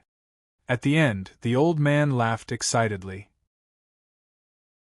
"If they win this battle, the Targaryen world empire will begin to take shape. Long live the queen!" Old Yimont waved his fist and shouted at the black dragon in the sky. "Long live the queen!" Myrcella, Missandei, and the centaur maids followed suit. "Long live the queen!" The Great Pyramid began to echo with such cheers. "Long live the queen!" Gradually, the entire city of Meereen was enveloped by the deafening cheers. "Long live the queen! Caw, caw, caw, caw!" Suddenly, a discordant sound came from the sky, as if a mechanical gear had suddenly jammed. On the dragon's back, the smile on Dany's face froze. She slowly raised her head and looked in the direction of the sound. In Meereen City, the cheering crowd looked at the sky in surprise. Everyone was shocked to see that a crack had appeared in the sun that was recklessly radiating light and heat in the blue sky. It was as if it was not the sun, but a piece of snow biscuit. Then, a child clamped it with both hands and broke it forcefully. Crack! It broke. The blue sky, the faint white clouds, and the dazzling golden sun. This should have been the most normal weather in Slave Bay. But in front of hundreds of thousands of people in Meereen, it was no longer normal, because the sun had broken. What the fuck? Dany's pretty face under the helmet was pale, and her charming big eyes flashed with confusion. Looking at the gradually darkening sky, she was a little at a loss. It was dark. It was 9 o'clock in the morning, and it was dark. It was not accurate to say that the sun was broken glass. It was more like a fruit candy in the shape of a round biscuit. As it was sucked in the mouth, the fruit candy became thinner, and finally, The thin piece of candy broke on the tip of the tongue. No one hit it. It just ran out of energy and broke. The fragments were still radiating white light. It was as if the sun had suddenly expanded from the biscuit to the dome of the Holy Church, but the dome was covered with a thick layer of cotton cloth. There was still a hazy white light in the sky, but the sky was dark. It was probably the brightness of the setting sun. It was not too dark, but compared to the brightness before, everyone felt that the sky was especially dark. Perhaps it was because of the fear brought about by the mutation, and the fear deepened the illusion. Ah, the sun is gone. It's dark. 7 gods, what happened? The ordinary soldiers were panicking, and they did not even care about the victory that was close at hand. Everyone, don't be afraid. This is the Queen's trick. The Queen summons the flood. The Queen covers the sky. Long live the Queen. This was the Dragon Queen's fanatical believer. Long live the Queen covers the sky. Well, not only did people believe this nonsense, there were quite a few people who believed it. In a moment, the city of Myrene was filled with such shouts. Danny is that strong? Old Yimont was also skeptical. There's nothing the King of Kal can't do. The centaur made Kiki puffed up her chest and shouted with the crowd, Long live the Queen covers the sky. Ah, it's dark. The Dragon Queen is so terrifying. She summoned the flood and covered the sky. We're doomed. The elephant soldiers in the south of the city were also frightened. They followed suit and shouted, and ran away in a panic. The Dragon Queen in the sky, moo! No, this is the long night. The long night has come. The sun has been extinguished. Finally, there was an old antique who had lived long enough to understand what was going on.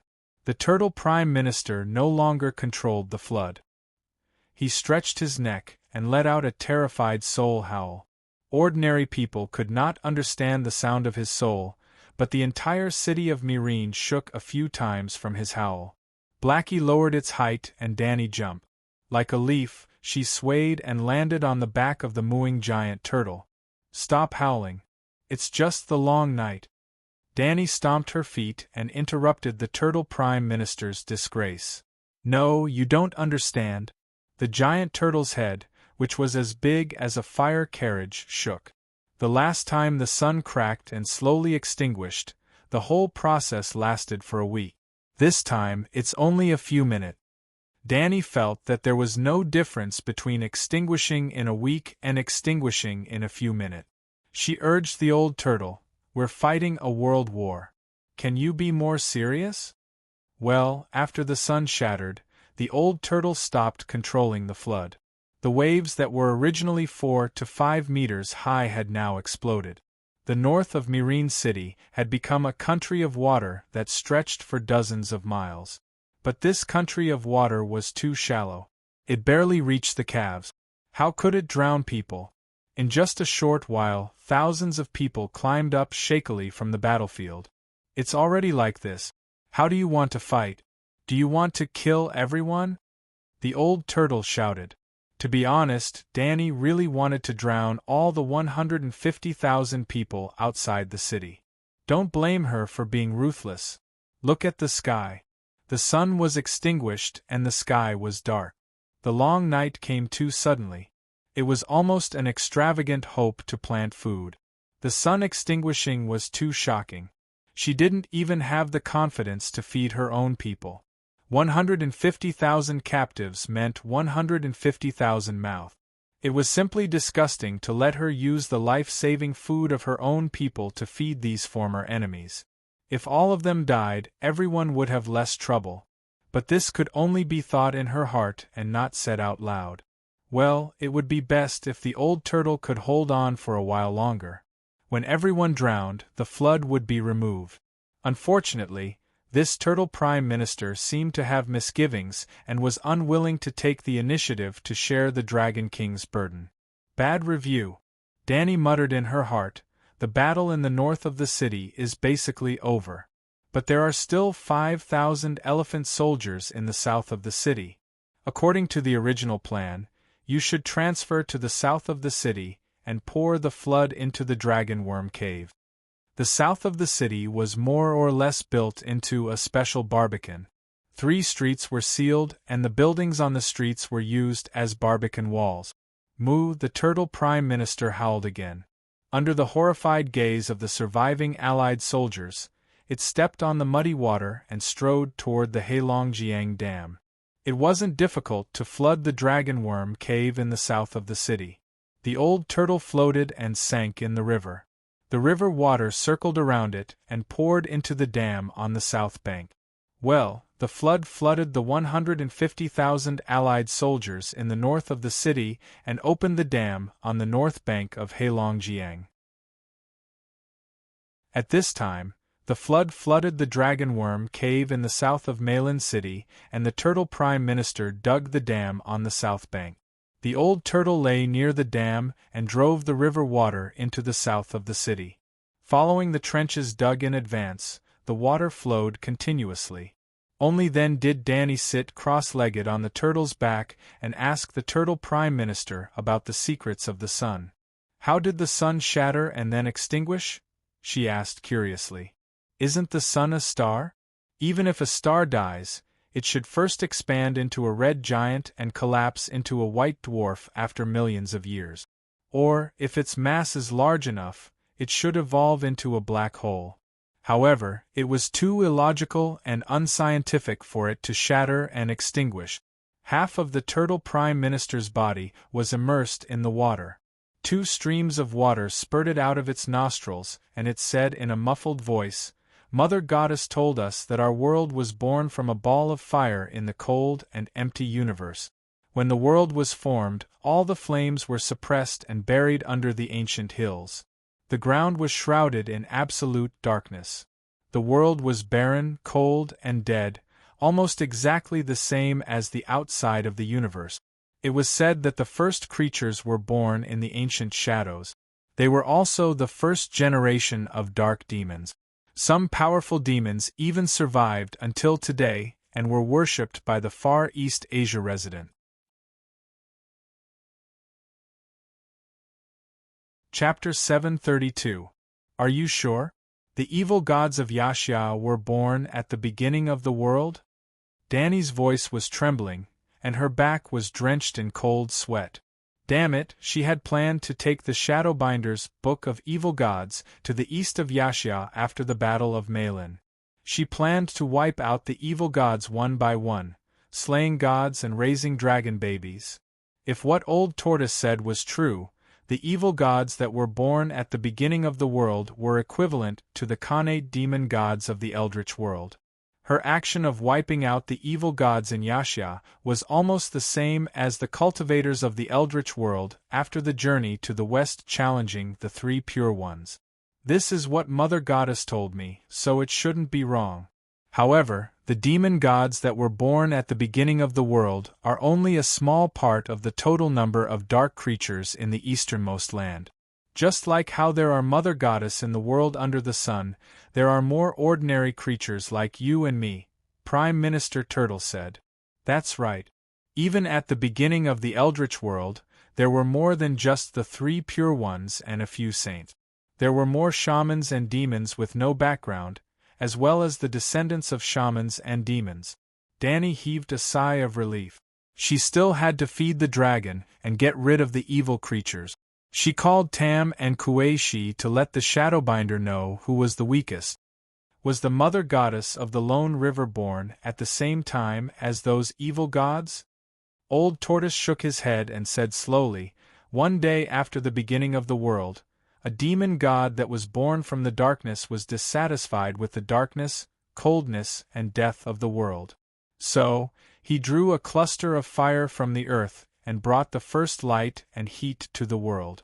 After that, the demon god sacrificed his life to forge that cluster of fire into a giant lamp that hung in the sky.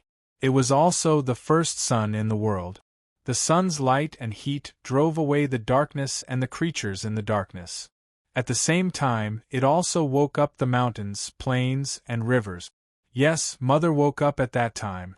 In other words, Mother Goddess was born much later than those demon gods in the darkness. The sun was separated from the earth's core, a cluster of fire? Danny found it hard to accept.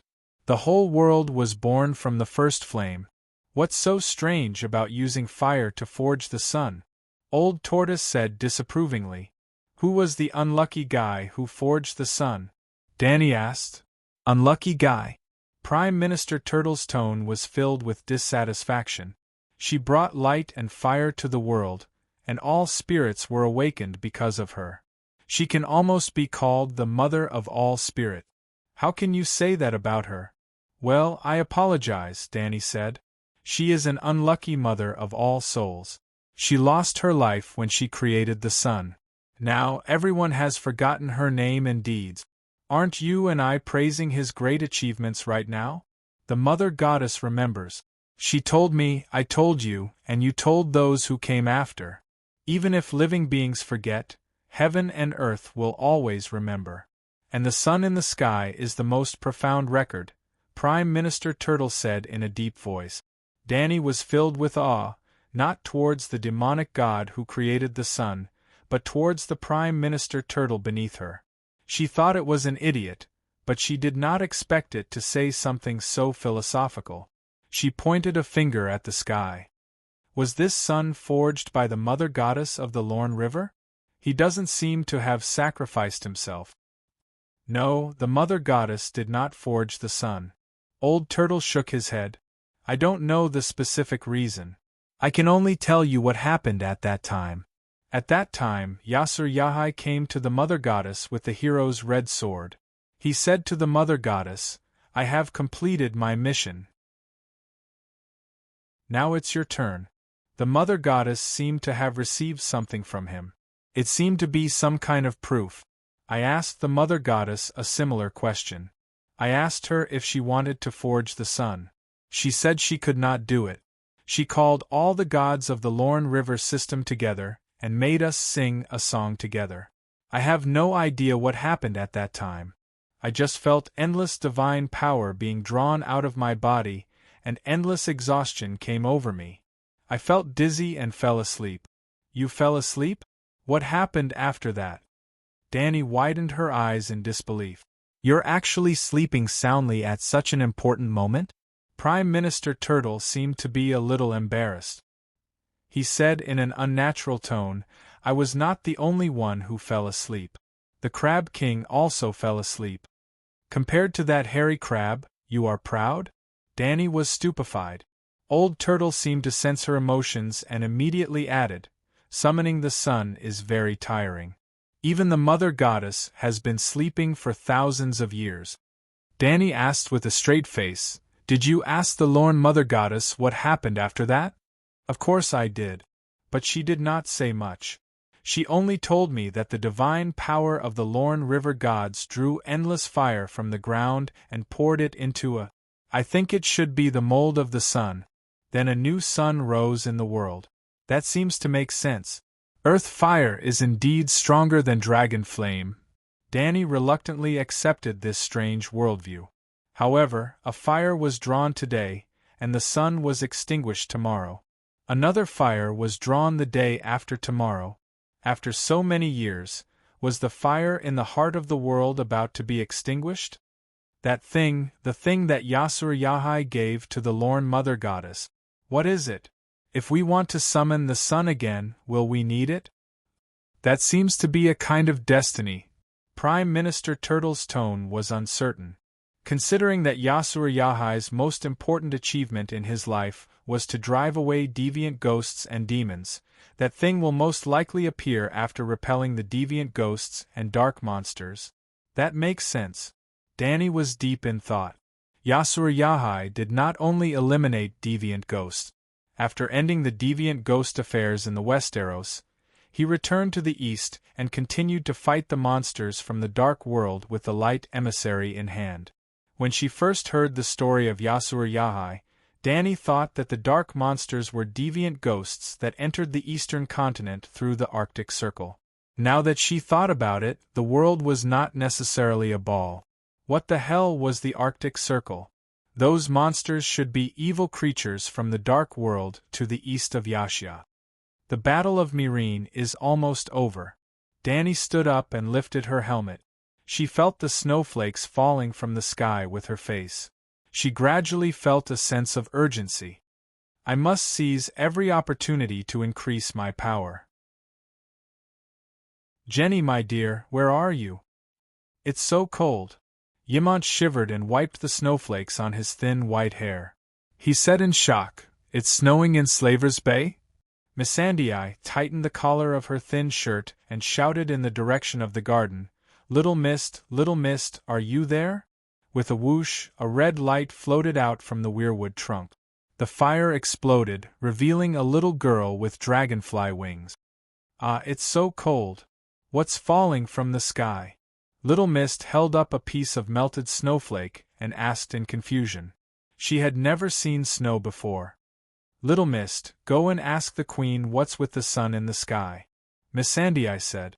Little Mist was the Dragon Queen's messenger. Everyone would ask her for help when they needed the Dragon Queen's help. 7 gods above, it's only 3 degrees Celsius, and the temperature is still falling. Messai, who ran to the persimmon tree, held up the outdoor thermometer and exclaimed, "This!" Old Ymont quickly went over to take a closer look. "Holy Mother of Mercy, I measured it this morning. It's 14 degrees Celsius. Shrouding the sun is not Dani's ability. She may be able to block the sun, but lowering the temperature is beyond her ability." At this point, the old man suddenly understood and shouted in horror, "Ah, Holy Mother of Mercy, the long night, it's the long night. The long night has really come, and the sun has gone out. It's not just Slaver's Bay that's dark, the whole world must be like us." Old Ymont was overthinking. At least they could still see the dim light in Slaver's Bay, but the rest of the place was already dark. Volantis. "Ah, the Supreme Priest Bonello's prophecy has come true.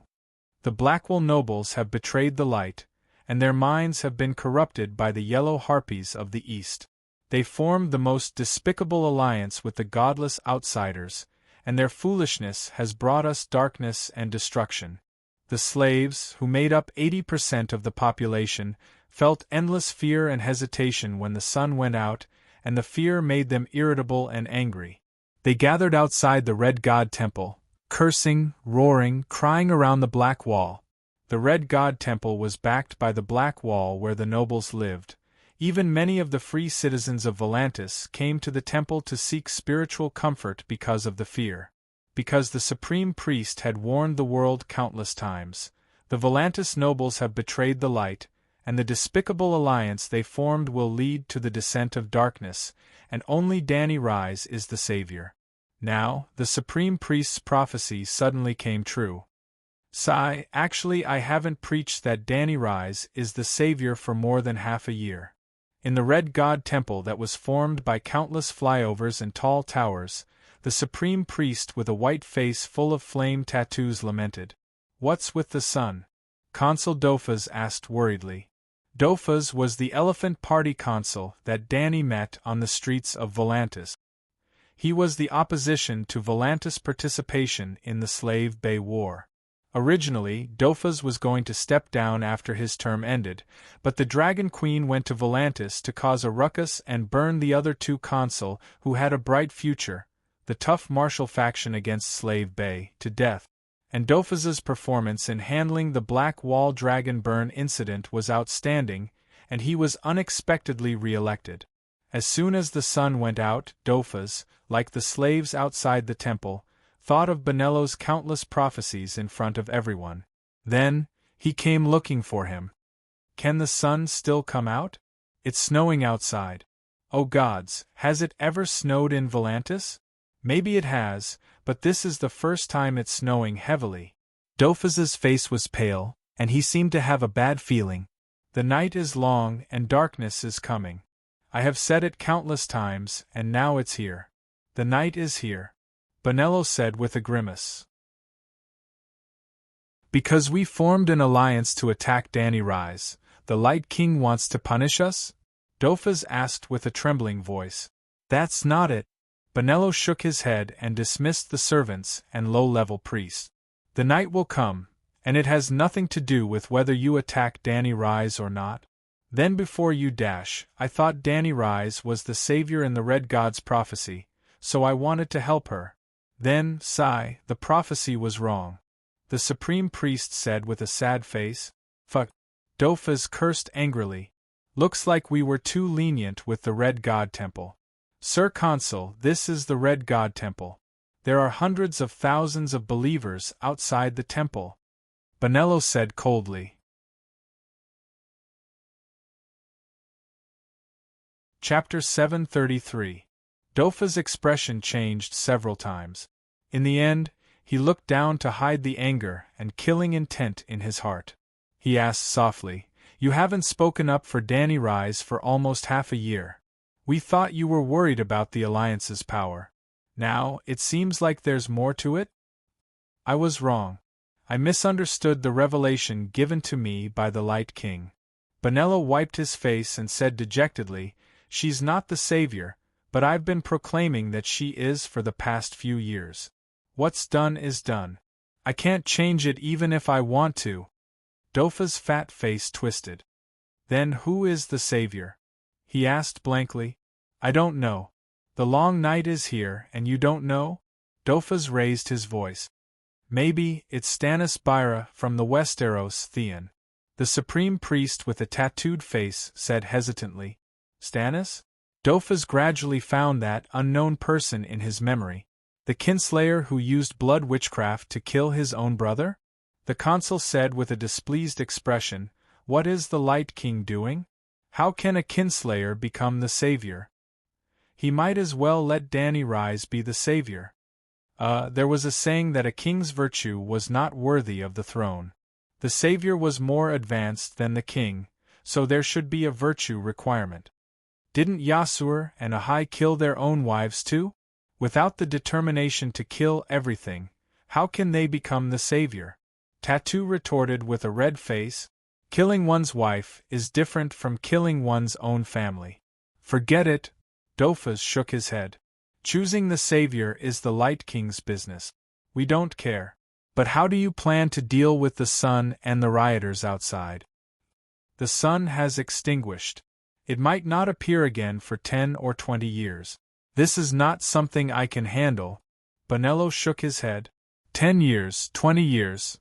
Dofa's face was pale. His eyes were filled with fear, and his fat body was on the verge of collapsing. The last long night lasted for an entire generation. That generation never saw the sun from birth until they starved to death. They thought the world was originally so cold and dark.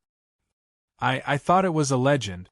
"Legends are always exaggerated," Dofas said weakly as he supported himself on the armrest of the chair. "A generation." He forced himself to stand up and said in a deep voice, "Your Excellency Supreme Priest, I need you to buy me some time." "What for?" Bonello asked curiously. "I need time to gather all the food and materials on the market," Dofas said coldly. "And then?" Bonello's voice trembled. "Then I will seal Black City. What about the Volantis people and slaves? Can the Light King's faith feed them?" Dofas asked. Bonello shook his head with difficulty. "Even the Light King can't help them, so what can I do?" Dofas shrugged helplessly. "But, no buts." Dofas waved his hand and whispered into Bonello's ear, "Remember, the poor life makes the people need the anesthetic called hope. Their most devout faith is born from their hope. However, when faith was unable to satisfy the believer's hopes, that hope would immediately turn into the deepest despair, and faith would also become a curse. You should understand that saving everyone is equivalent to forcing everyone to die. I will give the red-robed monk a spot to enter the Black Wall based on the results of your work." Dofas took 2 steps back and stared at the supreme priest playfully. He smiled and asked, "How is it?" Bonello's tattooed face was covered in sweat, and the muscles on his face kept twitching. His blue eyes that were usually as calm as a deep pool were filled with turbulent waves. "Let me think," he said weakly, his voice like a mosquito. "There's no time. Listen, look." Dofas pointed at the window. The The shouts of the 100,000 believers were like a tsunami. They came wave after wave and almost drowned the majestic red god temple. I can't lie to the believers. Bonello looked at the consul with a pleading look. Dofus smiled. Don't worry. You don't have to lie. There will be someone else who will be the punching bag for the people. Who? Bonello secretly sighed in relief, and his face regained some of its calmness. Recently, Faust Doxim from the West District has been very active. I think he can replace General Elios who died in the Bay of Sorrows, Dofus said calmly. Faust Doxim, a former Tiger Cloak Army slave warrior, married into the Doxim family of a small merchant. When the Guy's Alliance army besieged Astapor, he was captured by the Dragon Queen and became Astapor's super VIP partner. Since then, he had started his meteoric rise. Recently, Fat Faust was not even satisfied with the sudden increase in wealth. He started to have higher goals, to become a consul and move his family into the Black Wall. Elios, one of the 3 consul chosen by Volantis after the Dragon Queen burned down the Black Wall Tower. He was also the commander of the 2nd Fleet of the Alliance Army. In the end, he sank into the sea with the 2nd Fleet. Therefore, when there was a vacancy in the 3 consul positions, Fat Faust had the hope of filling it. For this, he even joined the Tiger Party, who had a radical attitude towards Slaver's Bay. Yes, the sky has darkened and the temperature has dropped, but this is not the end of the world. Long night or whatever, that's just a joke. Faust accepted Dofus's conditions, and after receiving the promise that he would definitely become the next senator, he immediately gave a speech on the streets as a candidate for senator, just like his countless predecessors had done. Everyone, don't panic. There is no need to rush to buy resources. Everyone knows that the winter that the Northerners speak of has arrived. It is impossible for winter to have no effect on Volantis. I swear, tomorrow will be a sunny day. Even if it continues to be gloomy tomorrow, the day after tomorrow, the day after tomorrow, the day of sunshine will come. The slogan "Tomorrow will be a sunny day" barely calmed down the panic of the people, and Volantis temporarily regained its peace. In a place where the commoners could not see, a large number of resources were transported into the Black Wall. The nobles within the Black Wall took off their silk clothes and put on their ancestral iron armor, and gradually replaced the original guards of the Black Wall, the Tiger Cloak Army, slave warriors. At the same time, as the defense force of Volantis, the Tiger Cloak Army was loaded onto ships and transported to Slaver's Bay by the consul with the reason that the Alliance Army won the Battle of Myrine and needed the Tiger Cloak Army to maintain order in Myrine. At this time, the consul of Volantis still did not know the outcome of the Battle of Myrine. They only wanted to send the unreliable Tiger Cloak Army to the front lines as cannon fodder. The Black Wall, the oval-shaped city wall made of Valeglia's immortal stone, was 60 meters tall and could allow 24 horses to run side by side without colliding with each other. Other than the Megalosaurus, no one had ever conquered the Black Wall. What happened in Volantis was not an exception. The same thing happened in Lys, Pentos, Myr, Bravos, and even the cities of the Jade Sea and the Far Eastern barbarians. The methods were different, but the essence was the same. Before the ordinary people could react, they had to gather all the materials that could be gathered, lock the gates of the majestic castle, and live their lives peacefully while waiting for the next Yeser, Ahai, to end the long night. The advantage of the upper class was not only reflected in the possession of social resources. In modern society, some people said that information was money, and that was not wrong. With the most timely and accurate information, even a retard could become Warren Buffett. In the world of the Song of Ice and Fire, when the long night had already arrived, information was equivalent to a chance to survive. Well, that was not necessarily the case. Even if the ordinary people obtained accurate information, they did not have the financial, material, or manpower to change their fate. If the winter was longer, the ordinary people would still starve to death. A winter that lasted for 3 years and a long night that lasted for 20 years did not make much of a difference to the ordinary people. They would either freeze to death or starve to death. Similarly, 3 years of winter and a generation of long night also had an impact on the nobles. Alright, there was an impact. They could no longer indulge in luxury. They could not hunt, they could not participate in the martial arts tournament. They also had to learn a skill that they did not have before living frugally. But no matter what, the lives and bloodlines of the nobles were not affected. Thinking about it this way, the long night did not seem so scary. Those who did not deserve to die would always die, and those who deserved to die would always live. What was the difference between a long night and a long winter? Sigh, such a world was truly despairing. However, in the Westeros, there were people who cheered for the disappearance of the sun in the sky. It's finally here. Waha, the long night is finally here. After getting a definite answer from Yuluin, Cersei's ecstasy was beyond words. In other cities, after the sun disappeared in front of everyone, most transcendents could infer what had happened by sensing the magic tide. But Westeros was a desert of transcendence. More than 99% of people did not even notice the change in the sun and only thought that it was another cloudy day. The sun rose in the east, but Westeros were known as the land of the sunset. When the sun went out, it was about 10 in the morning in Meereen, just before dawn in Westeros. Therefore, when Westeros woke up, they only felt that the weather was especially gloomy today. Of course, just because 99% of people did not notice anything unusual did not mean that everyone did not know. For example, Yuluin knew. The Alchemist Guild knew. The 7 gods were no longer 7 pieces of wood. Even the archbishops of the church knew. They even received complete confirmation from the Holy Mother. Yes, Holy Mother Dany took the time to send a "long night is here" message to every believer with 100 piety points. The long night was already here. It would be unreasonable if the Holy Mother did not do anything. Since the church knew, Yuluin helplessly brought the 4 children of war to Cersei the Great and told her about it. Cersei the Great was wearing a pure white fox fur cloak.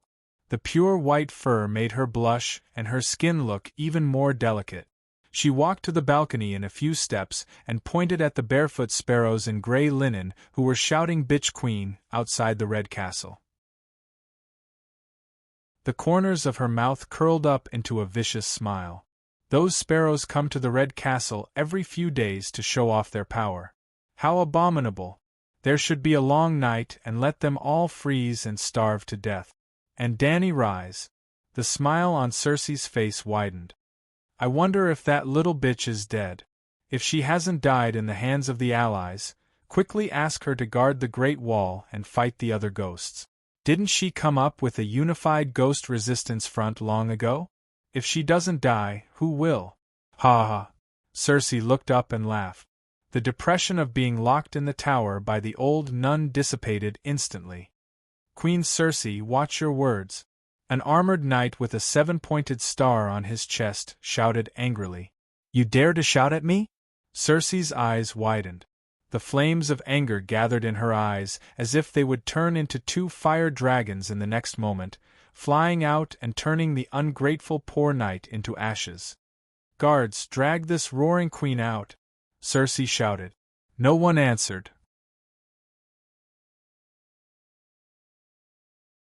Chapter 734. Where are the guards? Sir Devon? Cersei did not call for the guards, so she looked at the door in confusion and called her cousin's name loudly. Devon Lannister commanded the Lion Army and was also the garrison commander of the King's Landing and the Red Keep. Your Majesty. Tanya of Myr took a step forward. Her large black eyes were filled with tears of sorrow. Last night, Sir Devon was torn apart by a group of hungry mobs when he passed through Silk Street in a sedan chair. Torn? Torn apart? Cersei's face turned pale, and she said in horror, Devon is the garrison commander of the capital. He is in charge of 5,000 Lion Helmet Army and 5,000 Golden Robes. He was in a hurry and did not bring many guards with him. Yulun sighed with red eyes. Silk Street? Cersei's expression suddenly changed, and she said in pain, Devon is not guarding the Red Keep at such a critical time, but sneaked out to visit prostitutes? His leg is crippled. Silk Street was the red light district of the King's Landing. Both sides of the street were filled with brothels of various styles and grades. Yulun glanced at the Queen's Chamberlain, and a smug look flashed across his blue eyes. Tanya of Myr also happened to look over, her black eyes filled with admiration. The Queen's husband and the Queen's trusted aide only looked at each other for a moment before they looked away, each comforting the Emperor with sad and regretful eyes. Sigh, Devon is a man. A man with a broken leg also has needs, Tanya advised gently. Who is in charge of the golden robes now? Cersei asked with a gloomy face. Without your order, the position of garrison is empty, Tanya said solemnly. Cersei heard this and her expression became better.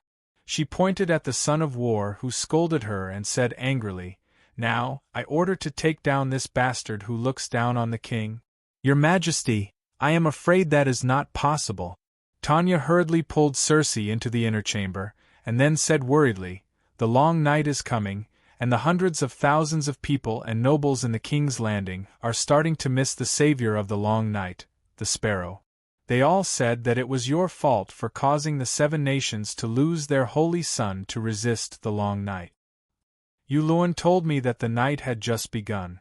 How did everyone in King's Landing know about it? Cersei glared at him. Who leaked the news? Were they all fools? We should keep it a secret from those lowly people. It's best if they don't know why they died. Only then can we calmly stock up on food in the Red Castle. Well, Cersei was of one mind with all the kings and archons of all the world when it came to measures for the long night. Every capitalist has a different personality, different business projects and different theories, but their ideas and means of exploiting the proletariat are exactly the same. It seemed reasonable to replace the capitalists with the kings and the proletariat with the common people. Your Majesty is wise. Tanya sincerely praised Cersei the Great. Then she shook her head and said, We can't hide it anymore. The Holy Mother has shown up.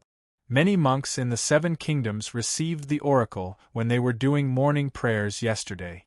The sun has gone out and the night has come. Are you sure? Cersei asked suspiciously. I also did morning prayers yesterday.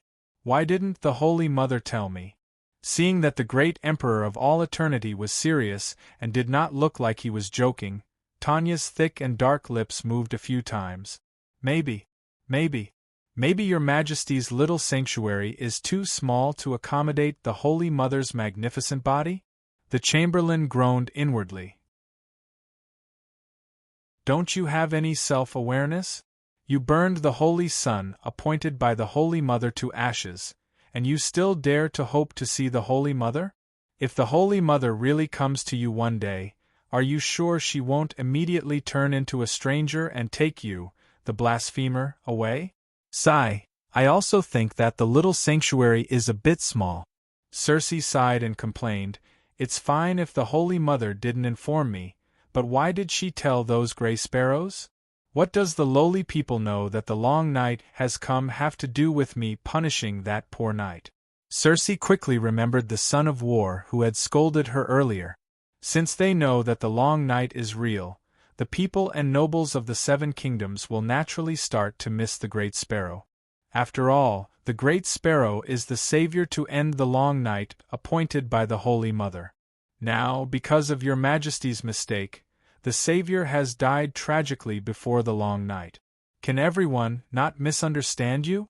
Cersei's face paled as she recalled the parade outside the Red Castle that had not dispersed since morning, and their slogan that she should go to the 7 levels of hell. She didn't misunderstand. They must hate her to the core. The people of the King's Landing hated her. The people of the 7 kingdoms who received the news of the long night would hate her. The Emperor of Eternity suddenly understood. Tanya of Myr lowered her eyes and continued, So, the Church decided to punish you. The Sons of War in the living room are here to watch over you. They are not to be offended." "What punishment?" Cersei asked with a straight face. "Before the long night ends, you are not to leave the Queen's tower. You are not to hold extravagant banquets. You are not to wear fancy clothes. You are not to participate in the politics of the Seven Kingdoms. You are not to— Enough!" The Emperor of Eternity's face contorted as he roared. "Where is my Prime Minister? Where are the ministers of the Imperial Council? Did they agree with the Church to imprison the Queen of the Seven Kingdoms?" In fact, it was the ministers who saw the anger of the people of the King's Landing. In order to appease the people, they collectively passed a resolution to invite the church slap. Before Tanya of Myr could finish, Cersei slapped her angrily. "Eat shit." Cersei's eyes were spitting fire as she cursed. "As my chamberlain, you attended the Imperial Council for me and conveyed my orders. How could you allow the deviants to pass a resolution?" Mere Tanya covered her red and swollen cheek and said in grievance, "The chamberlain is useless in the Westeros. I objected, but they all ignored me. Gather my lion helmet army and golden robes. I have had enough. They are going to destroy the Westeros. Without me to govern the country, what will happen to the court? I am leaving this place today. I am going to the King's Landing Court. I am going to sit on the Iron Throne and exercise the power of a queen. The long night is coming. Without me to strategize, how can the people survive to the next summer?" Cersei waved her hands and shouted in agitation. "I am afraid not." The chamberlain's face contorted as he shook his head gently. "My army is in control of the King's Landing. What is there not to do? Your Majesty, Sir Devon has just died. The morale of the army is not stable. It is not good to make a big move." "Good, good, good." The Emperor of Eternity took a few quick breaths and glanced at his trusted aide coldly. "Send a letter to Sir Damian Lannister. I want to invite him to the King's Landing to be the Minister of Justice." Damian was Cersei's uncle, the current acting Castellan of Casterly Rock City. He was Lannister's old hero who was of the same generation as Tywin and Kevan. "Your Majesty, Casterly Rock City is 1,000 miles away from the King's Landing. Actually, there is another honorable earl who is more suitable for the position of Minister of Justice," Tanya said gently. "Who? Your husband, Earl Orton?" Cersei mocked. Tanya's husband, Orton Maravis, was the Earl of the Long Table. After Tywin's death, Cersei promoted Orton to be her hand of the king when she was regent. But after Cersei was imprisoned by the Church, Earl Orton immediately resigned and fled back to the Long Table with Tanya, abandoning the Queen Regent. When Cersei was crowned as the Queen of the Seven Kingdoms by Archbishop John, Tanya became her chamberlain. But Orton was hated by the Emperor of Eternity and did not get any position in the court. "No, the Lion Helmet army can only be led by Lannister." Tanya shook her head. Cersei heard this and her expression became better. "There are still many Lannister with outstanding military abilities in the Lion Helmet army, but they do not have the political skills to deal with the courtiers.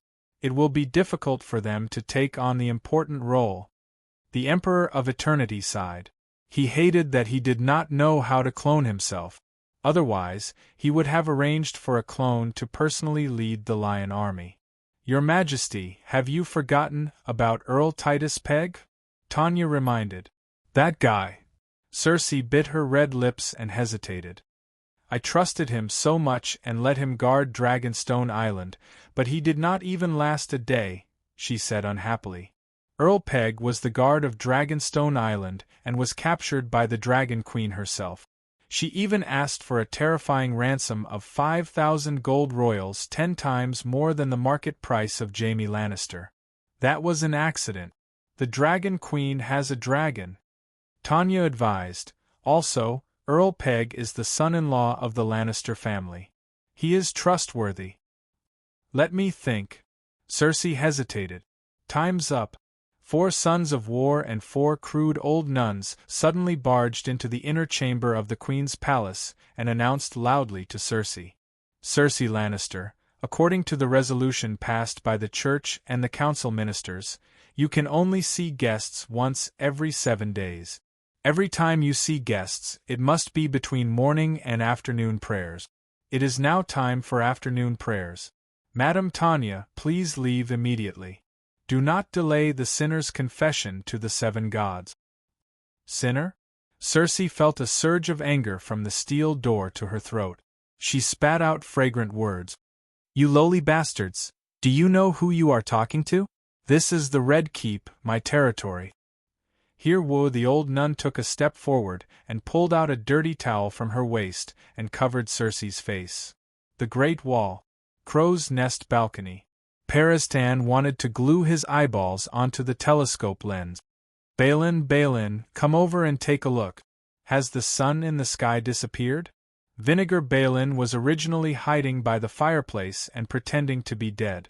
Hearing this, he stuck his head out of the sheepskin blanket and casually looked out of the window. The sky was dark and gloomy. The sky was like a thick pot lid that was about to fall on a person's head. Peristan, I really admire you. You can see a ghost sun in this kind of weather, Vinegar Balin said sarcastically. I could see a white circle of light earlier. Now it is completely dark. Something is wrong, Peristan said solemnly. Winter is like this outside the Great Wall. Don't make a fuss, Balin said impatiently. What kind of attitude is that? A hint of anger flashed in the red-nosed old professor's eyes. Balin, is the parade in the King's Landing not enough to wake you up? Balin was the first batch of professors to be paraded. After that, he was loaded into the transport ship along with the Dragonstone Island's dragon crystal weapons and transported to the Great Wall. The other professors were assigned to a small castle with a harsh environment. Only Vinegar Balin had some friendship with Peristan. That was why he was able to stay in the dark castle to enjoy life. You still have the cheek to talk about parading? Balin was angry too. He stood up abruptly and pointed at Peristan's red nose. He scolded, If you did not betray the city of knowledge, would I be on the list of sinners who saw the ghost? If I did not get captured by the bounty hunters, would I have suffered such humiliation? Woo woo woo! Suddenly, a ghostly howl came from the east.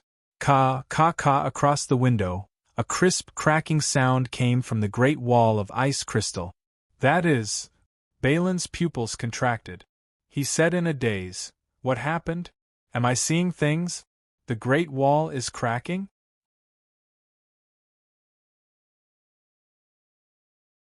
Chapter 735. East Sea Watch. At noon on the 3rd day after the sun went out, the north wind whistled and the sky was dark. There was no light. The falling snowflakes were as heavy and annoying as the thin silk stockings of a beautiful woman. Well, silk stockings were supposed to be light and thin, but they were snowflakes, which made them look big and heavy. The silk stockings of a beautiful woman should make people's imagination run wild, just like the poet of the falling snow school. However, the snow in the north was like silk stockings on the big smelly feet of the strong husband of a beautiful woman. The night watchers couldn't like it no matter what.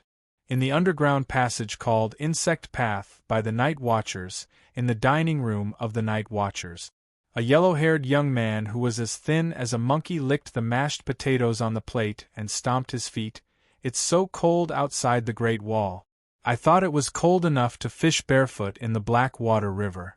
I didn't expect it to be so cold at the Great Wall with thick sheepskin boot. The tall young man on the side cleaned the plate with a piece of bread and said in a deep voice, Although it's cold, there's food and clothes here. It's much better than sleeping on the streets and eating brown soup at King's Landing. At the Great Wall we live like humans. The skinny young man nodded and smiled. We're not just like humans. We're also the great heroes who guard the 7 kingdoms. Thanks to Uncle Striker who sent us here, we can be great heroes, fill our stomachs, and earn 2 silver coins at the same time. 2 silver coins a month. If we save a little, it's enough for my 2 little sisters to eat for a few months. Not only do we have to thank Uncle Striker, but also Her Majesty Danny Rise. Without her, we would have starved to death on the streets a few years ago. The tall young man sighed. The skinny young man's eyes were blurred as he murmured, "It's like a dream. When I was begging on the street, I actually met the Dragon Queen and Sir Barristan. Thanks to my good eyesight, I felt that she was very unusual at that time, so I dragged you guys to follow her." The tall young man sneered. "Come on, your eyesight is indeed good. You can see that she's a fat sheep at a glance, but unfortunately, cough cough." The skinny young man awkwardly interrupted his friend. "We were making a living under Scar Lu Bang at that time. If we didn't complete the mission, we wouldn't have any food." "Jimmy Tom, it's your turn." Hunchback Ulma walked over. His palm, which was covered in frostbite scars, slapped the greasy, thick ironwood dining table a few times. "Did you forget the time? The brothers up there are all waiting to come down to eat. Why are you still dawdling here?" Tall Tom stuffed the bread with the mutton and carrot soup into his mouth and mumbled, "Instructor, we haven't even finished eating yet. What's the hurry? Next time, it's your turn to wait with an empty stomach. Let's see if you're anxious or not." The two rookie night watchers stopped arguing and hurriedly handed the plates to Hogan the cook. Putting on the gloves and the cloak, they picked up their dragon teeth daggers and followed Ulma to the rope lift along the tunnel.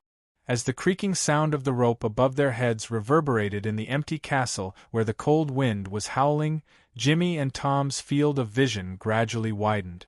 Before coming to the Great Wall, I always thought that the red castle of that whore queen mother was the tallest building in the world. Skinny Monkey looked at the dark sky in the distance and sighed. "If it's summer and you look down from the Great Wall, you'll see the blue sea in the east, the wild flowers in the south, and the rugged hills in the west. You'll see the sea, plains, and mountains. It's unimaginably beautiful. You have the talent to be a bard, kid." Ulma glanced at him. It was unknown whether he was mocking him or praising him sincerely. "Is that so?" Skinny Monkey took his words as praise and recognition. He smiled and said, "I'm going to work hard to learn how to read and write from Scholar Hamuan and strive to become a qualified bard. Then, I'll be able to be a raven and return to King's Landing often." "Raven?" Ulma smiled coldly. The last raven was also a singer. His face was as handsome as a noble young master.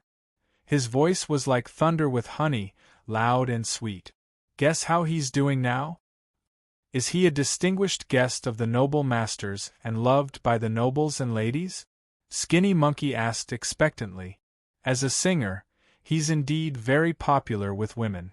Unfortunately, he's a night watchman and an officer who specializes in recruiting night watchmen. In the end, he didn't recruit a single person. Instead, he lost himself." "Lost himself?" Skinny Monkey was puzzled.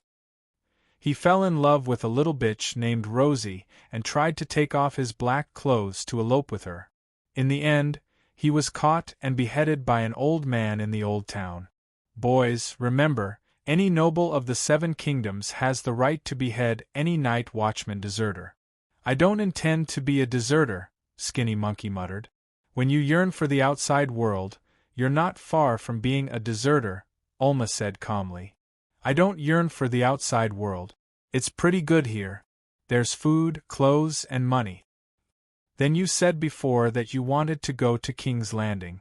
"I have 2 sisters who live in the flea nest in King's Landing. They're so young. With Uncle Striker looking after them, I'm not worried, but it's better if I can go back and see them often." Skinny Monkey Jamie's low voice circled in the wind and drifted into the distance. Click! The iron cage rose to the top of the shaft. "What took you so long?"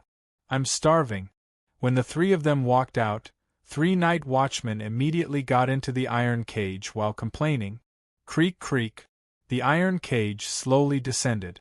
To the east of the crane, on the city wall near the bay, a wooden hut was built for the people on guard duty. A large pot of charcoal was lit in the hut. It should have been warm and comfortable, but this was an observation post. The wooden door facing the outside of the Great Wall was wide open, embracing the wind and snow from the extreme north without reservation. The steward should give every night watcher a crystal helmet. The tall young man, Tom, complained. The helmet should be stuffed with fluffy cotton, Jamie added. You two summer chickens from the south, you don't know the hardships beyond the Great Wall? Alma stuffed a piece of sour grass into his mouth and chewed while scornfully saying, Guarding the Great Wall is already the easiest job. If you can't even stand this little wind and snow, how can you survive in the ghost forest alone? So, you should think of it as training, because if you go beyond the Great Wall, you'll only hate that you don't have two eyes in the back of your head, and you won't want to see the crystal helmet of the deviant ghost.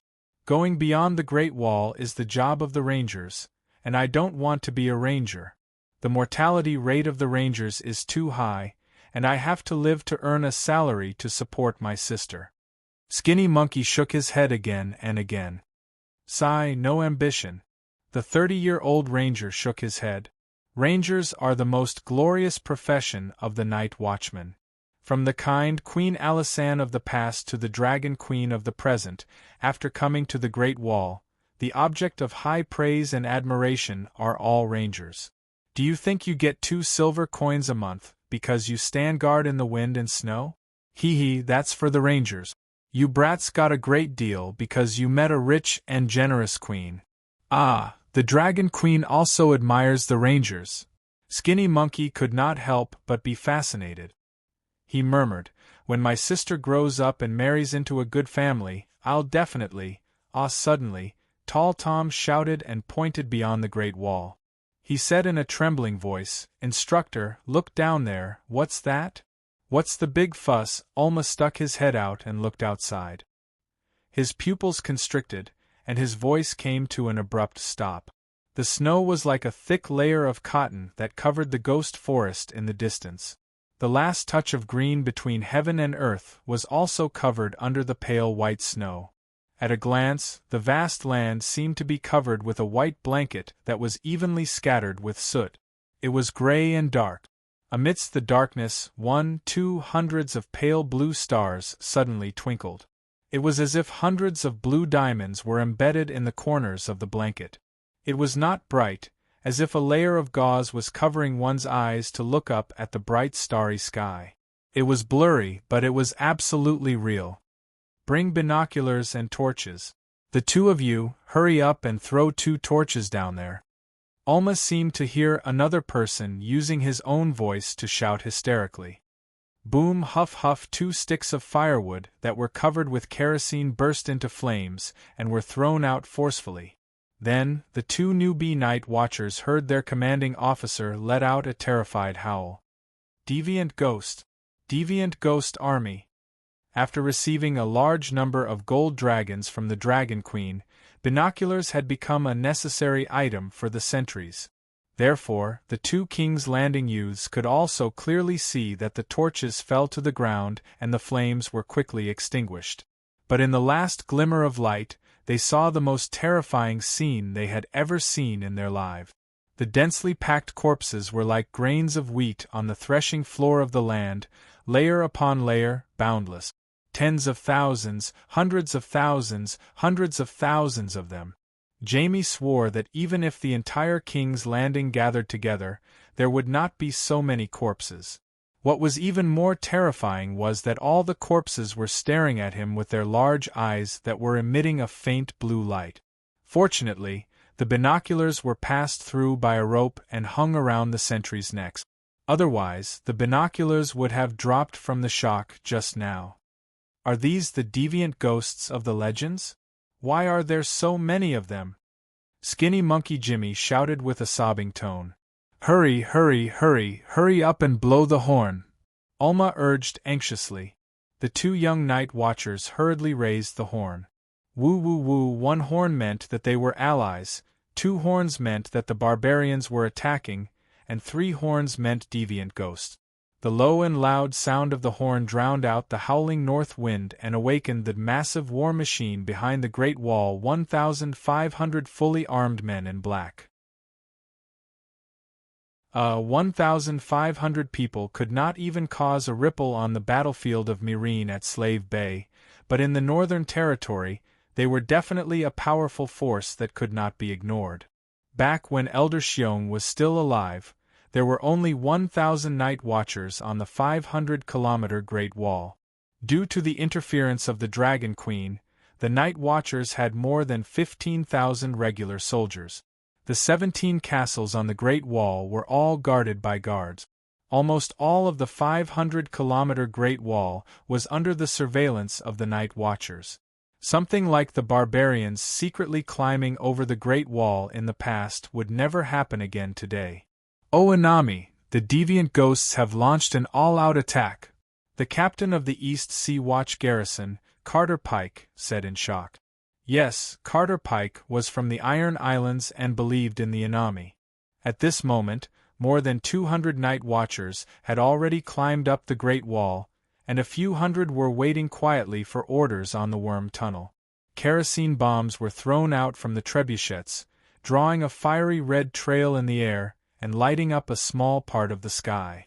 Then, they landed on the heads of the corpses and lit up a bonfire. The white frozen fog was thick and heavy, quickly extinguishing all the flames.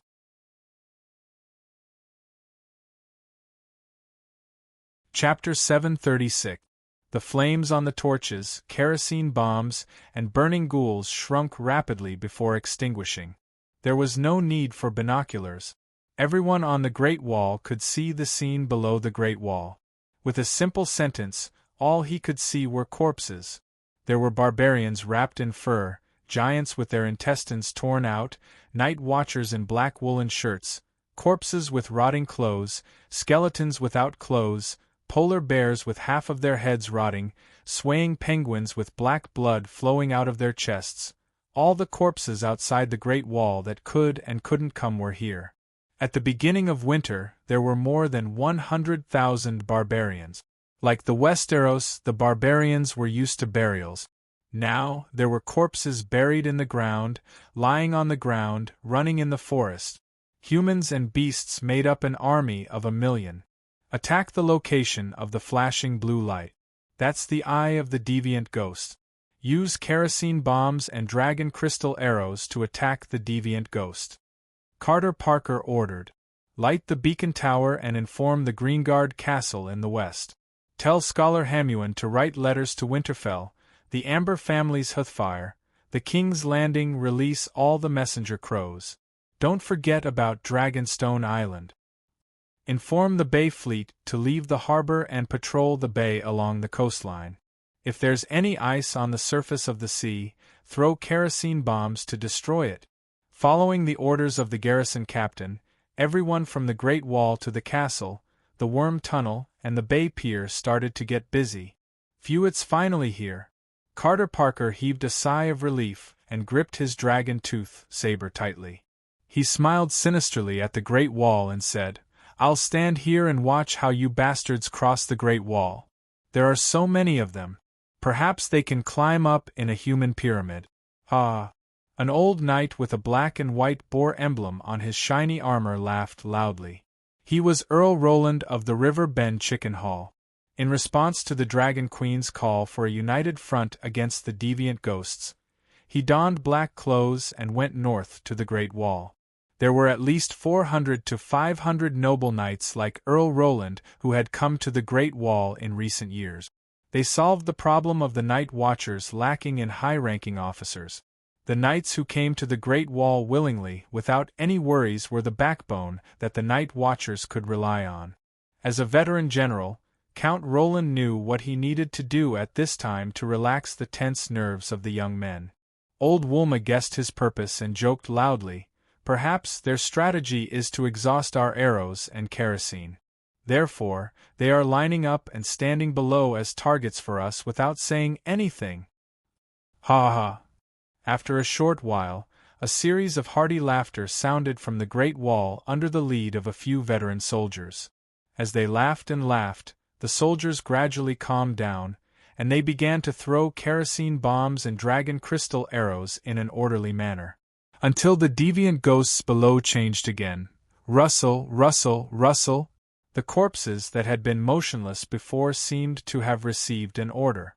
They moved to the left and right in unison, revealing a 10-meter-wide path. A gust of cold white fog came from the end of the road. The wind became even colder. The freezing fog became even thicker.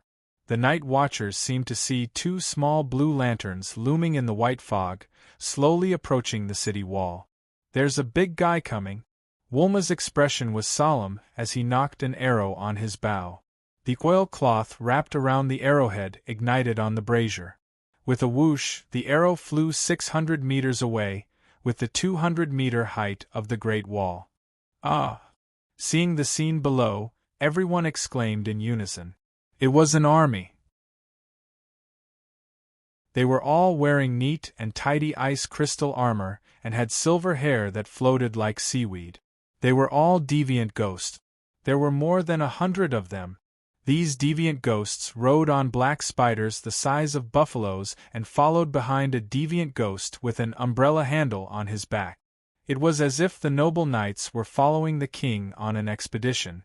Count Roland suddenly understood and said in shock, "Deviant Ghost King. The leader is Deviant Ghost King. Attack, everyone. Quick, quick. Kerosene bombs, dragon crystal cannons, arrows, cover that bastard." Carter Parker came to his senses and pointed at Deviant Ghost King as he roared ferociously. Unfortunately, Deviant Ghost King was not stupid. He stopped 500 meters away from the city wall, and a snowstorm gradually rose around him, breaking all the stray arrows and crossbow bolts that flew toward him. The storm also blocked the vision of all the night watchers. After about 2 rounds of attack, a low sound, as if someone was stepping on a thick piece of glass on a cement road, suddenly came out of the storm around Deviant Ghost King without any resistance. Hearing that sound, the night watchers subconsciously entered a trance. They only felt that their souls were being clenched by a cold hand, frozen into ice, and then crushed into ice shards. Then, the most terrifying thing happened. It was not only their souls that were being clenched, but also the 200-meter-tall Great Wall under their feet.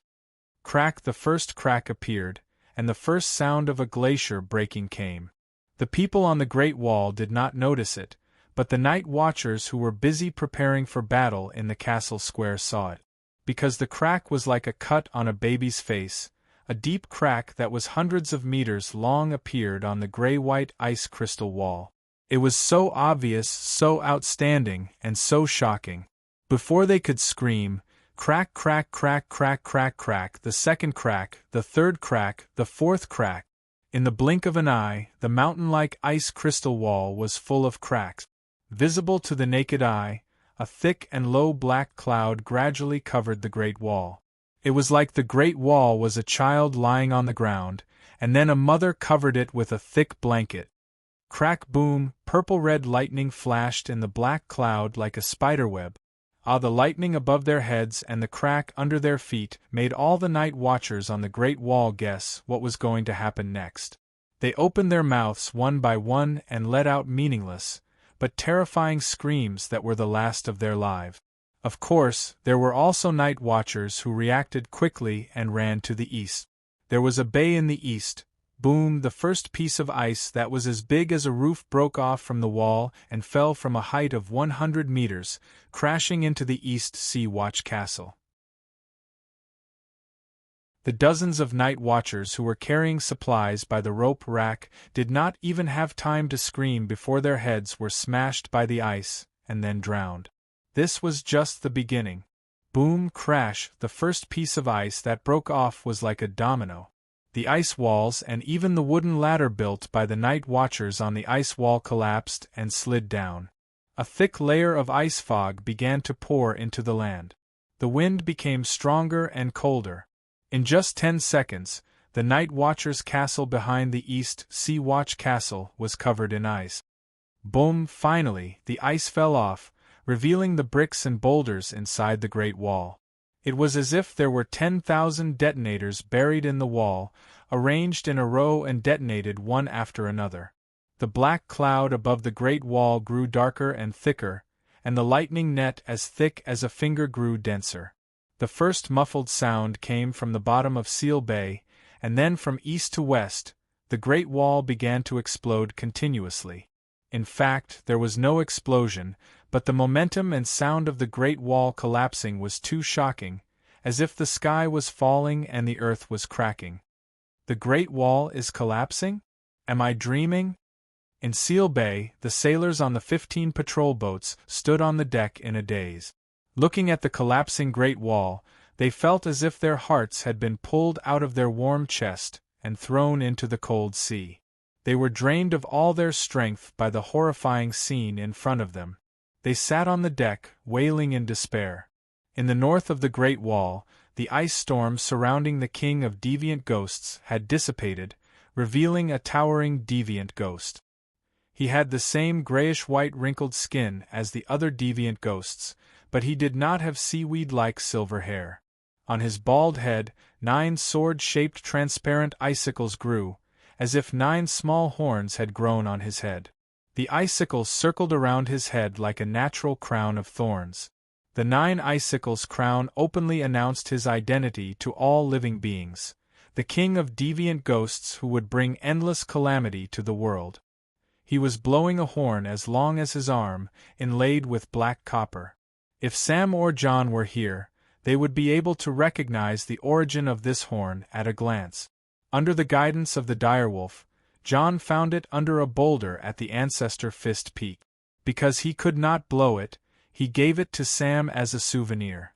Sam had also been carrying it with him. When the Ancestor Fist Peak encountered deviant ghosts and corpses for the first time, the Night Watchers threw away their armor and fled pathetically. Sam even lost himself, but he still carried the horn. After leaving the Great Wall and going south to the Old Town, he carried the horn with him. When he was in Bravos, he carried the horn. When he was on Dragonstone Island, in front of the Dragon Queen, he still had the horn in his bag. In the end, Fatty Sam carried the horn to the Old Town. To be honest, if you asked Fatty, the horn is old and broken, and it's only a piece of brass inlaid on a black horn. It's not worth anything at all, so why do you always carry it with you? Fatty would definitely be at a loss. Yeah, why do I have to carry this broken horn? In any case, when he was in the Old Town, the horn should have been the furthest away from the deviant ghosts beyond the Great Wall. But it was lost. A dead pigeon with glowing blue eyes bit a ferocious raven the size of an old hen to death. That raven happened to fly over the head of Sir Ace, not more than 100 meters away. Then, the raven's eyes glowed blue as it flew into Sam's bedroom. It found the horn with familiarity and brought it back to the north, back to the Great Wall. The moment it crossed the Great Wall, under the effect of the evil suppression array, the raven was dismembered into a pile of broken limbs and rotten flesh. However, it flew at an altitude of more than 1,000 meters and carried a huge initial speed towards the north. At this moment, the law of magic retreated. It was time for Teacher Newton to appear. Flying at an altitude of 1,000 meters, initial speed of 50 meters per second, the speed of the fastest pigeon on Earth, the acceleration of gravity was similar to that of the Earth. Then, could the raven's corpse and the horn carried by the seeds cross the Great Wall that was 200 meters high and 20 meters wide? You're tuning in to the Phoenix Nights YouTube channel. Don't forget to subscribe and join us on this journey to catch the most captivating stories.